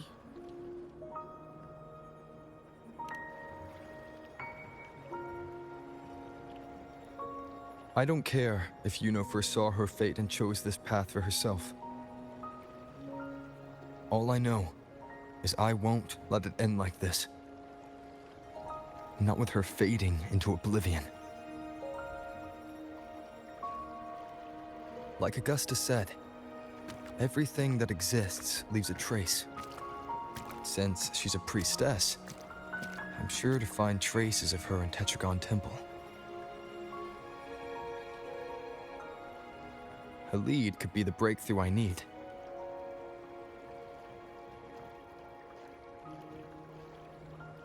That's the spirit! Look at ya, snapping out of that funk. Knew you'd be back at it soon enough.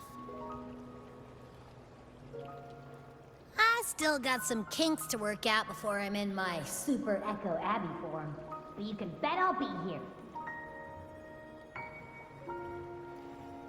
Remembering everything that happened. We'll figure something out, whatever it takes. Even when I'm just riding along. I'm in this with you, pal.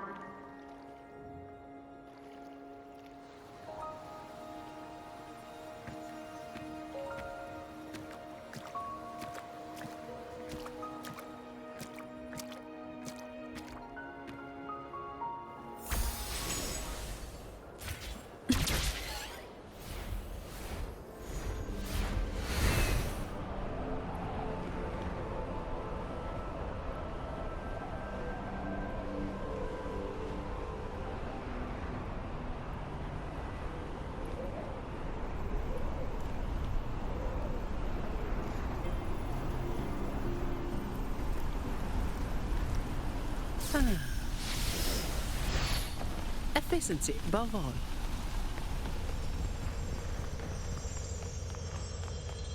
Strange. Lilibet and the other priestesses aren't here. The temple seems empty. Huh. Yuno's bracelet is shining. The light is pointing at a wall.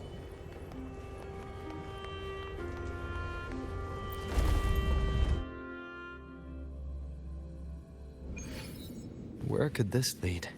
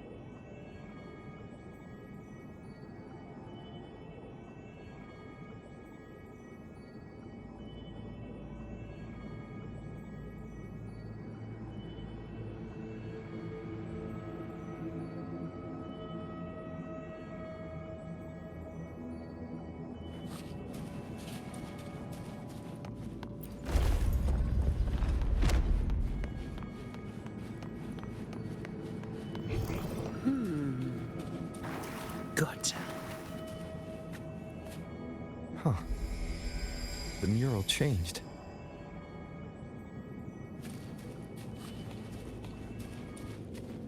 Windfall profits.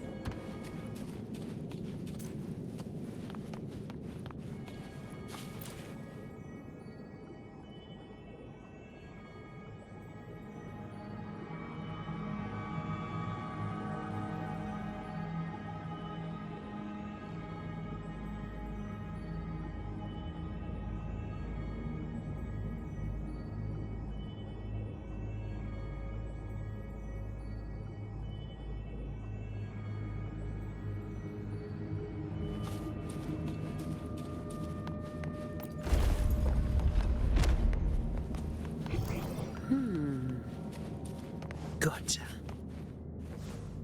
Huh. Some pocket money. Won't say no to that. Is this rewriting what was? Or revealing what should have been?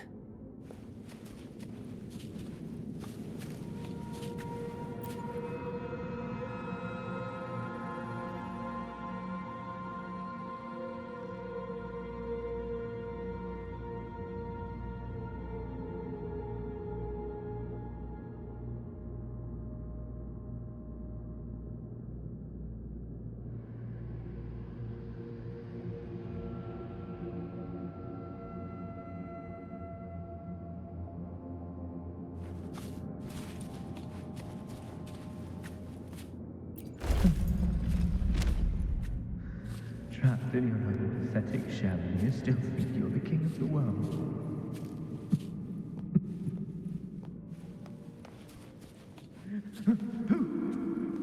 Who's there? Show yourself! Yes. Yes! I've been waiting for this moment.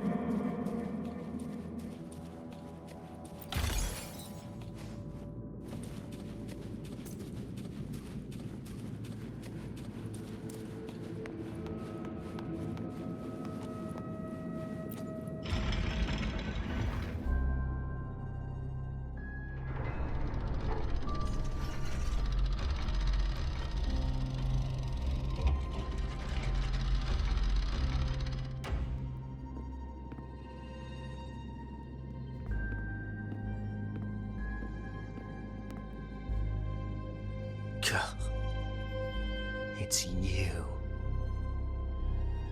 The person I need to lure fails to show, and now you're here to mock me. Is that it?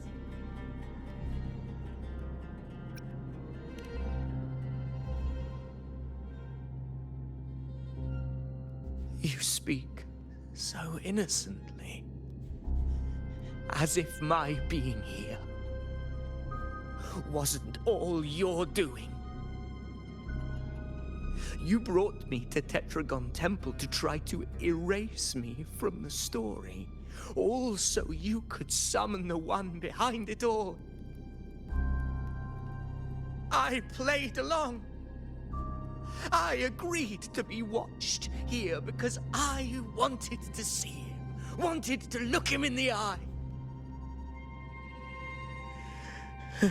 But now it's clear we'll both be disappointed. I am fate's discarded pawn. And he couldn't care less what happens to me.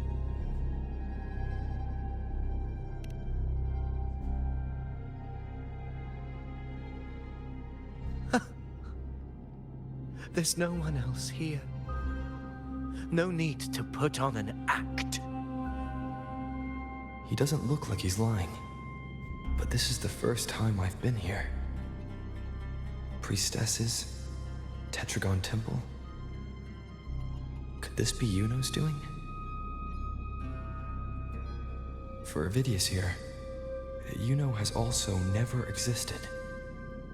Whatever she did in the past is now my doing. That's why he thinks I'm behind all this.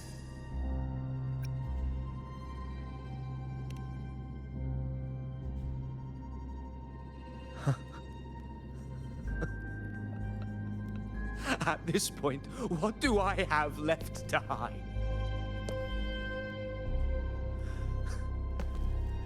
I always thought I was the hero who conquered Main's Deep, the one more worthy of ruling than even Augusta. Until the day I led the charge to Murmurstown. Determined to stop my comrades from falling to the dark tide and prove I had what it took to be king, I walked to the door I had passed 1,000 times, only to find a dead end. Nothing was ever there. Did I even come here before? When did I conquer this place, and with whom?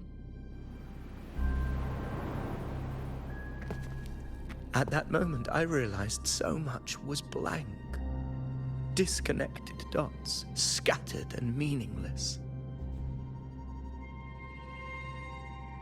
How pitiful. Everyone knows my deeds, yet no one can explain how. And I can't find a single soul who's actually witnessed my so-called exploits.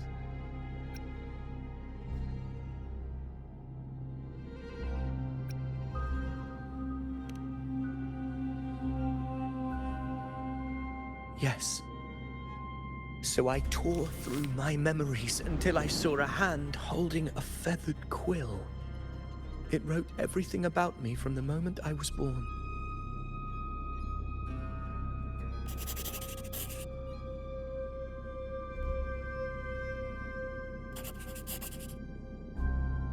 And I realized an undeniable truth.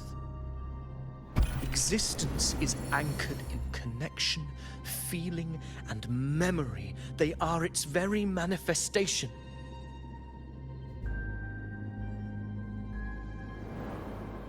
So if someone uses their resonance ability to fabricate a memory of the hero of heroes everyone expects and convinces them it's real,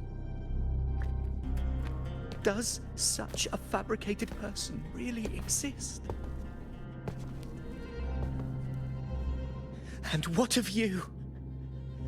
The one they call the Unwritten One. An undefined, unknowable void that can anchor unimaginable connections. Imagine the existence that could emerge.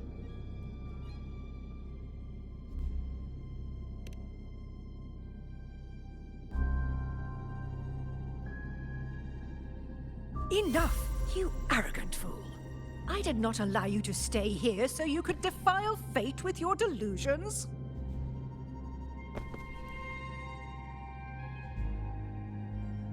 Please excuse this disturbance, Unwritten One. Whatever you need to say, we'll discuss it back in the hall.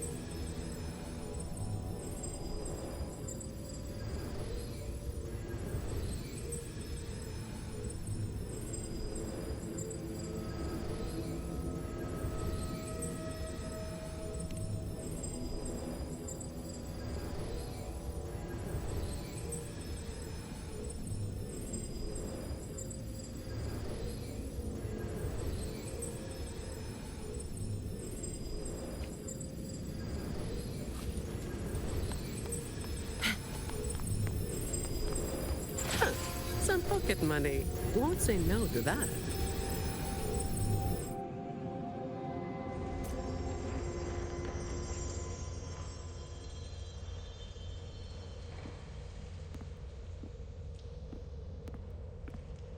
My apologies.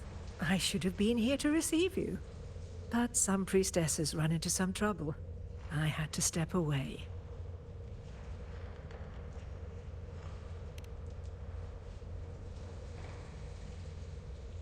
Simply put, aside from what's already been verified, we can no longer see any other of Septimon's auguries. The full scope has always been out of reach, but this feeling of being blocked by an impenetrable white barrier is something I've never encountered. It's as if there's nothing there at all.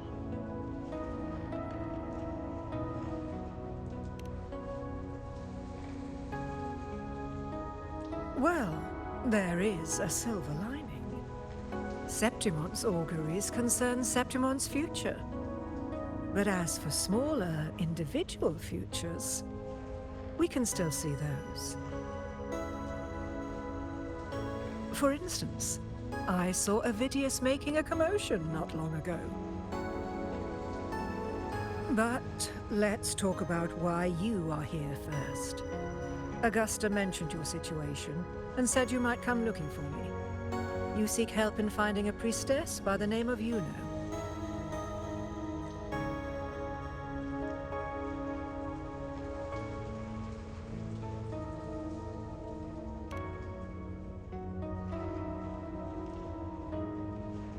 I wish she were a figment of your imagination, a product of your proximity to the Dark Tide. That would make things much simpler. Because I did find a record of a priestess named Yuno. But according to the record, she died 3 years ago, buried where the Dark Tide swallowed the Spring Basin.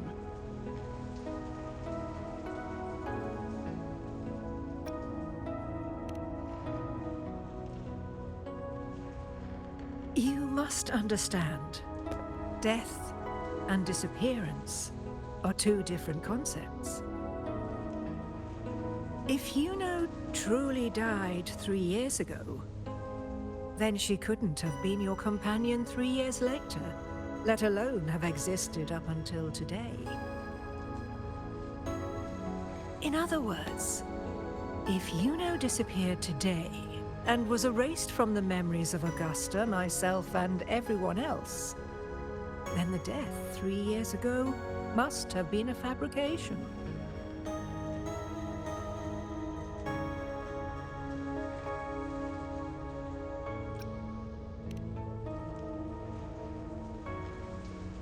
If someone has truly disappeared from this world, do they need a fabricated death? Likewise, when someone dies, they no longer exist in a way that others can feel. These two causal chains should be clear. But they crossed paths with you, the unknowable void. Although I hate to admit it, Avidius was right. Since you still remember Yuno, and thus hold on to that last connection between her and the world, you've essentially anchored her.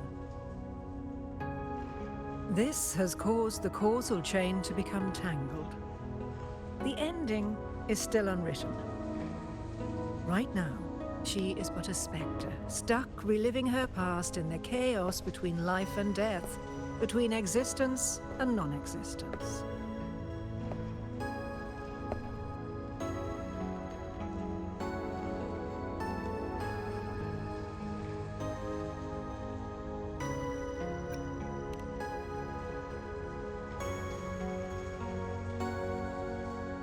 So you wish to use yourself as a vessel? To anchor the memories, feelings, and connections with Yuno in the chaos, manifesting her back into existence. Anchor, manifest, whatever you want to call it. All I know is Yuno's not gone because of me. So why shouldn't I be able to bring her back? If I can tangle the causal chain, why can't I create a new possibility? Your thinking is bold, to say the least. But do you really understand? Chaos isn't just disorder. It's the aggregation of all things. A web of cause and effect. The convergence of infinite possibilities. If you end up lost within it, you risk being consumed, never to return.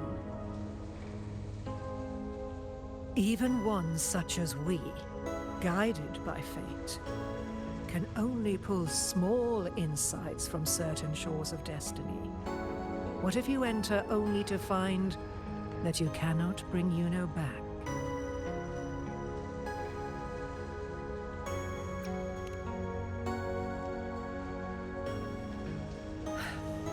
Chaos isn't a place in the usual sense. The key to entering isn't about where you are, but what's happening and what you do in that moment.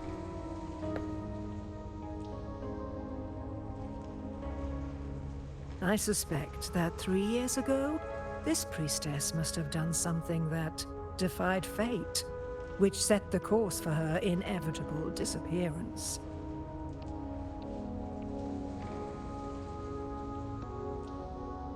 If you can get close to that inescapable knot in the causal chain, maybe you'll find a way in.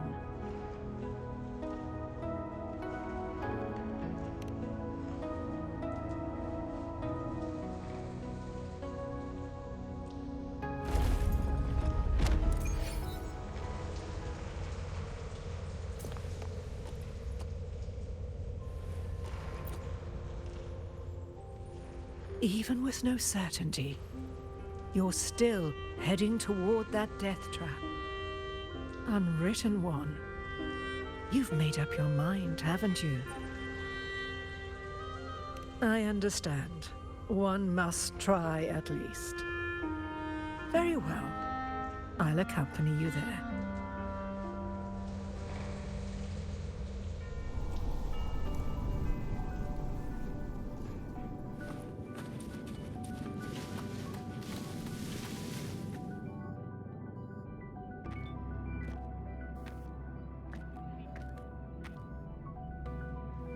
We're here. This is where the record says she died 3 years ago.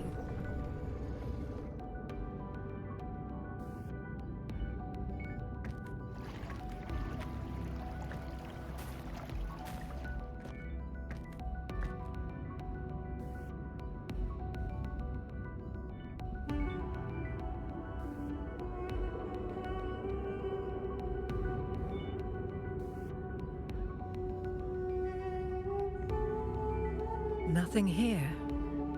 Well, that's okay. You tried, Unwritten One.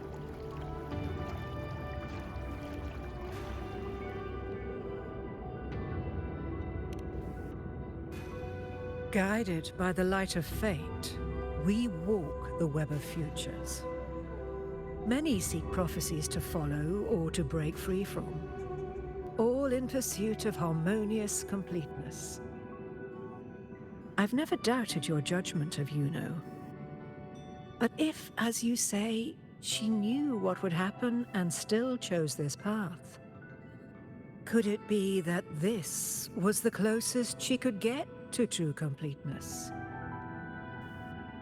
If you refuse this ending, how can you be certain that you can create a better one? A life with all its experiences and feelings, shredded, scattered, and thrown into the realm of chaos. What you find there may not be beautiful. It will be filled with pain and emptiness. Even if you do find a way in, your time together may be brief, with so much uncertainty. Do you still feel that you must go? If there were any doubt, now I'm sure. Wait, you...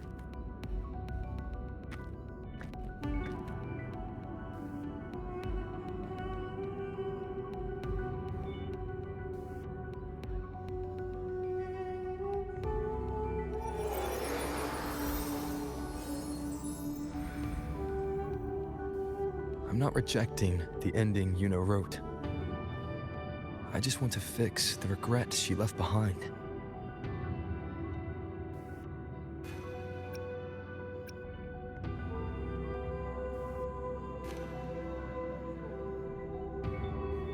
We've only just begun our story. The future I want is one where she's there with all of us. Forgetting may be easier than remembering. But let that be the choice of someone alive, not one who's already gone. Right now, I don't want to lose anything I still have.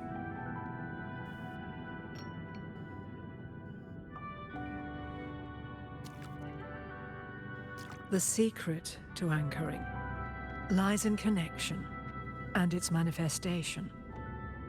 If you find what remains of her in the chaos, and she responds to you, then follow her guidance, for that will be the only fragile rope connecting you, her, and this world.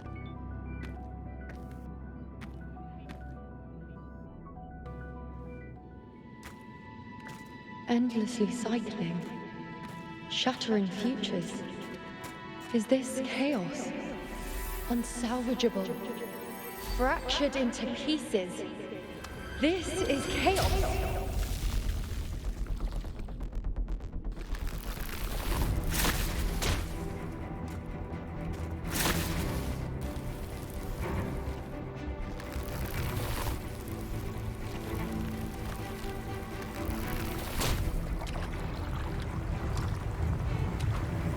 Countless possibilities, both true and not true.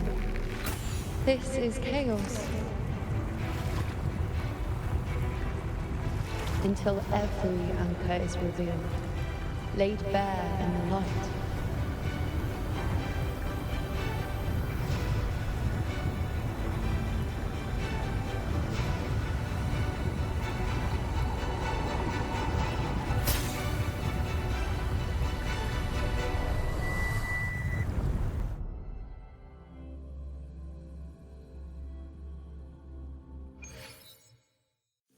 I can't see where it ends. Can't tell where I am either. Is this the chaos between life and death? Between existence and non-existence?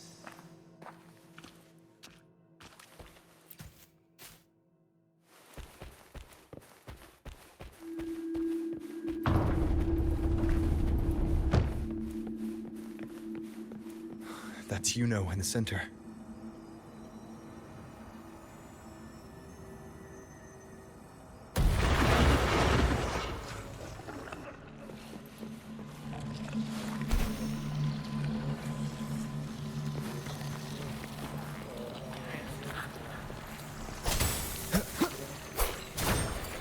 Hopefully this helps.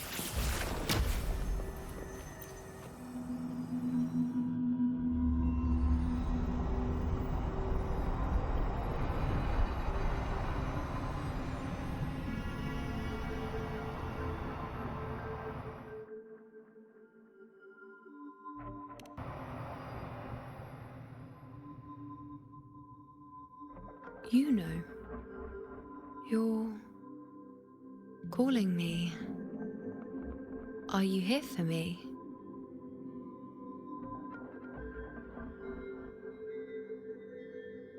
Why would someone be looking for me? She looks the same as she did when she faded away. A sliver of moonlight. How long has she been lost in this chaos?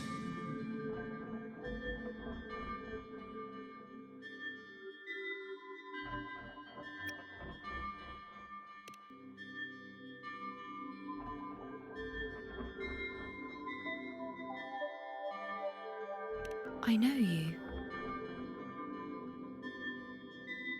You are unwritten. A blank.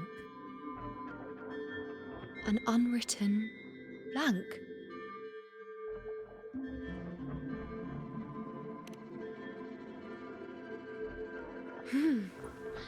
Unwritten.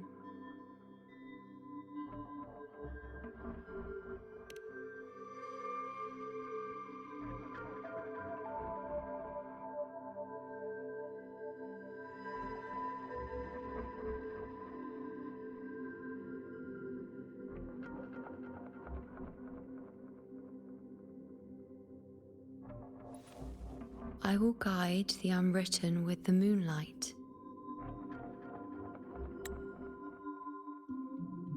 To find more of me. She responded to me. Now, she's guiding me.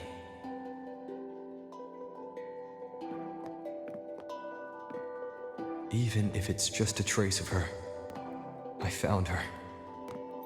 Now that fragile rope connecting her, me, and the world is already in my hands.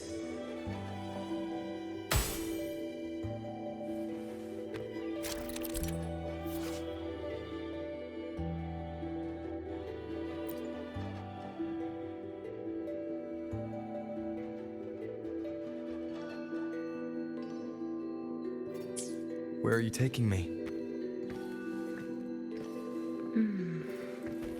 Just don't let go of my hand.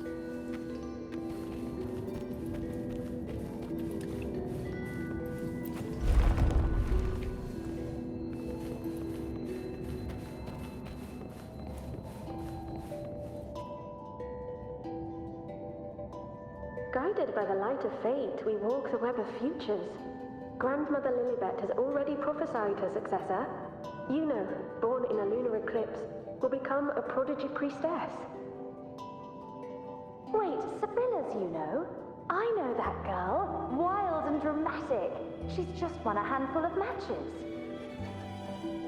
Do you really think she'll come to Tetragon Temple? Her mother is a former gladiator champion, and her father a famed blacksmith.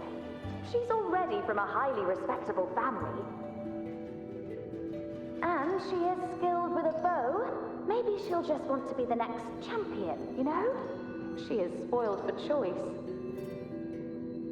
The prophecy can't be wrong. Grandmother Lilibet's already seen it.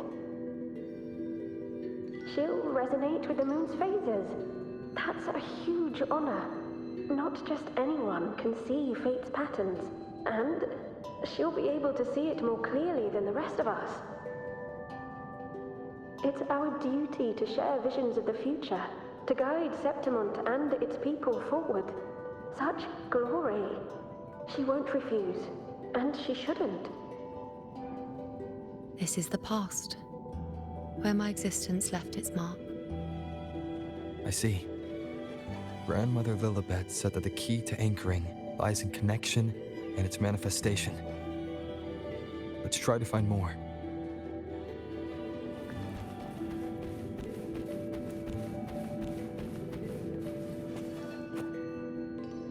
I can't see it. It's gone after that. Gone forever. Huh? Just one desecration is enough for the ordinary. I just wanted to understand. To look at it. To see the blinding flames. I was so close to seeing the outcome. To tracing back the cause. You must be smarter than me. Stronger than me. Tell me. Did I do it right? Staring at the sun, burning with pain for that truth. Tell me, have I gone mad? Is it me who's gone mad?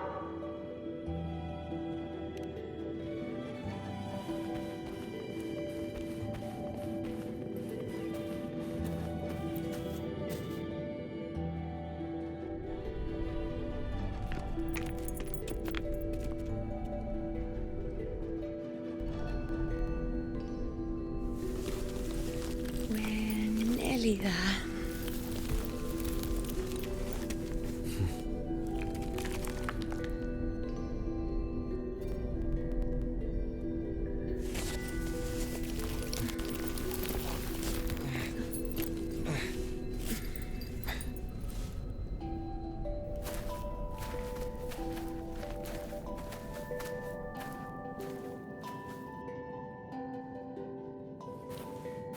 Let's go before chaos catches up to us.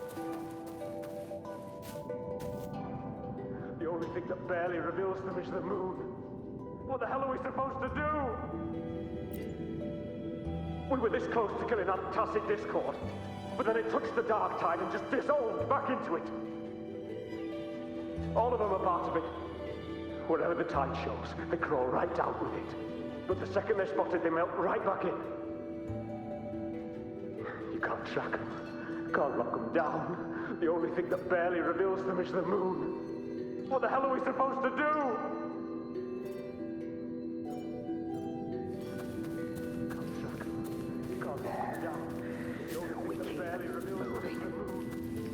No matter what.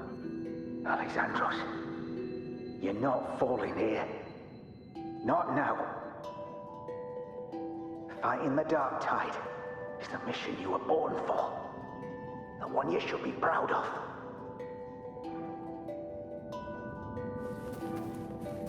Fear not, Andreas. The priestesses already spoke of our victory.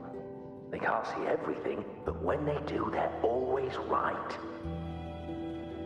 We found a way to handle the tacit discord through their prophecy, didn't we?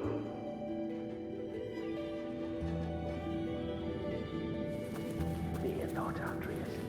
The priestess... Sibylla, wait! Are you crazy? Charging up alone is walking to your death? Think about your daughter. She's still waiting for you. Spare me your words. The entire Western defense rests on us. Do you have a better plan? As for death, of course I want to live. I fight not with death in mind, but victory. Yet if glory and death come hand in hand, so be it. Let the bells toll and mourn me when the time comes. Until that moment, I will not stop. Is this how it was? Or is this just my imagination?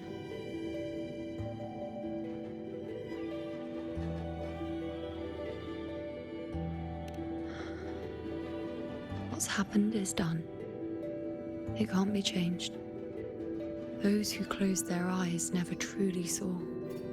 So this isn't really her.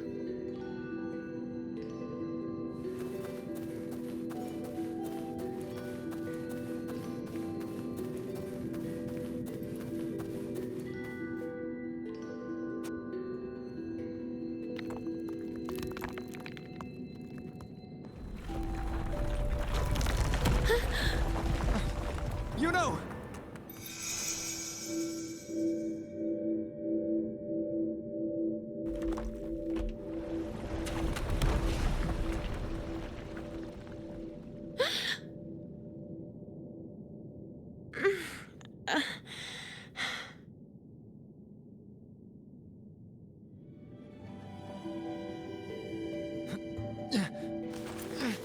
Thank you, Unwritten.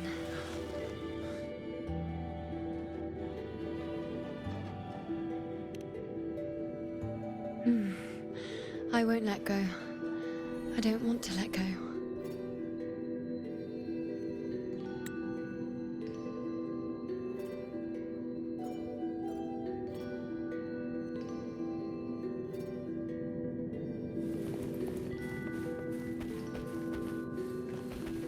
Is that?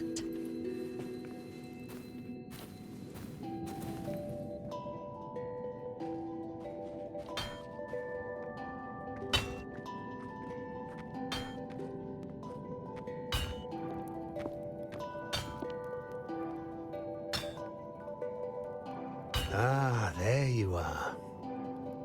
I've been waiting for you, you know.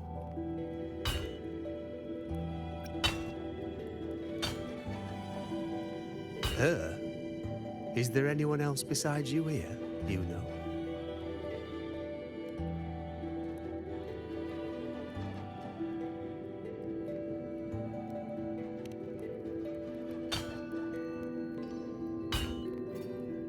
So, you came for the bow I promised you, eh? Still want it?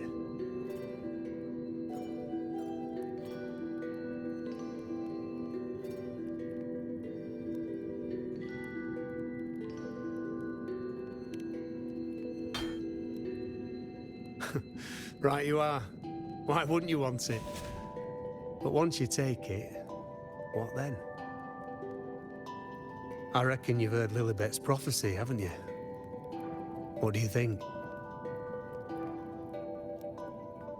I can't picture you as one of those serious priestesses in the temple. Stuck in there with your scrolls and your candles and your tablets.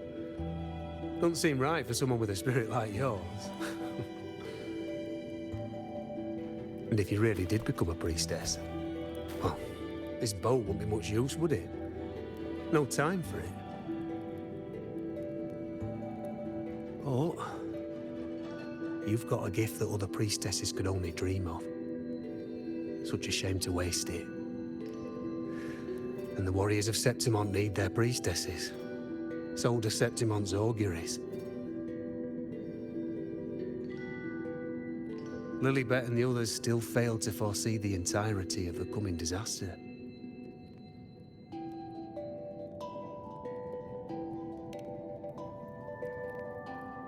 Ah, well, it's not my place to say. You make up your own mind, and that's all that matters. As for me, I make weapons. If you still want the bow, I'll forge it for you. But the materials, well, you'll have to gather those yourself.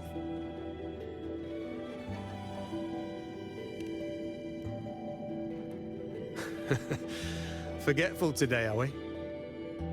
Didn't you say you wanted to craft a bow from your favorite Lunarum bow? Truth be told, making a bow isn't all that different from making anything else. You learn as much as you can, repeat it often enough, until you've shaped it just right. From nothing to something, to its final existence. That's how it's always been, eh? But like I said, if you still want it, you'll need to gather the materials first. When you've gathered enough Lunarum bow, you'll get your bow.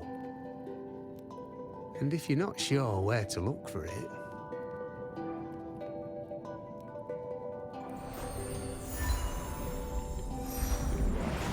There. See it? Just head that way, and you'll see.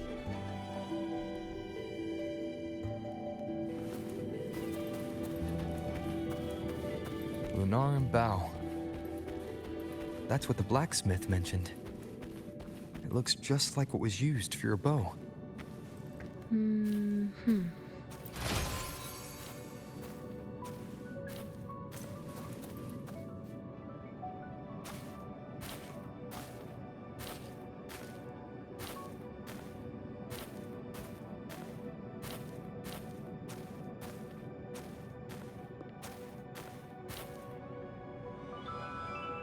Chaos won't disturb us here.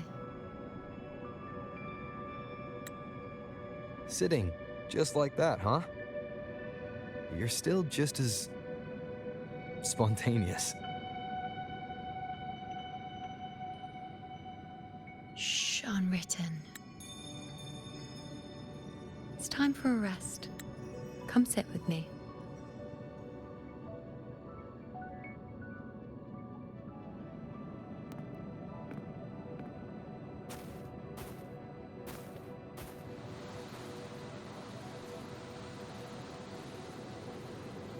I've never said it properly before, and I don't know if you fully understand it now.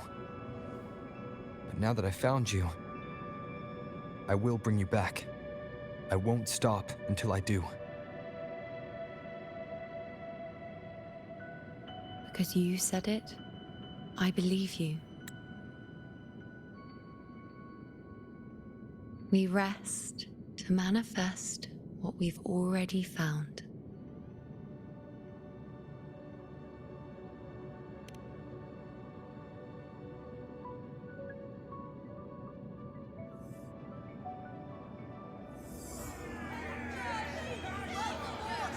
Come on, don't bore me this quickly. Show me what other tricks you've got up your sleeve. Victory? That's the only befitting outcome.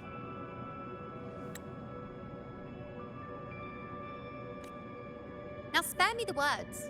I know I'll be first. This is only the beginning. Soon, I'll be an even greater warrior than Mother ever was. Getting whatever she wants, doing whatever she sets her mind to. Are you talking about me? Very well, I'll prove you right.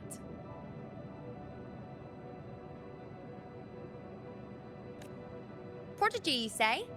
If you want to call me that, I'll gladly take it.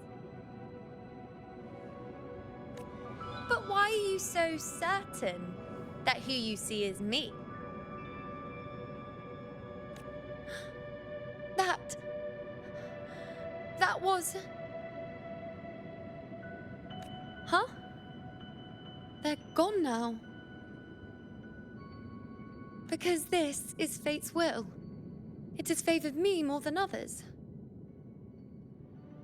Because I can see what others cannot. Only I can see further. But...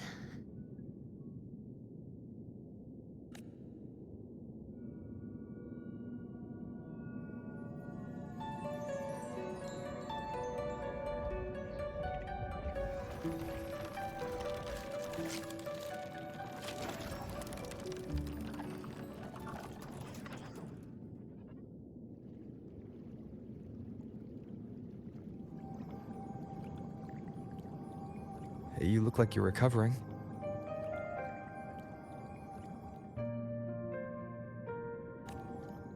So, after experiencing and feeling all that, you need to rest among Lunaran boughs to make what's anchored become a part of you.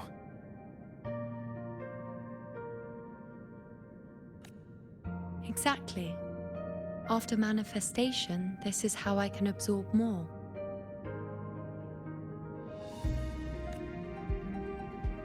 Only then can I find a more complete me.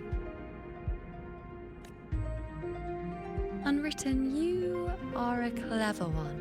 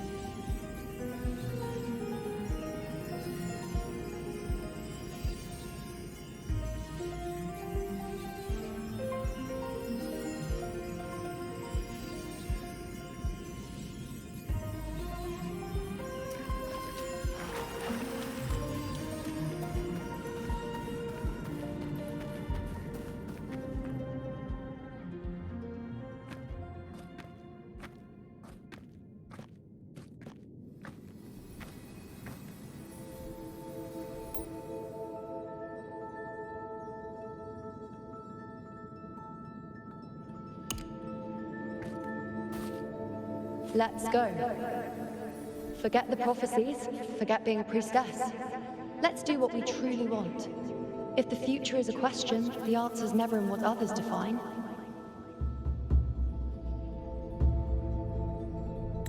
If we don't want to walk a determined path, Then let's steer clear and try something we've never even seen before.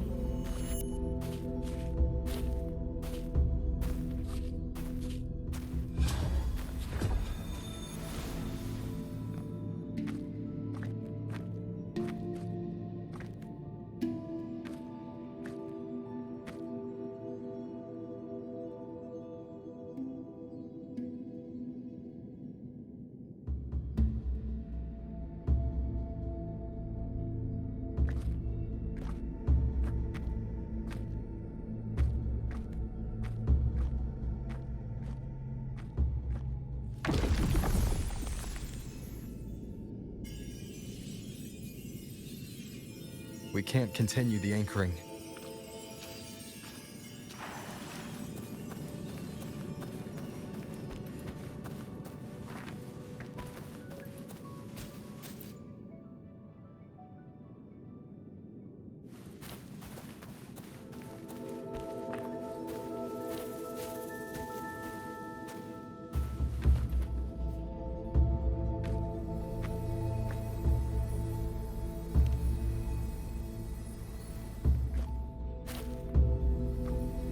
As the prophecy says, I cannot waste my talents. I will not turn a blind eye to misfortune. Since only I can do this, I'll be the one to see it through.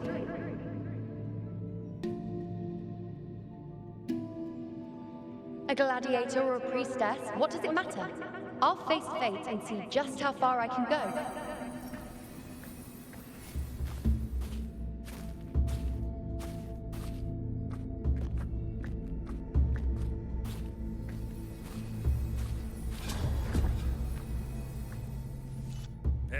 The anchoring is still working. This looks like a memory from when you became a priestess. Isn't that the Agora in Eterna Square? I think I'd like to see it. Every priestess has a limit. I'm dying here. This one seems to see it. Back then, it seems you didn't mind giving prophecies. The people were much closer to you than they are now. Over there? That was my divination altar. They're waiting for the priestess's words. I must go and deliver it.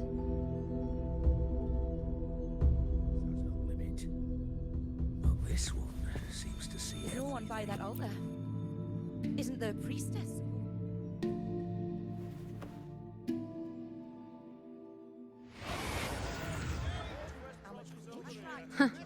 You look unfamiliar. Not from Septimont, I take it.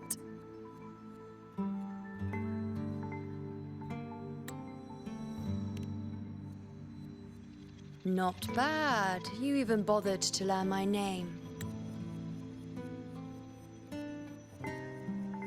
An outlander coming all this way, seeking the most gifted priestess, me, just to beg for answers about the future.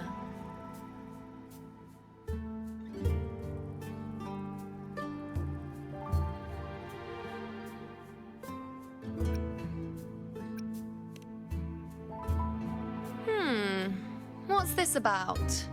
How dreadfully complicated. But I suppose I can't fault your luck finding your way to me.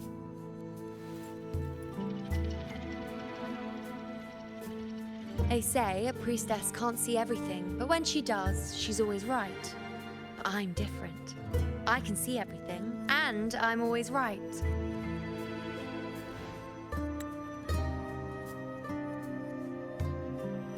Even when I'm not in the temple bathed in flame, I have more than enough power to see your future. So far, nothing's happened that I didn't already foresee. Now, hand over whatever item you've bought. I'll see what's been bothering you.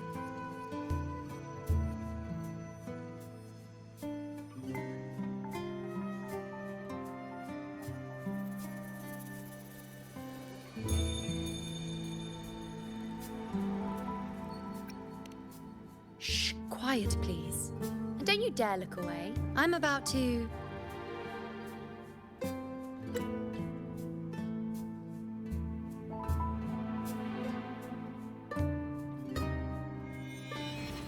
What? I see a void. I can't see your past. I can't see your present and your future. How can this be?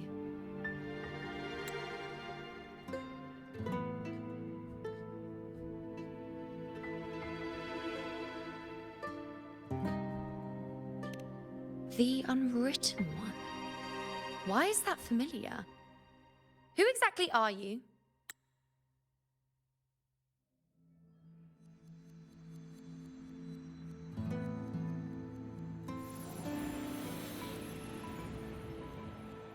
You? Why are you here? Isn't this Eterna Square?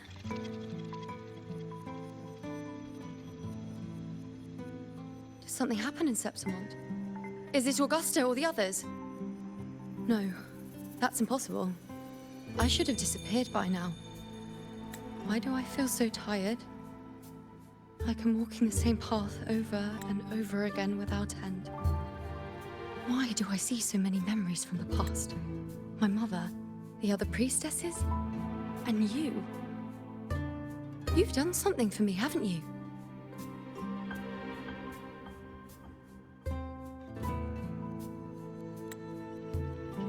Yes. We're in the chaos now. But you shouldn't be here. Neither should I. Why haven't I disappeared completely? Why did you sacrifice yourself? Why did you just leave without a word? Was this really the outcome the most gifted priestess chose for herself? Because this was the best I could do for Septimont. Destruction. Failure. Oblivion. The dark tide devours everything you can imagine. The Griffons can't escape it. The gladiators can't defeat it. In the blink of an eye, before we could even react, it had already enveloped everything. I knew it from the start. I knew 3 years ago. I would turn everything I am into the moon arrow that would pin down the Sovereign. I just didn't know when that day would come, or if it would be enough.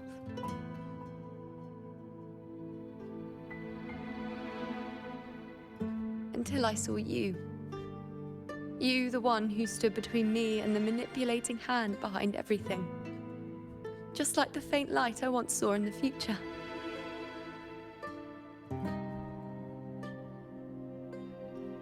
I finally understand. My defiance, my sacrilege. It was all worth it. Now I found the answer.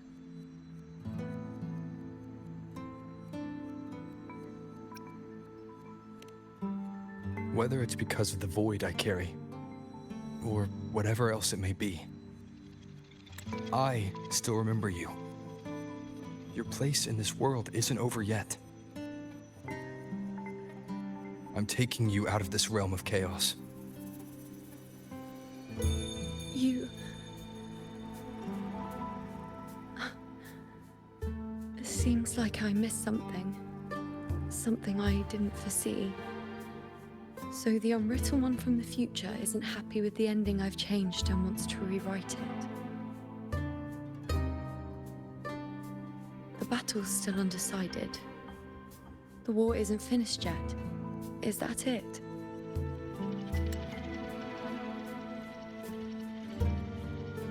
Yes. You traded your existence to alter the prophecy. But I'll anchor your existence and rewrite your ending. If I've ever guided you before, then now, let me guide you one more time. Really? I'll entrust myself to you then. But be careful. Don't get lost in the chaos. And I shall put my best foot forward as well. We shall meet at the very end. Wait. Am I Yuno now? Hello, priestess. I've got the item here with me. hope you can take a look for me.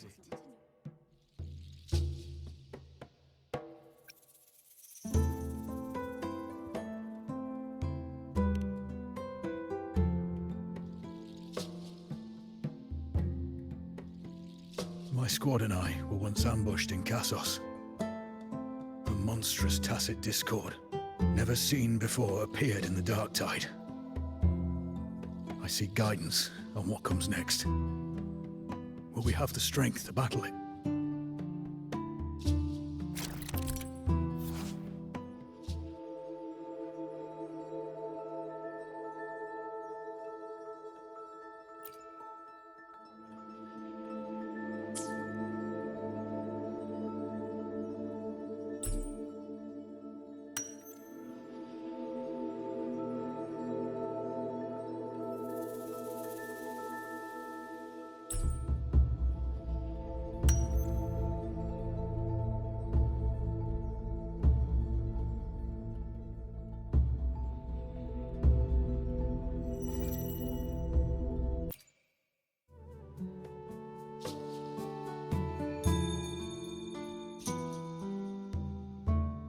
Are these the types of visions Yuno sees?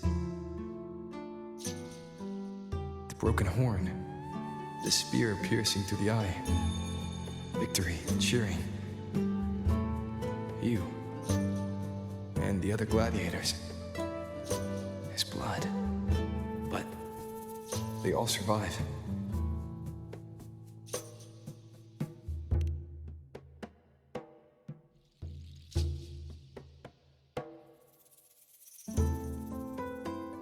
Priestess would probably relay her visions as they were, without any omissions or additions.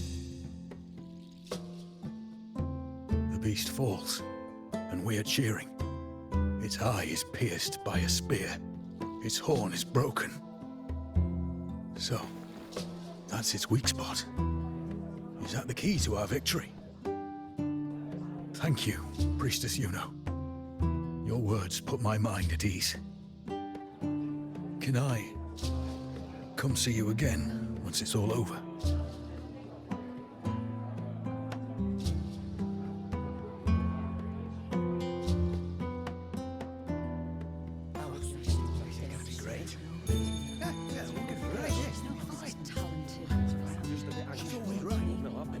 Priestess Yuno, I'm here with a bracelet my betrothed gave me. I feel like it best captures his feelings for me. Perhaps our future together will be one of true love, where we grow old together.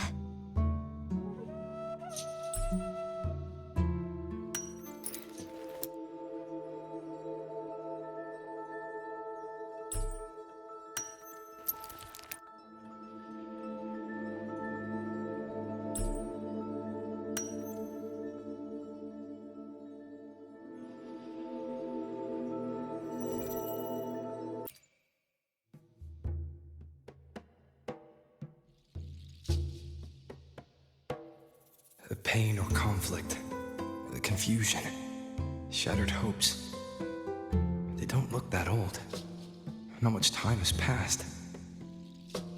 Is that their child? It's not as clear as the last one.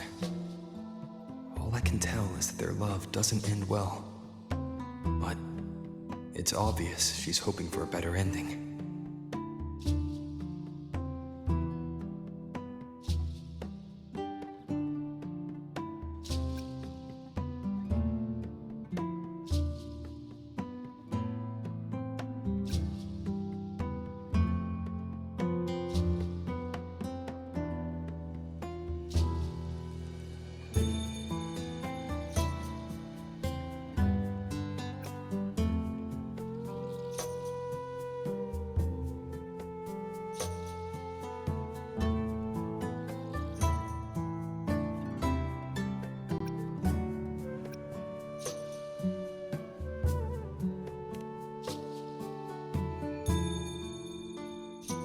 If a priestess's vision is never wrong, then telling her won't change a thing. But what if it's the act of telling her this prophecy that causes that ending. She should decide the path she wants, regardless of the outcome. I'll just let her enjoy the present. So, not much else to see? You want me to focus on the present? Well, we are very happy now. I feel very lucky. I really never thought we'd end up together. We've known each other for a long time, but we're both so strong-willed. I came here because I was worried about our future. But what matters is that we're in love now. Whatever comes, I don't want to let him go. And thank you, Priestess Yuno. No matter what, thank you.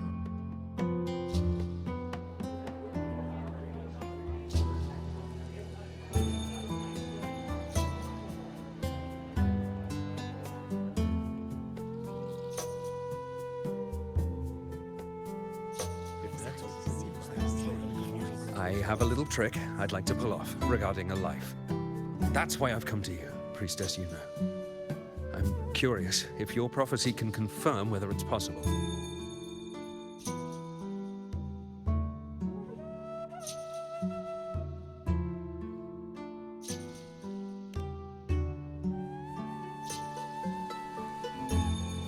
Don't be so hasty to dismiss me. What if the trick I wish to pull off is against fate itself? Have you never questioned whether it could be deceived or defied? I speak of fate, of course.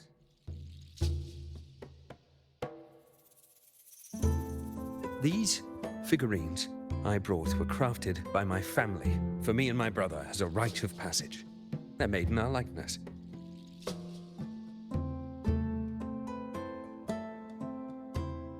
We're twins, but we walked two very different paths. Me, books and knowledge, and him, weapons and strength. By chance, I learned my brother's fate in Tetragon Temple, destined to die this summer at the hands of a tacit discord. They couldn't see my fate, so here I am now. I want to see whether fate will once again lead me down a path opposite my brother.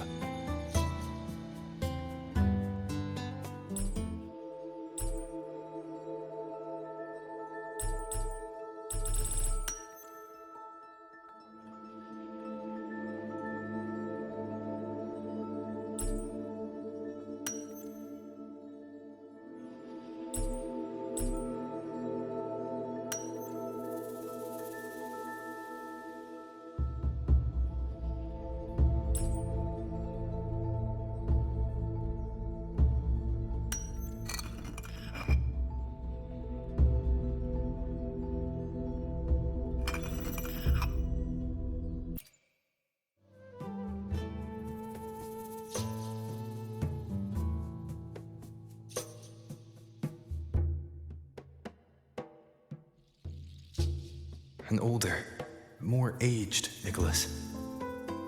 Peaceful. Dead at 50? No, at least 60.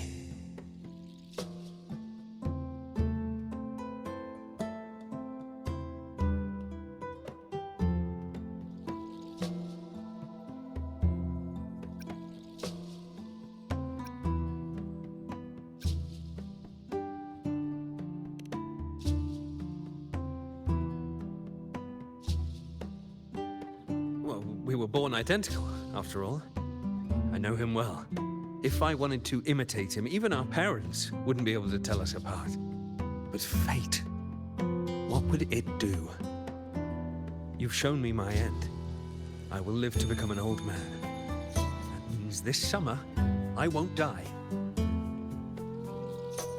What if I take Kyrion's place in the battle and he plays the part of Nicholas sailing across the seas, I'll confuse the whole world, even fate itself. Let me try. I'll use fate's prophecy to overturn another and trick death with the undying.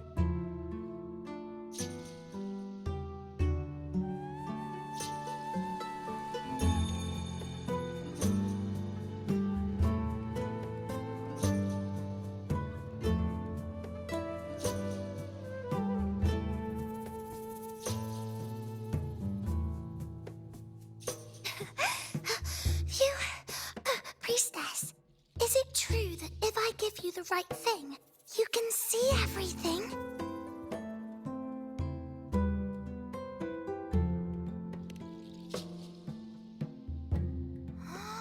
Wow, you're amazing! I can tell you're different from all the other priestesses.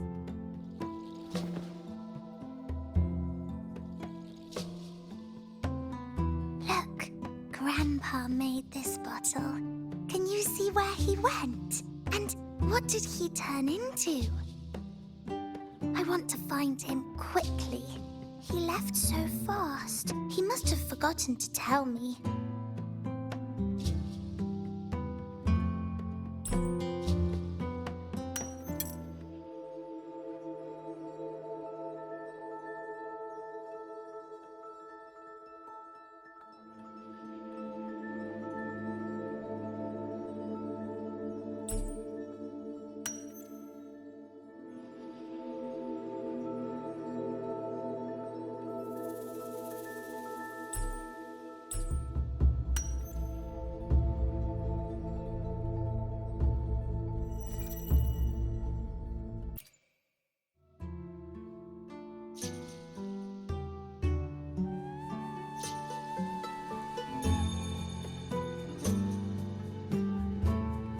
It's dark. Nothing but darkness. I don't see anything. What does it mean?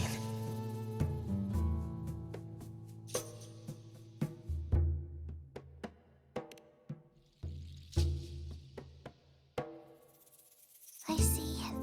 The priestesses at the temple said they saw the same thing. They said when someone dies, their light goes out, and everything left is just pitch black. Nobody can see anything anymore.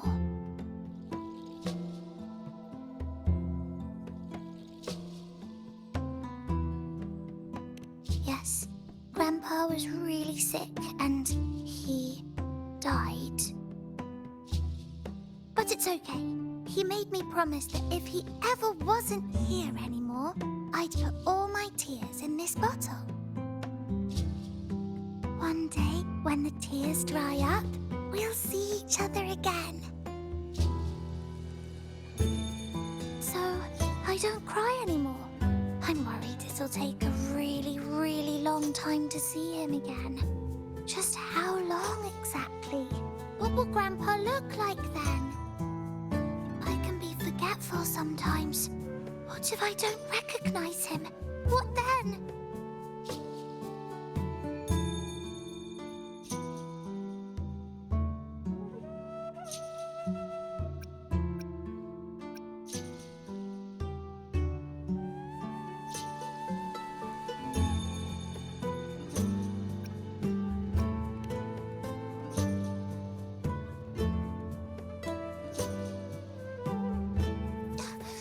I don't believe it! I don't believe you!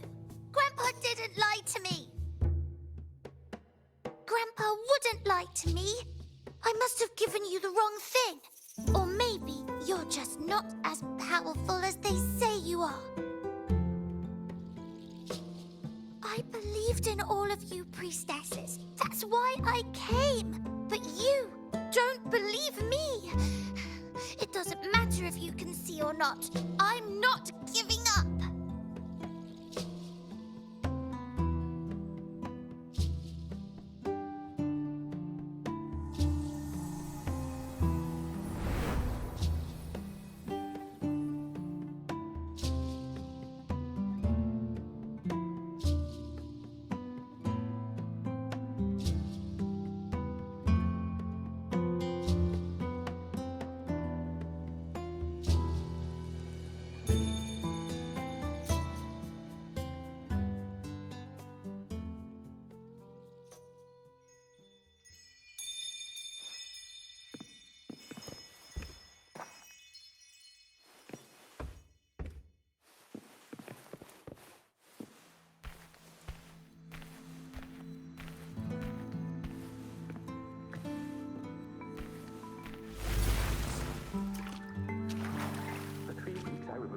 soon as it catch fire, I couldn't have been more careful. Damn that leak! Damn that peddler! The fire's still starting. As the prophecy foretold, I cut the tacit Discourge retreat. And as the prophecy foretold, I will never return to my homeland again. Let go of hope. But she saw the path that would lead me to my lost child. She was there, in the forest by the spring. We followed the prophecy, and we won. When I see Board's shattered leg, I can't shake the thought. Was there another way? If we had followed the prophecy, I knew it all along, didn't I? Whoever really was forever anyway. But at least I had those moments with him. So passionate. Kyrian set sail across the sea to meet his end at the hands of a tacit discord. And I, believing in my own prophecy, took his place in battle. I was gravely wounded, and now but a living corpse. The prophecy said I can live to 50, or even 60. But now I have to spend all those years in a broken shell of a body. Those who think they can cheat fate will find themselves thoroughly deceived.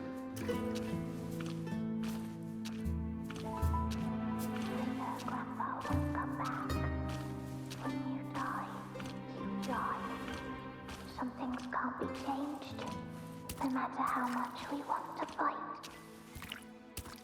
The tears in the bottle have tried, and I'm not that little girl anymore.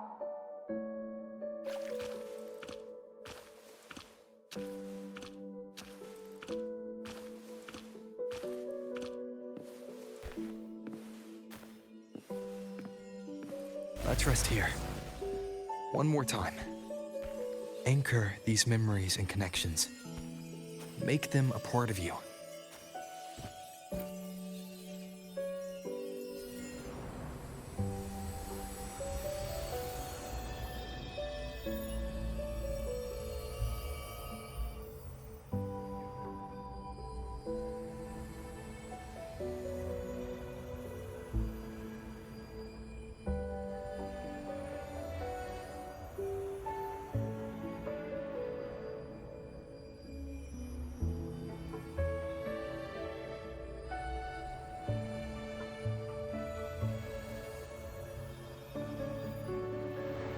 I can see further than anyone else.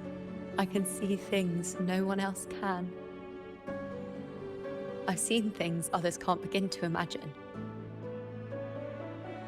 So why, at the moment I should have seen the clearest, did I close my eyes and shut it out? I was so close. If I hadn't closed my eyes, I would have learned the causal chain and I could have stopped it.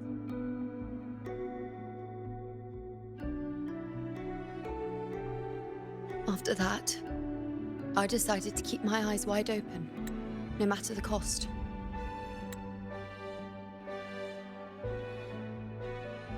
I'll sit at the crossroads of fate. I'll stare into what's to come and not flinch, be it joyful, tragic, rebirth, destruction. Until I see it all. Until I know everything. Because I am stronger than anyone else. This is something only I can do. But if the priestess's prophecies were really perfect, we could avoid all misfortune. If there is such a thing as fate, then misfortunes cannot be avoided. Just because you know the outcome doesn't mean the journey isn't worth it. If life is destined to follow a predetermined path, does it even matter if we know our fate?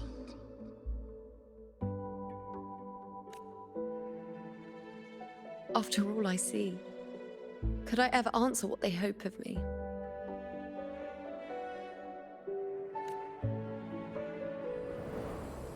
Does glimpsing one's fate really matter?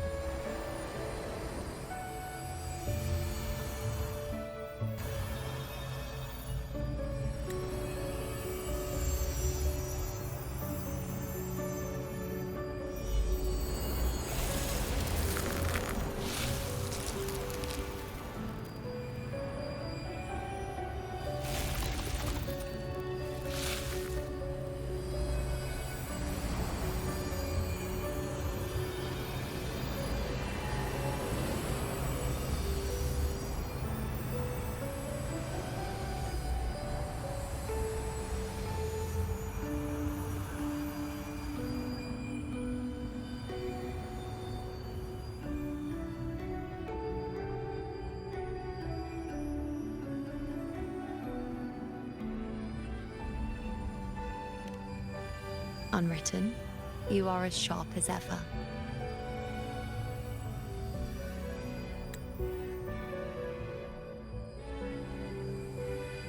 Seeing is simple, but facing what you see isn't.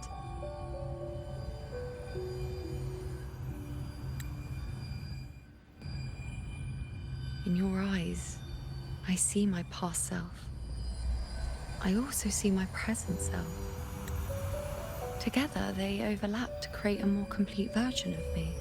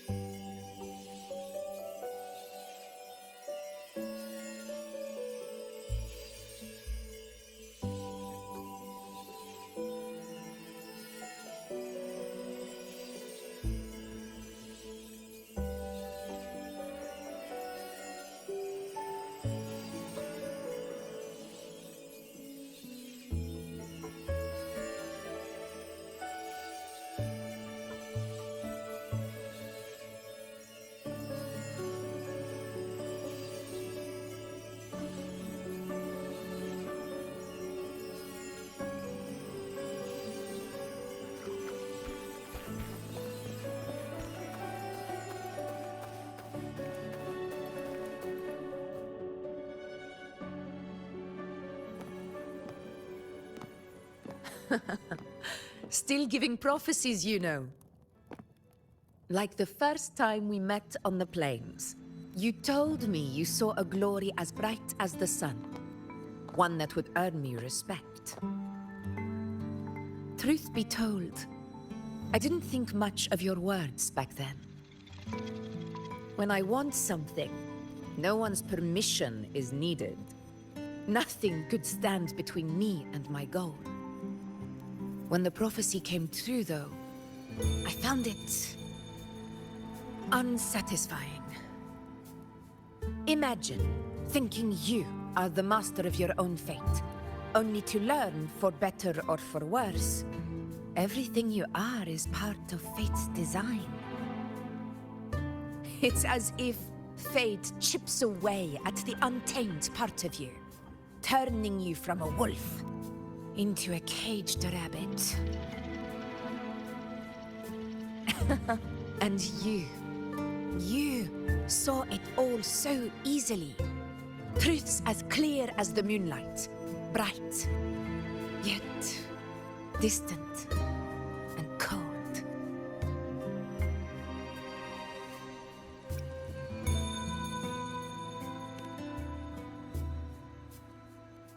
No. Quite the opposite. I do recognize the priestess's abilities.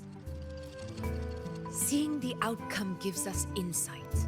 Prophecies allow us to envision the future and find better ways to face it. In every one of Septimon's auguries, the priestesses foresaw disasters that would befall the land, but also the hero who would rise up to face it. Like the people of Septimont, I too have been blessed by prophecy.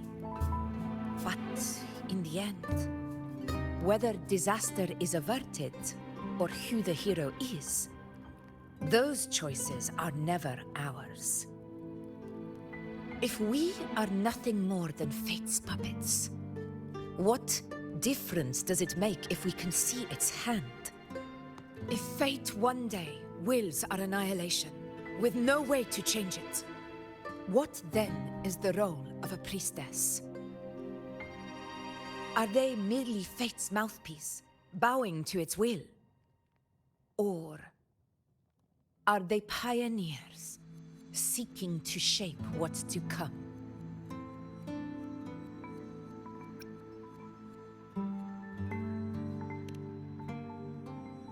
Last night, Grandmother Lilibet told me another Septimont augury had emerged. This one revealed a future unseen, a warning long overdue.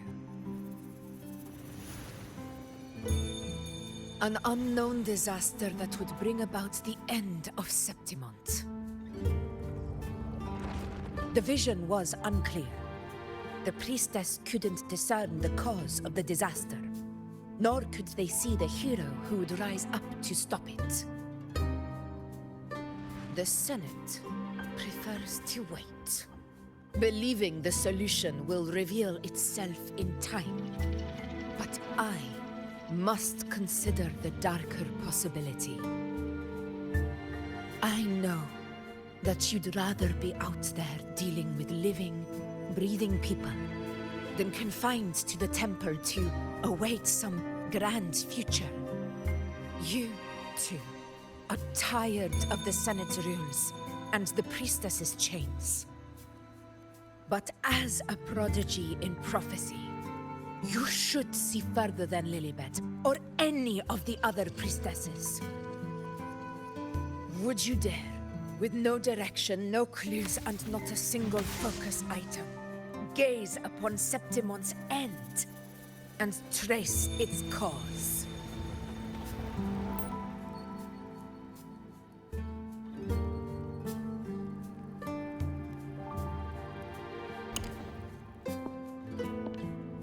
So be it. I'll make this prophecy's ending my answer. End or future, if I can break through the maze and find the hero of heroes they could not, I won't need to worry about the meaning of what I see. I will be the meaning I see.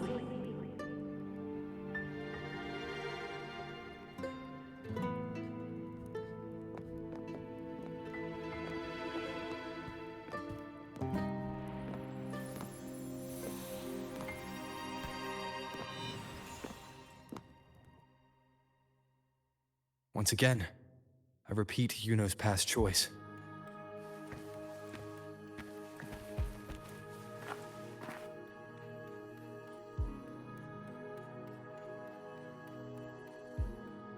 Over there. It looks familiar. Perhaps we can stop to take a breath and rest, if only for a moment. I don't know, but something about it is different. I must have been there before and done something. Something important. None of the other places felt like this. But why is it so ruined, so silent? There should be people and more light, like how it was when it all began. Leave it to me. It's chaos. It's found us. Those things are manifestations of chaos.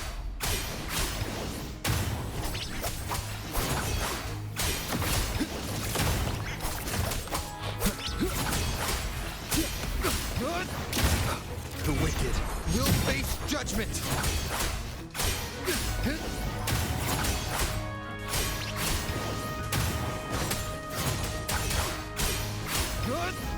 The wicked will face judgment! Wind be my blade. Be careful, they're closing in. It really insists that I stay. Will face Judgment!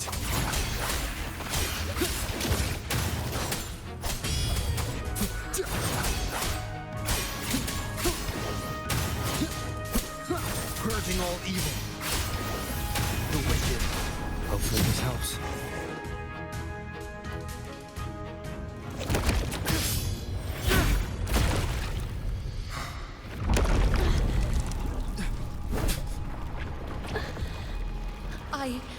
I remember now. This is the place where it all began. It's also where it ended. It's okay. Run! Go there!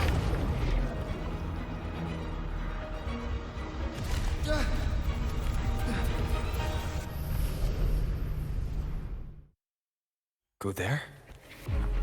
Is that another one of Chaos's tricks? Don't get in my way. Gotta hurry. Running out of time. Now! That way.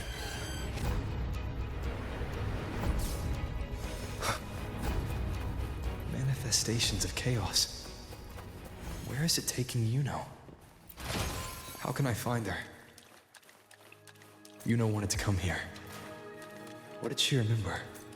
Did Yuno leave these lights to guide me?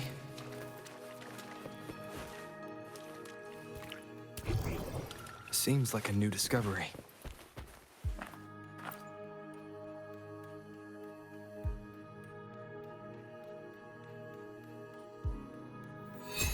Those cursed creatures.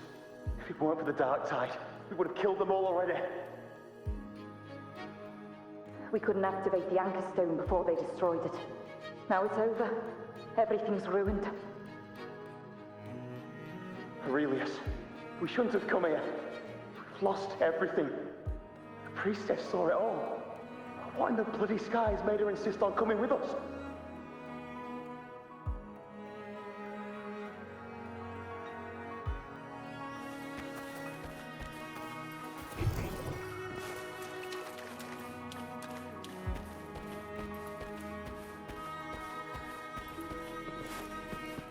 Remnants of the past.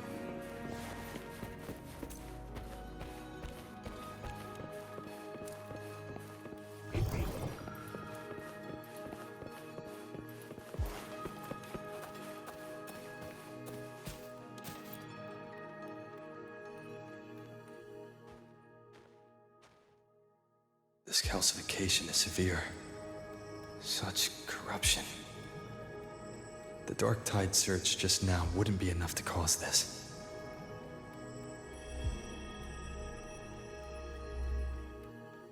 Could this be connected to the important event Yuno mentioned before she was taken?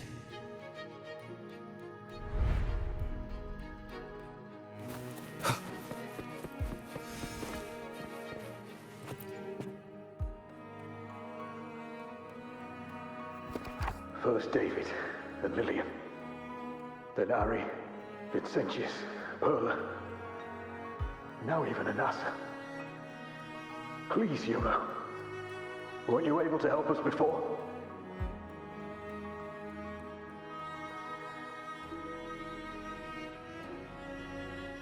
Just like when you told us to use a spear against the Tacit Discord. Help us see something again. You must be able to see something. All of us doomed to die. If that's true, why did you come with us? Just to watch us die? No.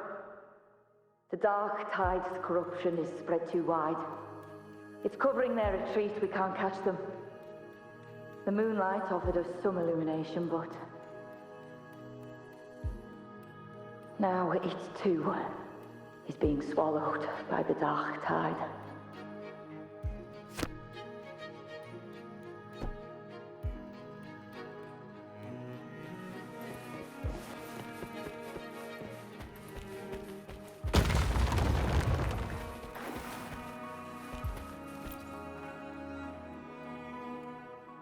Looks familiar. A priestess's candelabrum.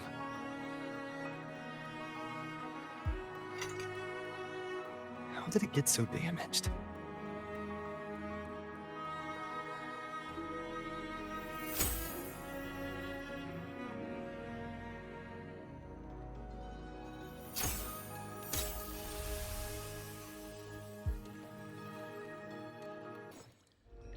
Fate unveils itself to the priestess.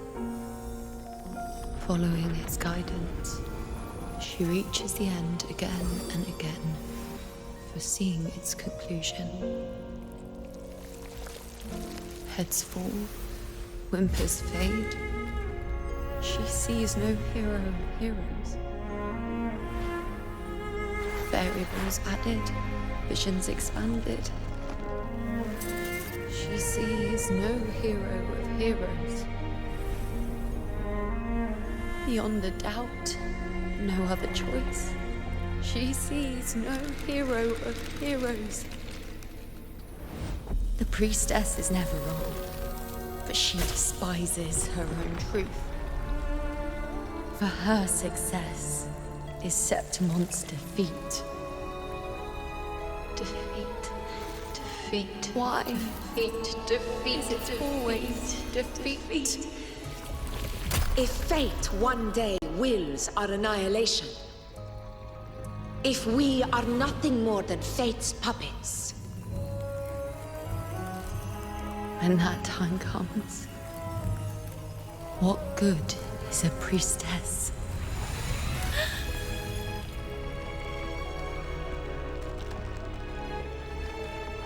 Septimon will be known. Nothing will remain. Only she who foresaw every death still lives.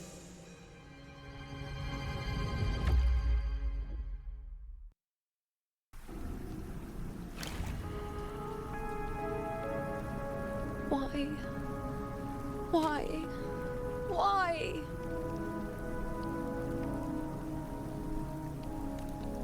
Hundreds of days and nights spent in fate's embrace, staring at the end. I tried to see everything, missing nothing, but not once did I see a single future where Septimon still stands.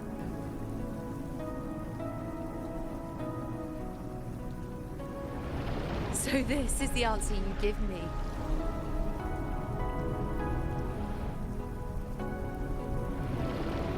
To know our inevitable doom, then tell the people of Septimon to wait for it, accept it, and even be grateful?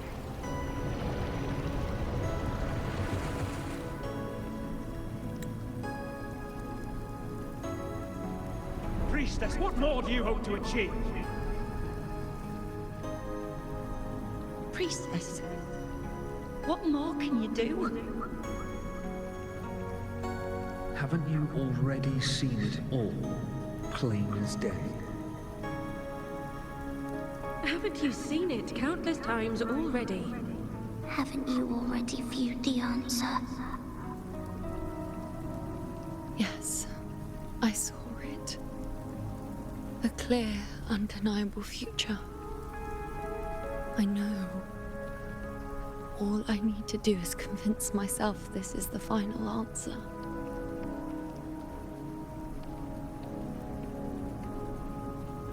But how could I ever accept it?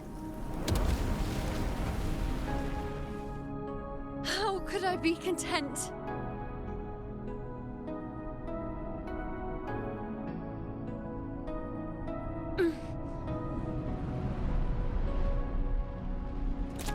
With our very existence being denied like this.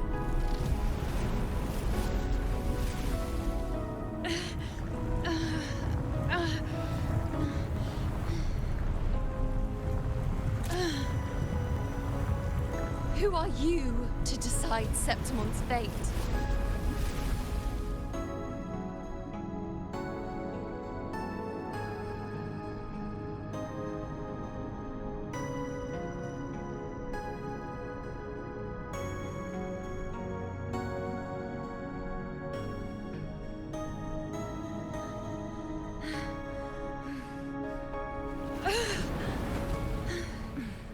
Certainty is just the narrow boundary fate sets for us. The immeasurable, the free. That is where our dignity lies.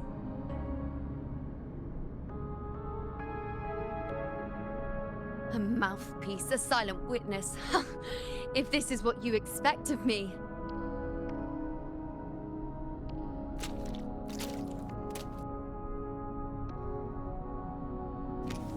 I'll raise my bow and turn fate into a storm of possibility.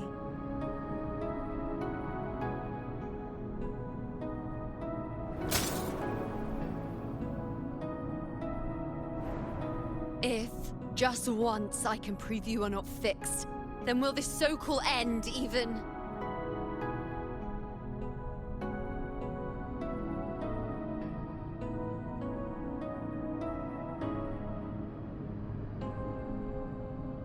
Wait, Priestess Yuno.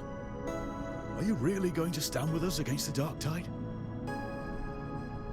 You've already seen how it ends, haven't you? Of course.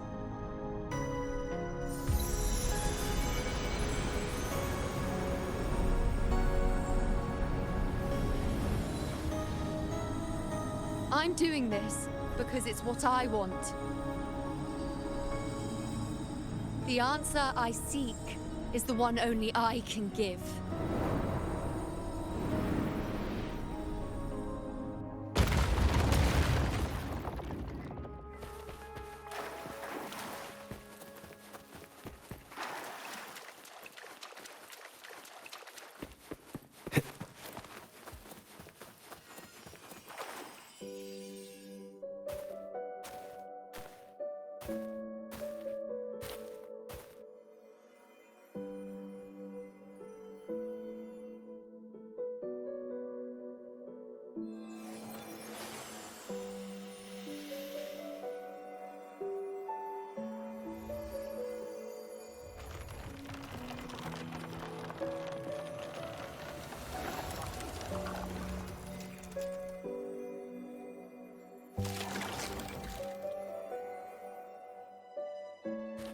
The Lunaran bows have grown strong.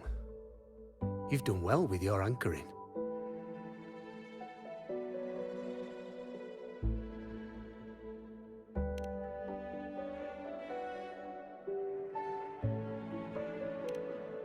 Look at you. A mortal from the real world stumbling into chaos. What else would you be here for, if not to take something back with you?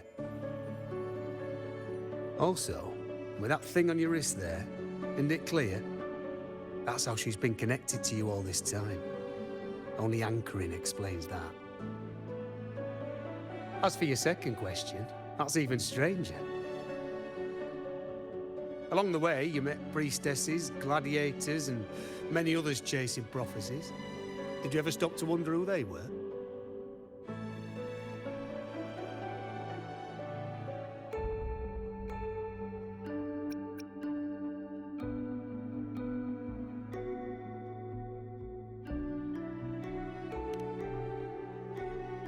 What is it you expect to hear, then?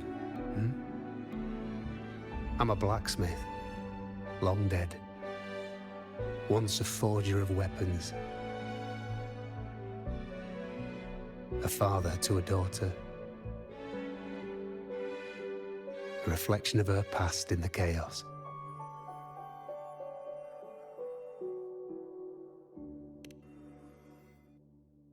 Aye. But just like the question of who I am, that's not the point. What matters isn't me, but you. Isn't that right? You noticed, didn't you? The more you rested near the Lunaran bows, the more memories and connections manifested into reality. Yuno's spectre became more real, and the bows grew. But now, chaos has that spectre. After all, it was never truly Yuno, was it? But the Lunaran bow. That's what the two of you built along the way. There'll be no more doors to choose from. You can keep the bow and take it back with you. Find a new spectre to follow. As long as you have it with you, that should be enough.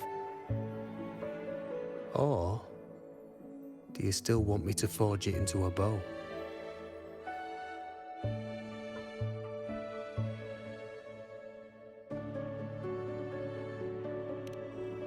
We were gathering Lunaran boughs to forge the bow.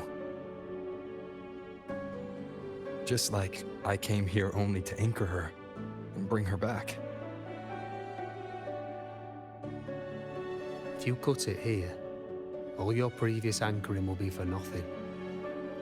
You might have to start over many times, with things going even less smoothly.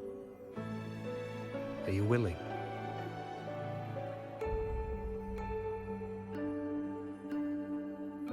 Not to mention being trapped in chaos for so long. There's a chance she's already forgotten her will to fight. Are you sure you want to throw away all the certainty you've built just to gamble on a possibility?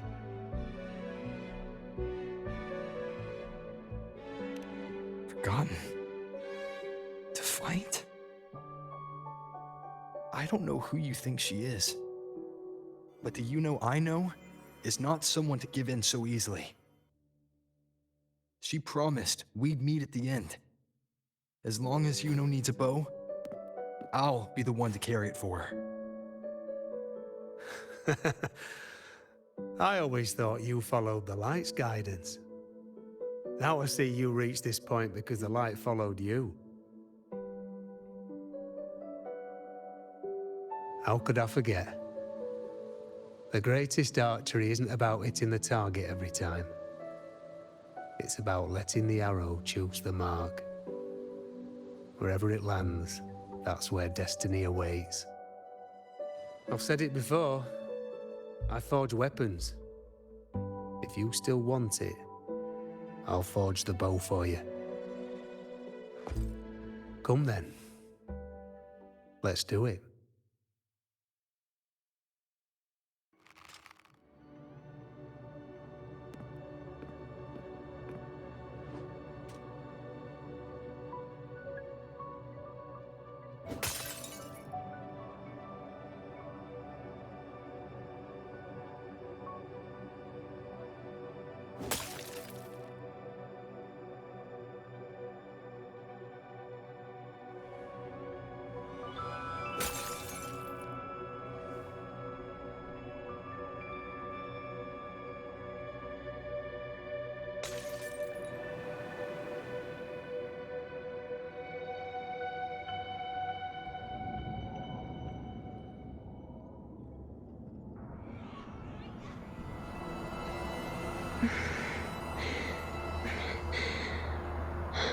This is...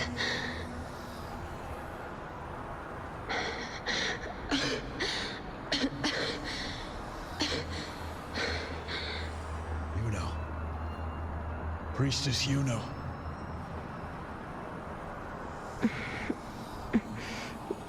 This again. My head spinning, my arms and legs. It's like I'm underwater. So heavy. I sought the Unwritten One at the divination altar at the Agora. And then... Go back, Priestess Yuno.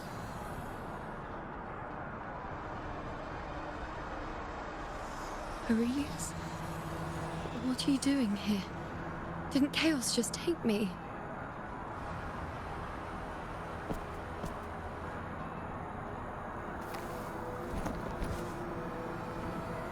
This place must be where I gave my last prophecy 3 years ago. At the end of the spring basin where the dark tide surged.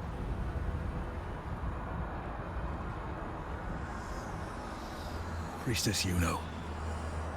We're already indebted to you for accompanying us on this journey. But you've seen how it ends. Our squad is doomed.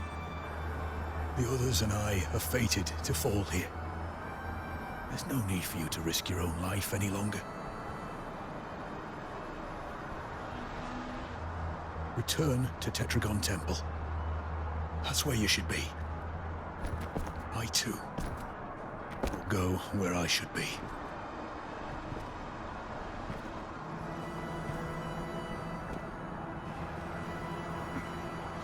Words for the Abyss. Don't you dare underestimate me. Where to go, what path to take. That's something only I decide.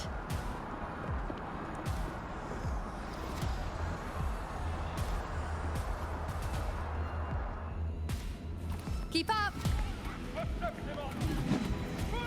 I shall bear witness.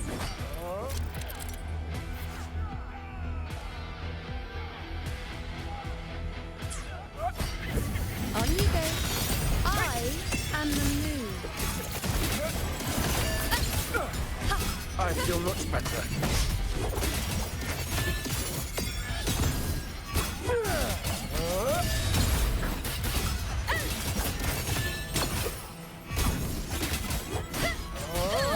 On you go.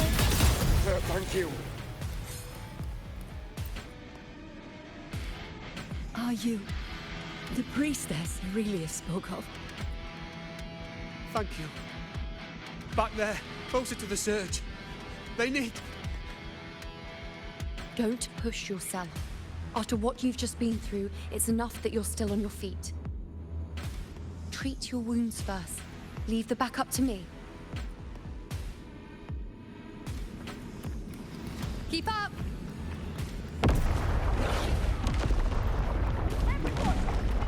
I shall bear witness. On you go. Present your offerings.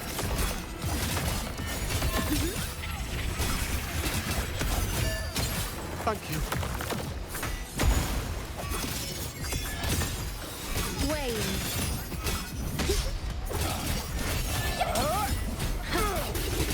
On you go.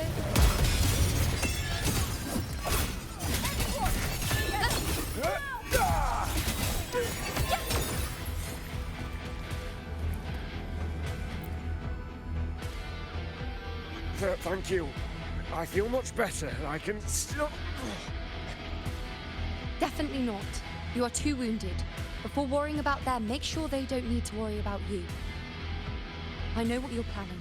I'll go in your stead.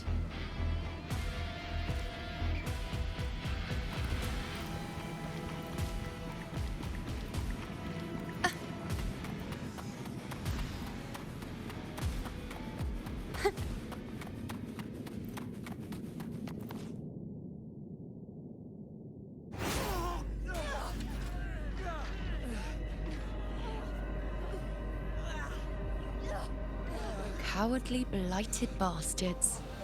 Always hiding in the dark tide.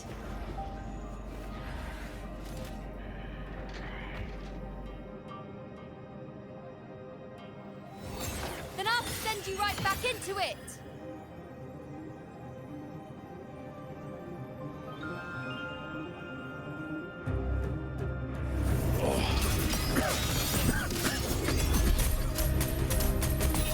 Princess Yuna. Thank you. You and all of us. Done well. I will not let you fall. This is pure torture. How can I let it end like this again?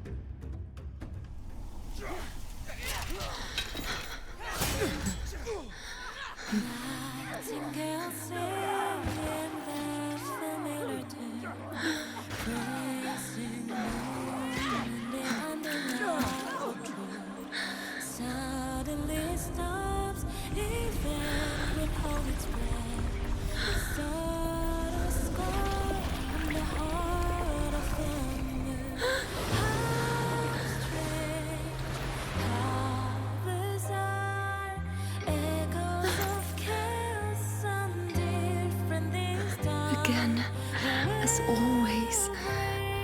But why would I just stand by and watch you, accept you, complete you?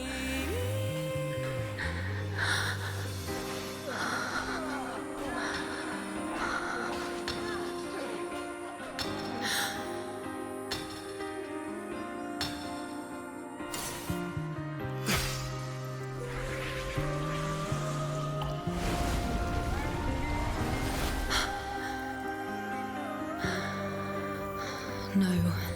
Even if the end is here, unavoidable, I still have the right to refuse.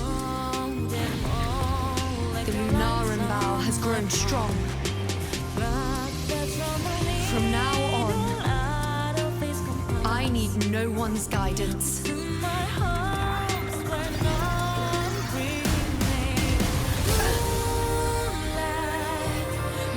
wherever I choose to aim is my true destiny.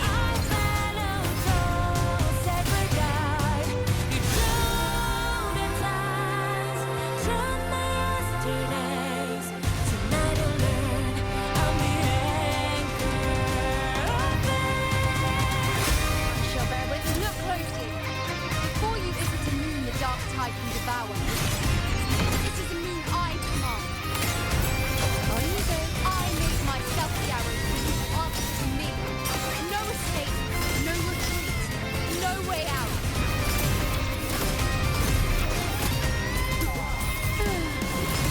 Nonsense.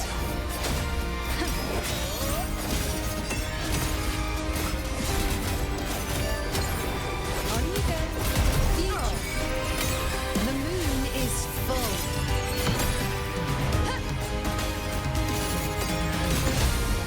Entertain me. Foe, be my prey.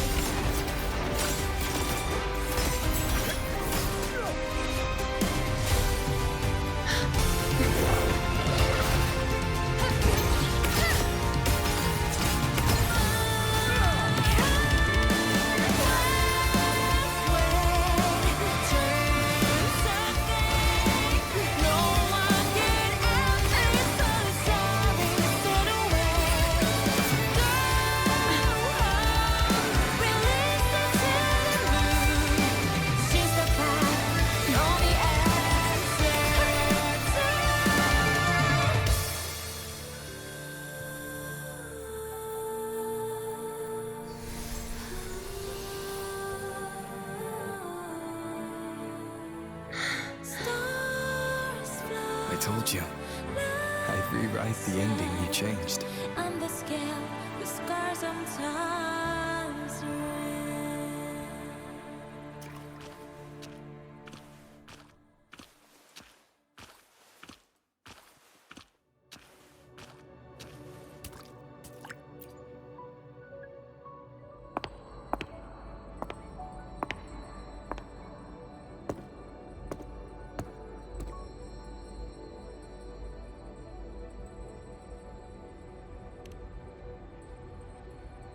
Yes.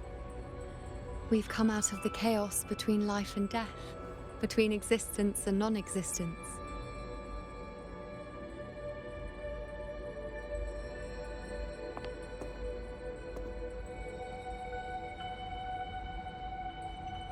There aren't any guiding traces, no visions of fate's hand. It's just you and me and our own grasp on what's to come. Compared to before, now what we see is...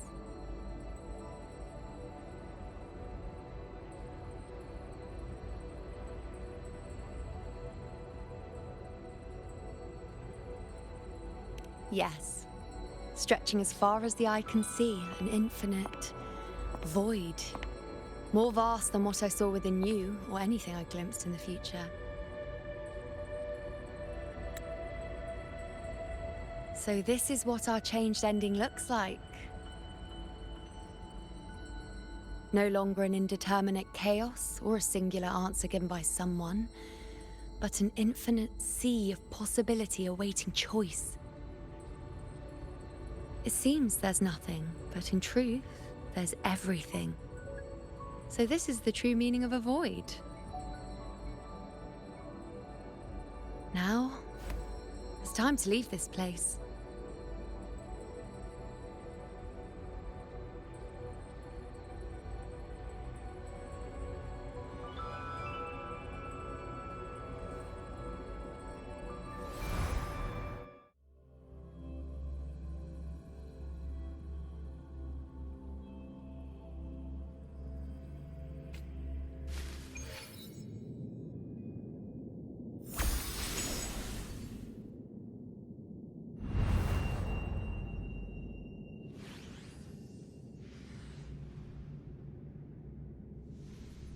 Wait. Why is it only me?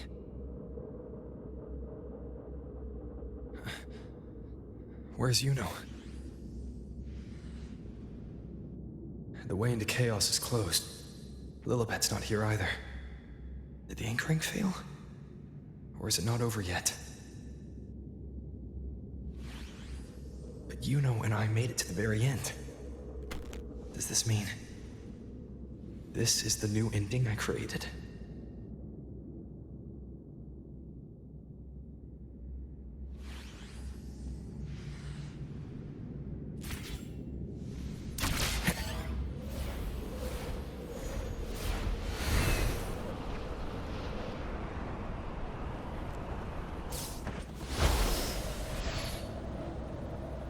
And you, unwritten one, were I to indulge in a bit of selfishness, you'd forgive me, wouldn't you?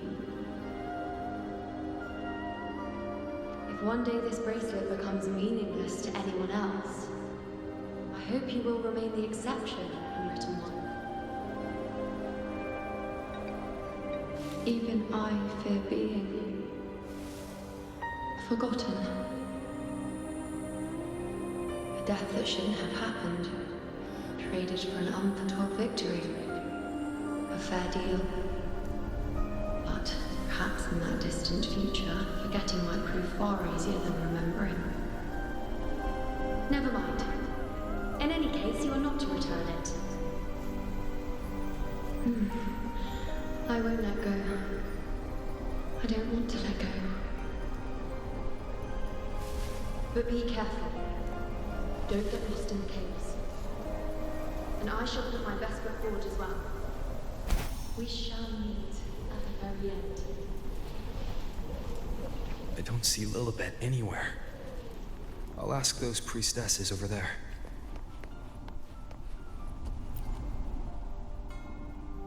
Don't you think it's odd?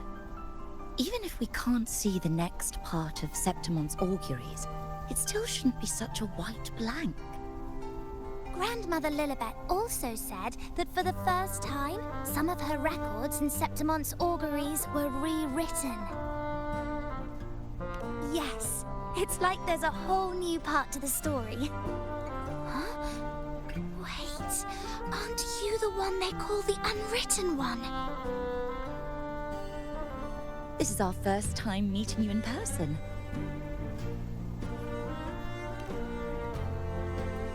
She returned not long ago. But she was here just now. Oh, I think I know where she went. Underground. I don't know why, but things just keep happening today. Apparently, that Ovidius, locked up below, overheard the priestesses talking about some prophecy and escaped. Just like that. I think Lilibet must have gone to handle the situation. No, that's not it. Ovidius wasn't being locked up. He chose to stay here. If he wanted to leave, Lilibet wouldn't worry about him. I think she was called away to the celebration. Ah, yes. I saw a girl with 2 blue, or was it black, ponytails. Grandmother Lilibet went to the celebration with her. Ah, that makes sense. It must have started by now, then. Before the oration ends, Lilibet would definitely need to be there. Do you know who Yuno is? Yuno? I don't think I've heard that name before. Do you mean that's the girl we're talking about? Apologies, I didn't have a good look at her. We've only just become priestesses. There is much we still don't know about this land. Maybe she was Yuno. If it's important, perhaps you might try looking for her at the celebration. Don't you think it's odd?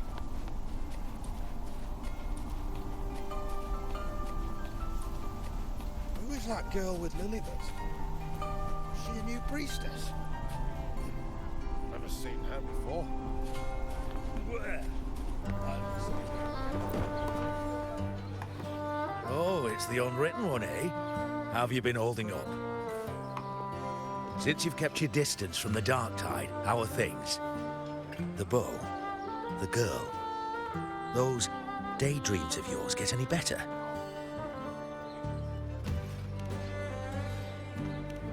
Let me think. Plenty of fresh faces here, but dark blue ponytails. Ah, I think I saw a girl like that. She walked like a cat, as nimble as they come. Seems she was looking for someone too. She was just over there.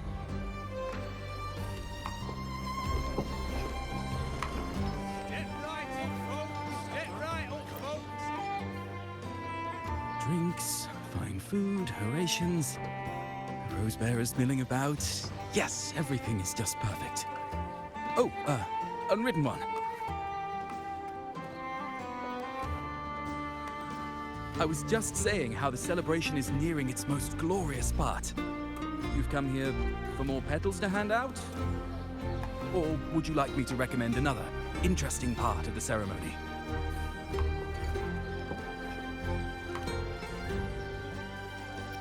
Ponytails, dark blue.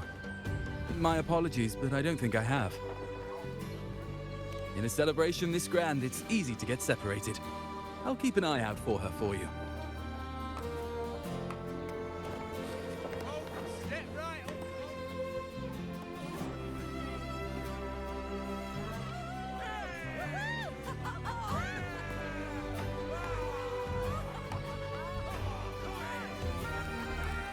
Come on over, toast!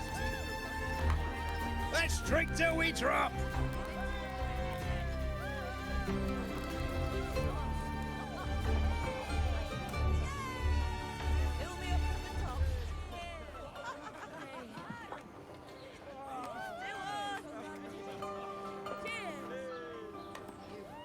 We should just live in the moment and enjoy what we have now.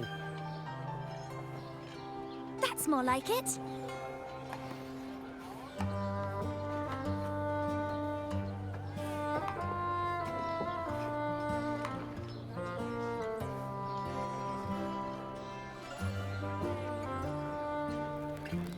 Come, triumphant rain of petals! Make it even grander!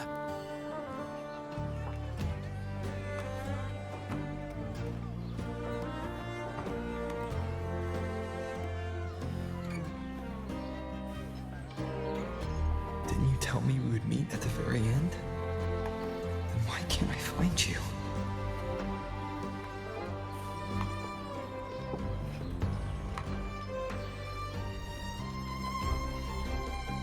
I could hear your voice from a distance. You know! Wasn't that it?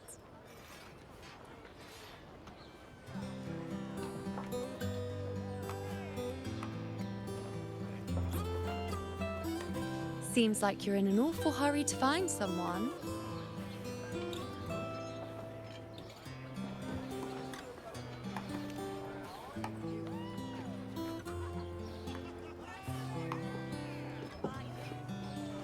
I thought you'd like this, us slipping back into our old familiar rhythm.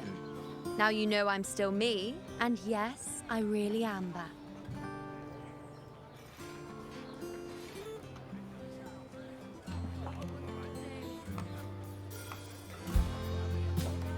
It's just like you saw at the end of the chaos. 3 years ago, at the end of the spring basin swallowed by the dark tide, I, as a priestess, made my choice.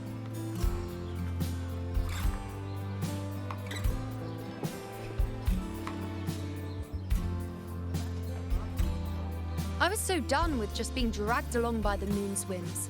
So I defied fate, severed the path, and became the arrow that struck at destiny itself. After that, I lost the ability to see clear visions of the future. But in return, I gained the power to anchor the Dark Tide's creations.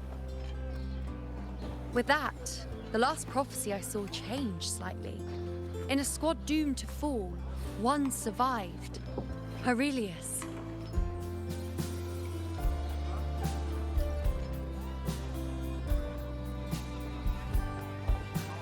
If I can do it once, then I can do it a second time, then a third. Perhaps one day I can overturn more destined futures.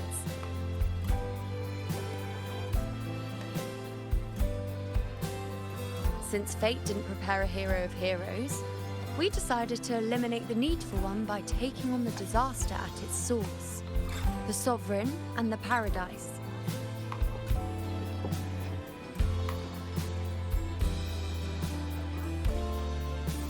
This is the plan Augusta and I made, though I did hide the teeny tiny cost.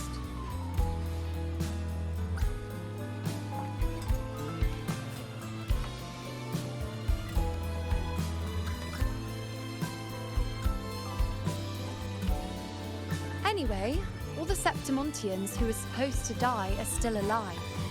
The end I once foresaw has changed. The meaning of this has already transcended my own existence. So then, even if every trace of my existence was erased, who can say that the altered fate I left behind isn't proof of my existence?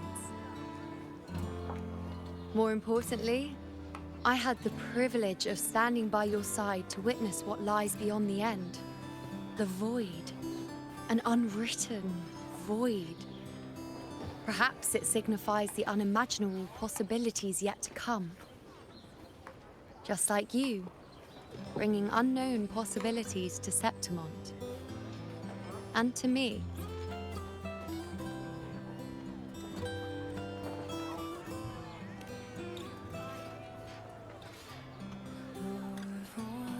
Why? Sacrificing myself? Or just trying something I'm not sure about?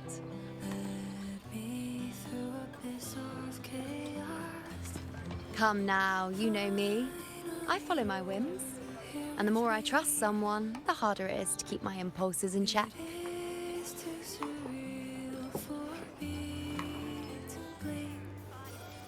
I'm not one to make promises I can't keep. But I'll promise you this. If there is a next time, you'll be the first to know.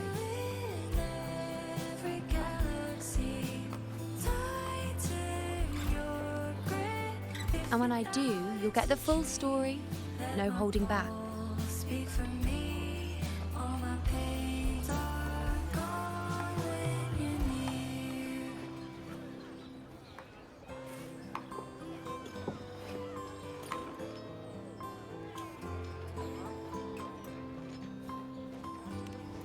I've run into a few friends since being back.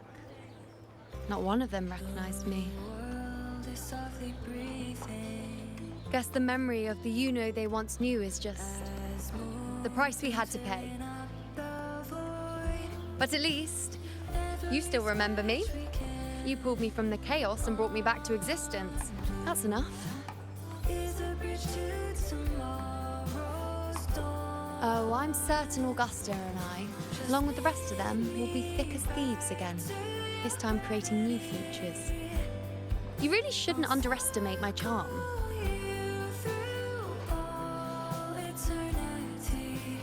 Oh, yes, and this bracelet. This is the second time I've given this to you. Never mind the first time, but I wouldn't refuse a second time if I were you.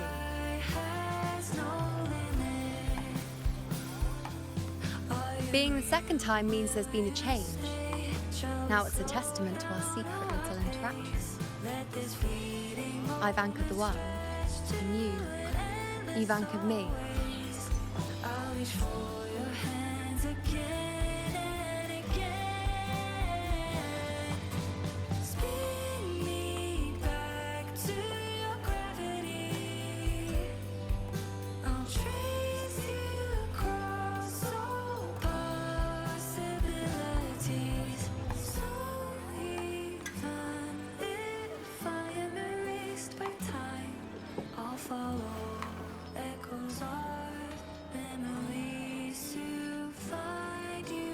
As for any matter pertaining to me, what you saw in the chaos and what transpired, do not breathe a word of it to another soul. Understand?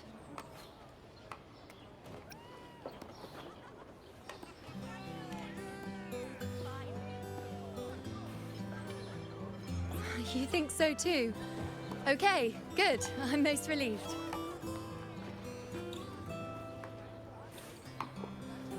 Well, then again, this is a perfect opportunity to start anew.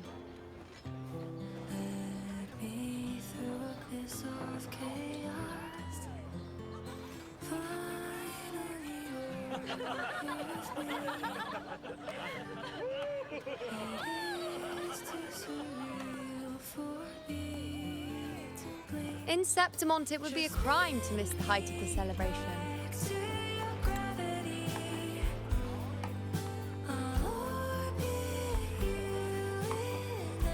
After fighting side by side, we share honey and wine under a rain of petals, drinking to our heart's content. Surely you've heard of this little tradition of ours, haven't you, Unwritten One? Come on, let's go, together, to be drenched in those rose petals that smell of glory and triumph.